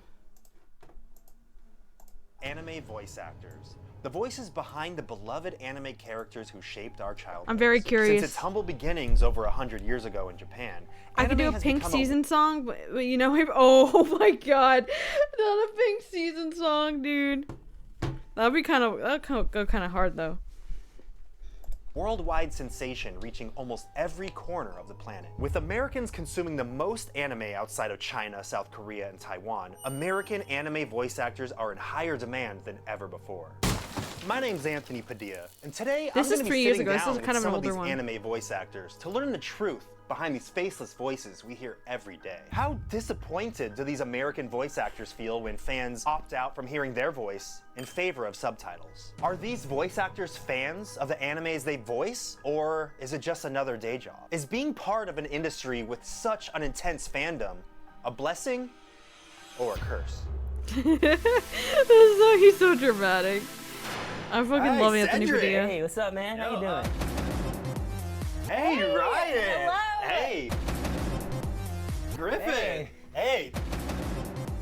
Thank you so much for coming out and teaching me about the wondrous world of anime voice acting. Happy to be here. What do you consider yourself? Anime voice actor? Or... I consider myself just actor. Just because, actor. Yeah, because I also do on-camera work. Actor who specializes in characters for animation and video games. An actor that can do it all. An actor that can do it all. Do you know how many animes you've voice acted in? I have currently done 3. I don't know, 15 or 20? Maybe a handful. When I first Handful. started out, I did shows like One Punch Man and Hunter x Hunter. I did a show called Charlotte. And then more recently, I've done 2 anime films, one called Fireworks and one called Gundam Narrative. Gundam Wing! Gundam, yeah. My first official anime was Hunter x Hunter, and the one I'm on now currently on Toonami is The Promised Neverland. A lot of people Oh. know me for ReZero, and then a lot of people know me for Hunter x Hunter. Can you give me an example of what that voice sounded like? Yes, thank you very much for having me, sir. Oh my god! Damn, that is such an anime Transformed voice. into a different person. We're in a field I created. I would love to voice act in exactly one show and then never do it again. So I saw a question on Twitter was like, would you rather have like 2 hits or 10 small parts? And I say 2 hits. And then I can just live that down for the rest of my life, you know? Like that's my And thought you won't process. be able to leave, not until you touch me. You have 8 hours. All right. Yona Basta, Narrative Gundam. Here I go! that was so cool! I felt like I was there! He's like if at 13 I had stayed really sad and emo. You just imagine that G note constantly being played. Yeah, exactly. How did you first get into Because I don't want to be like a voice actor and then somebody's like, oh, what have you been? And you name 10 things, but like they don't know any of it. I would rather just name 2 things that they definitely know about. I think you're cooler that way. I think you're just uncool if you name shit that nobody knows because it's like, oh, cool. Okay, well, I've never heard of that, but cool. Good for you. Studio in Los Angeles called Bang Zoom. When they go to Anime Expo, I would go to their booth and say, hi, I'm Cedric, you know, nice to meet you. I would bring over cookies for holidays. But on the other hand, I totally get like on a like wanting to just be employed. What So was your reaction when you found out you landed that first big anime role? I always cry. You cry? Yeah, everything makes me cry. I cry when I'm happy. I cry when I'm sad. I'm just Right. like always about to lose it. I was in my car and I think I immediately started screaming. I was like, oh my god! Now it's time for a segment I like to call Sub vs. Dub! Oh. Dub. So sub versus dub is the argument, how is it better to watch anime with subtitles in the original Japanese or with English voices? I guess some people think that, you know, dubbers like unless we your don't audience is really- super diverse and you really don't know what property you've been in, it's more popular than the other. Unless your audience is super diverse and you really don't know what property you've been in is more popular. I'm too tired to understand that sentence. I could not comprehend that sentence. Dub, same. do our homework. All the way, or, bro. You know, like we're just copying a performance. I have no preference personally. There are Also, shows I'm a that lot more familiar with dub voice actors. Like I follow a lot of them on Twitter. I see them their stuff all the time. So I watched. So it's just cool to like hear somebody I Dubs, recognize, there you are know? shows I watch subbed, I mean, there are elitists out Sure, there who yeah. say, I only watch it in the original They're Japanese stupid, dude. version with subtitles. That English dub. and that's totally fine. You know, I mean, that's I don't. Okay, it's totally fine to Same just thing. watch sub, but like being an elitist about it is not. but Dub unless the actual English actors are fucking atrocious. True. In the 2 animes I've seen, the dub is pretty good. So it's not any of my concern. I don't think you should compare the two. It's just to broaden the appeal to another. the only reason why I watched Chainsaw Man subbed, well, I watched the first like few episodes of Chainsaw Man dubbed, which was a great idea because the dub is so funny. Dub Chainsaw Man is way funnier than the original Japanese, by far. But I watched the rest of it sub because the episodes just came out earlier, so. It's a weird thing to care so much about. Let people exactly. Yeah, I don't get it. I don't get it. People don't want to read. English dubs are good. You're all just weebs. Actually, this is such a base sign, dude. That's such a base sign. So this is for you guys, you know. Does it ever hurt your feelings when people say things like, I only watch the sub version, these dub versions are...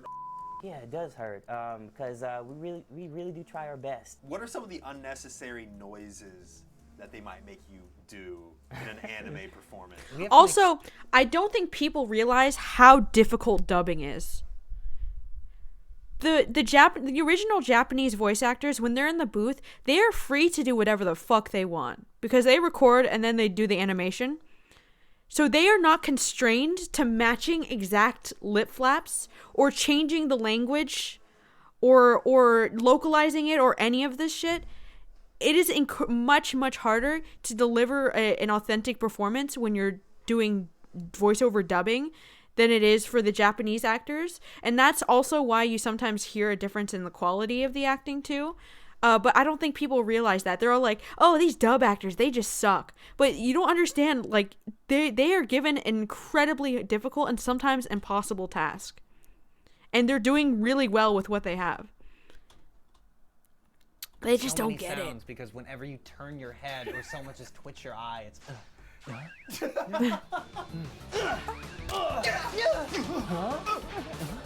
Anthony. That was interesting. That sounded like Link. That was like death. That was like you're dying. Why is that a thing? To emphasize feeling and emotion without saying anything. But do people do that in real life? Maybe they're in certain situations. They would go like, ugh. I mean, I know when I do that, but it's not when they do that. Do you ever find yourself accidentally Oh my God, doing your Anthony. anime voices in real life?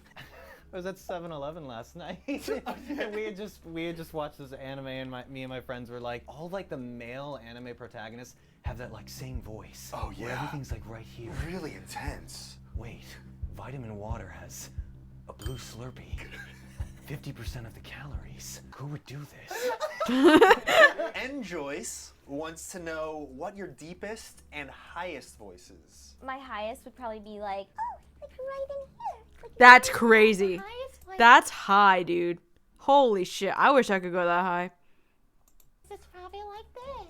Oh boy. It's a falsetto voice. I would say That's Elmo. a little mouse character. Like you do sort of like young, like 13-year-old characters. Like I don't know, guys. We should probably follow the rules and. Oh, that guy does not have pubes yet. Not at all. Yeah, low. I don't know. Whoa. How low can you go? I can do one of these voices. Damn. Like a sensei. This guy got crazy range. I can do something like this. That's a very scary villain. The deepest voice is like this, you know? Damn, what kind of character is that? You're a husky man, you know? Yeah, man. And I'm singing to you, baby. I want to see that anime. I'm feeling things I haven't felt since I was 14. What do you do to prepare for an anime voice? I love how Anthony used to be so much more out of pocket than he is in his recent The original videos. Japanese. Look at the wiki page of the character to see the backstory. And I do a tongue twist. Voice actors, they read the wiki page of their characters. That's fire. That's sick. Like what? Red leather, yellow leather, red leather, yellow leather, red leather, yellow leather. Red leather, yellow leather. Red leather, yellow leather. Red, yellow, leather, leather. Red leather, yellow leather. How would your younger Red leather, self yellow leather. Yellow react leather. to Yellow finding leather. out Yellow that you leather. would grow up to voice anime? I would be amazed. I don't know if I would believe me. He would be super stoked. I have to remind myself every day that, like, right, you know, you are living your dream. I don't know. I feel like, you know, because a lot of voice actors, we never truly grow up. We love cartoons and anime and video games. We get to play for a living. How is anime voice acting different than other voice acting? Anime voice acting, of course, you're doing two picture. So you have a TV kind of in front of you with the picture and you're actually doing it as you watch. So you don't get a chance to improvise. No way. Anime is very much, you know, Yeah, you see? go line by line, or what we call them loops. So basically what we'll do is, if we have a line, we'll preview it first in Japanese, and then they give us these things called ADR cue beeps. They're these 3 beeps that go beep, beep, beep, and then where the 4th beep would be, that's where you come in. So it could be beep, beep, beep. Why is that hot dog so much money? Do you watch the series that you voice as a fan, or more to like see your own work? I love the shows that I'm in, but I do kind of keep rewinding to my part to see like if it sounded good. Because when I Based. first Dude, watch he's so based something for I'm that. in and I hear myself, it sounds horrible to me, and I'm like, ooh, wait, let me rewind. Everyone sounds good, but when I hear myself, I'm like, ooh, why does my voice sound louder than everyone else's? No, dude, I mean, I run into that too. Like, whenever I'm part of an ensemble cast, like YouTubers react, and I watch my parts, I'll be like, why am I so horrible? Is that artist mentality? Does it ever get in your head when you watch those clips hundreds of times and you're not pleased with yourself? Yes, because I'm like, I know I practiced and I did the research before. But that's how you improve, though. The people who never improve are the ones who think they're doing amazing all the time. If I thought I was really good 2 years ago, I would be so fucking dog shit.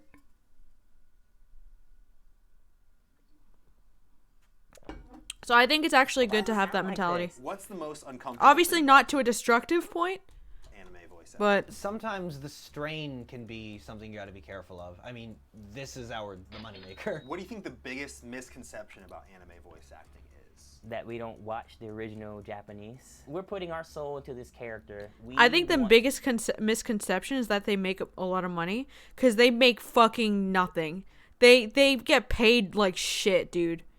They're on that teacher wage. To give justice to the source material. So I get like a lot of questions like, do you do acting too? It's like, we get that a lot. Or do you do real acting too? Real acting, yeah. Yeah, we get that a lot. How do you feel about that? It's insulting, but it's like they just don't know. It doesn't come from a place of meanness. Anime is great, but it doesn't always pay the Yeah. best. Just with how the industry's been in the past 20 years, you know, we're trying to make changes, but compared to other even forms of voice acting, it's not the best financially, but you're burdened with a very specific skill set that you have to learn, which is dubbing to picture and doing all those things. So, I mean, I know plenty of voice actors who've been doing this for 10, 20 years who are still, you know, renting apartments, living check to check. People assume that. Yeah, that's crazy. That's so crazy. But it's the unfortunate reality. It's an incredibly expensive thing to get into. And it pays like jack shit. Makers behind anime literally don't pay anyone shit. Oh, they get paid dirt, dude. It's actually sad. Voice actors make the most money from conventions and selling prints. That's where they make the bulk of their income. Not even from the jobs that they're doing, You're like, which is fucking crazy. You're an entertainer. You're making so much cash. How do you feel about American live-action remakes of anime like Death Note? Historically, they've been pretty poo-poo. Josh, such harsh words. I don't think we're quite there yet. Detective Pikachu was cool because I think, again, they took what was there and kind of ran with It was definitely the right direction. I think so, yeah. So I'm excited to see what happens. Why do you think anime is more successful now than it ever has been before? With the internet, people were able to figure out like, hey, I like this too. Before, people were talking all the time online. People that liked anime felt isolated. They thought, I like this weird thing that no one at my school likes. Lillian wants me to ask, why you think there are so many female actors that voice boys in anime? Hey, I'm Sarah Natashani, and I play the voice of Ash Ketchum on Pokemon. Okay, so here's the thing. Because you can't have a guy whose voice is dropped voice a 10-year-old. That's just it. That's just it. When we go through puberty, our voices get deeper, and if you're going to be on anime for a long period of time, and you're a teenager or you know, a young adult, your voice will change. And for those male characters, they need their voices to stay high pitch for a long time. And women who are excellent voice actors, like they have excellent range. Their voices will stay higher forever. I brought an anime character who's established. Okay. And I wanted to hear how you would voice this character if you were given some of the lines. Okay. Just fresh. Just act like you don't know who this anime character is. Okay. Well, it was good while it lasted. I mean, a female literally voices Bart Simpson, so yeah. And also Timmy Turner. You know? It's not uncommon. Killed some boredom, didn't we? We did some various and interesting things. I am Sailor Moon, the champion of justice. In the name of the moon, I will right wrong and triumph over evil. And that means you! Pika! Pika, Pika, Pikachu! Yo! Pika, Pika, Pika! Pikachu? Ryan Reynolds, you're casting Detective Pikachu too. Yes! Subscribe to Anthony Padilla, or the world will meet its terrible fate. You've got 5 seconds to shout out anything you want. Go for it. Hit me up on Twitter at Sid Williams. Voice Jr. actors and always have the Instagram at the best Cedric L. personalities. Williams, and watch The Promised Neverland on Toonami. Find me on Twitter at They're so goofy. Ryan Bartley. Find me on Instagram at @eRyanBartley, and on Facebook I'm at Ryan Bartley. You can find me on Twitter and Instagram at Griffin Puatu. That's Puatu. Thank you so much, Cedric. Thank you. You're great. Thank you. I feel like I now understand the wondrous world. But yeah, actually for Owl House, they actually had a kid voice Gus, right? But his voice dropped. So in season 3, he has a deeper voice.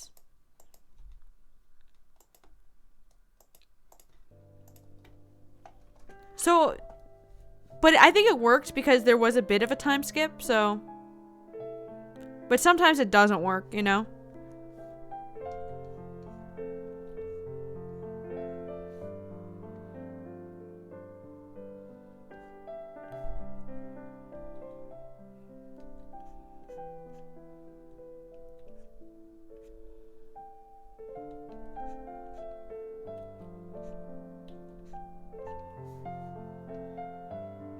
Good video though. There are a few more.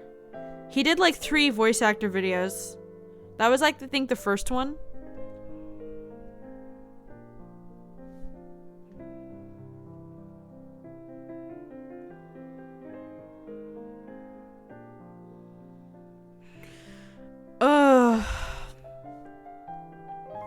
I'm still tired.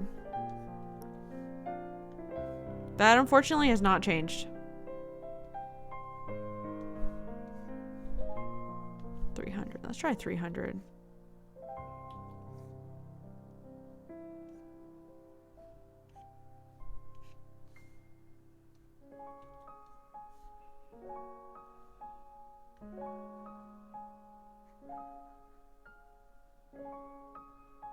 Need to make it like very subtle.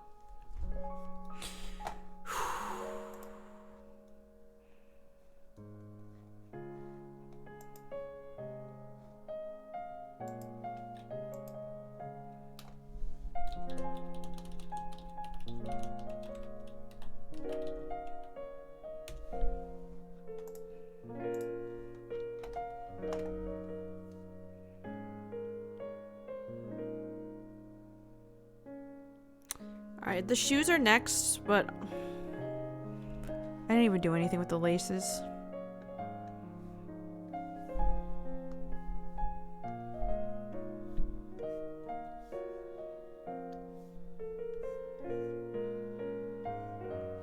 The shoes just don't have laces, and that's fine. Actually, fuck it. I'm gonna make them black shoes. And nobody can stop me. Nobody can fucking stop me.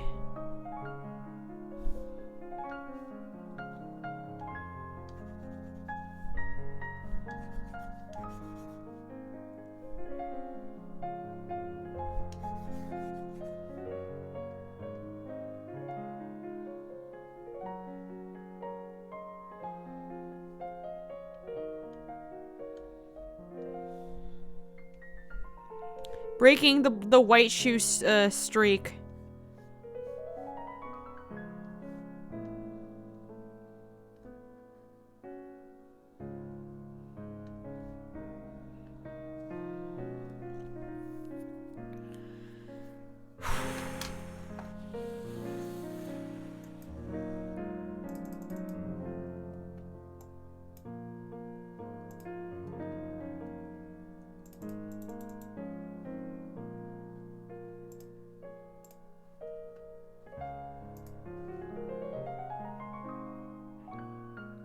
It's almost 6 p.m.? What the hell?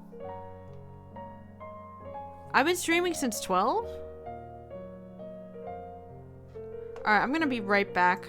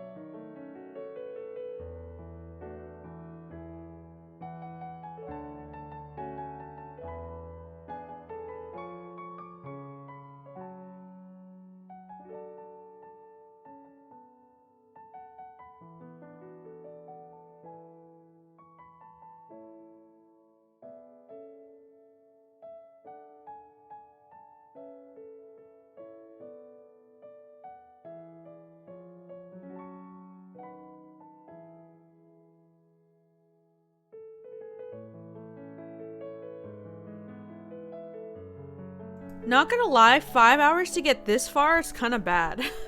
Like, it's not a good pace. I have taken a ton of breaks, to be fair, but I'm gonna need to start speeding it up.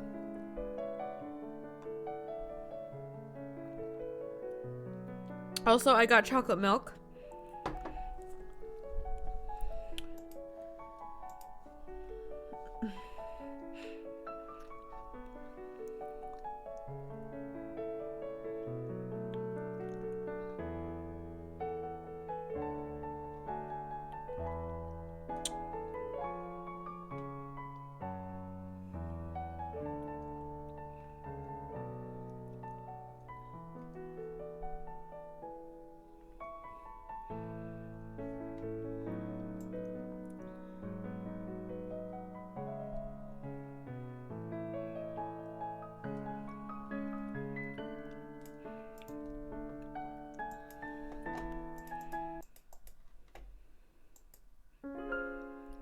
2 streams so far without a fight breaking out in chat.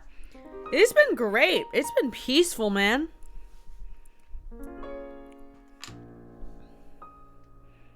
Love to see it. Love to see some peace in here. Although I am kind of missing the beef because the beef is entertaining.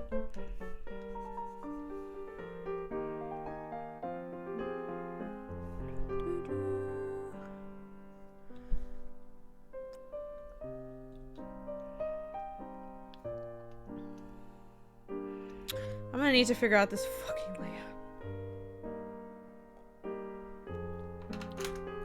Dude, this stream was a bad idea. I shouldn't have promised this. I just want to be done and just pick it up tomorrow. But I can't. I fucking can't. Oh, I'm so sad.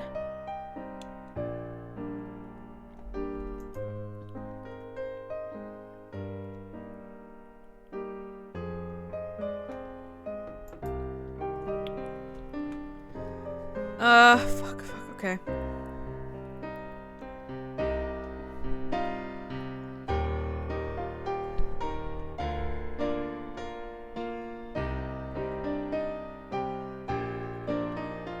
What if I redeem end stream? That'll work. I will end stream. And I will be forever thankful. That's the only way I can get out of this.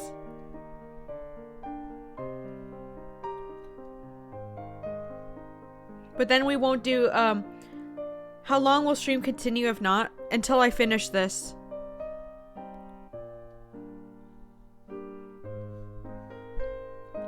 Yeah, then we won't be able to do karaoke. I could pick it up again, later and do the karaoke, just for karaoke. That's the thing. It's just I will not have the debt of having to finish this before stream ends. And I also cannot guarantee that we will do karaoke. If I get wrapped up in something else, but I can try because I would love to do it. It would be fun.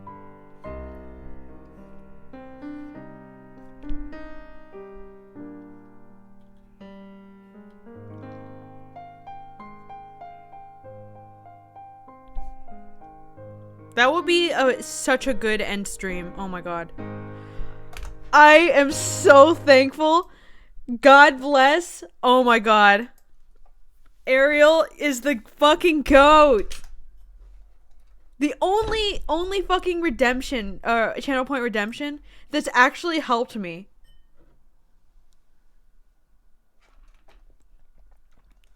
Love that. I actually will try, I'll go live in maybe like an hour or two and we can do karaoke.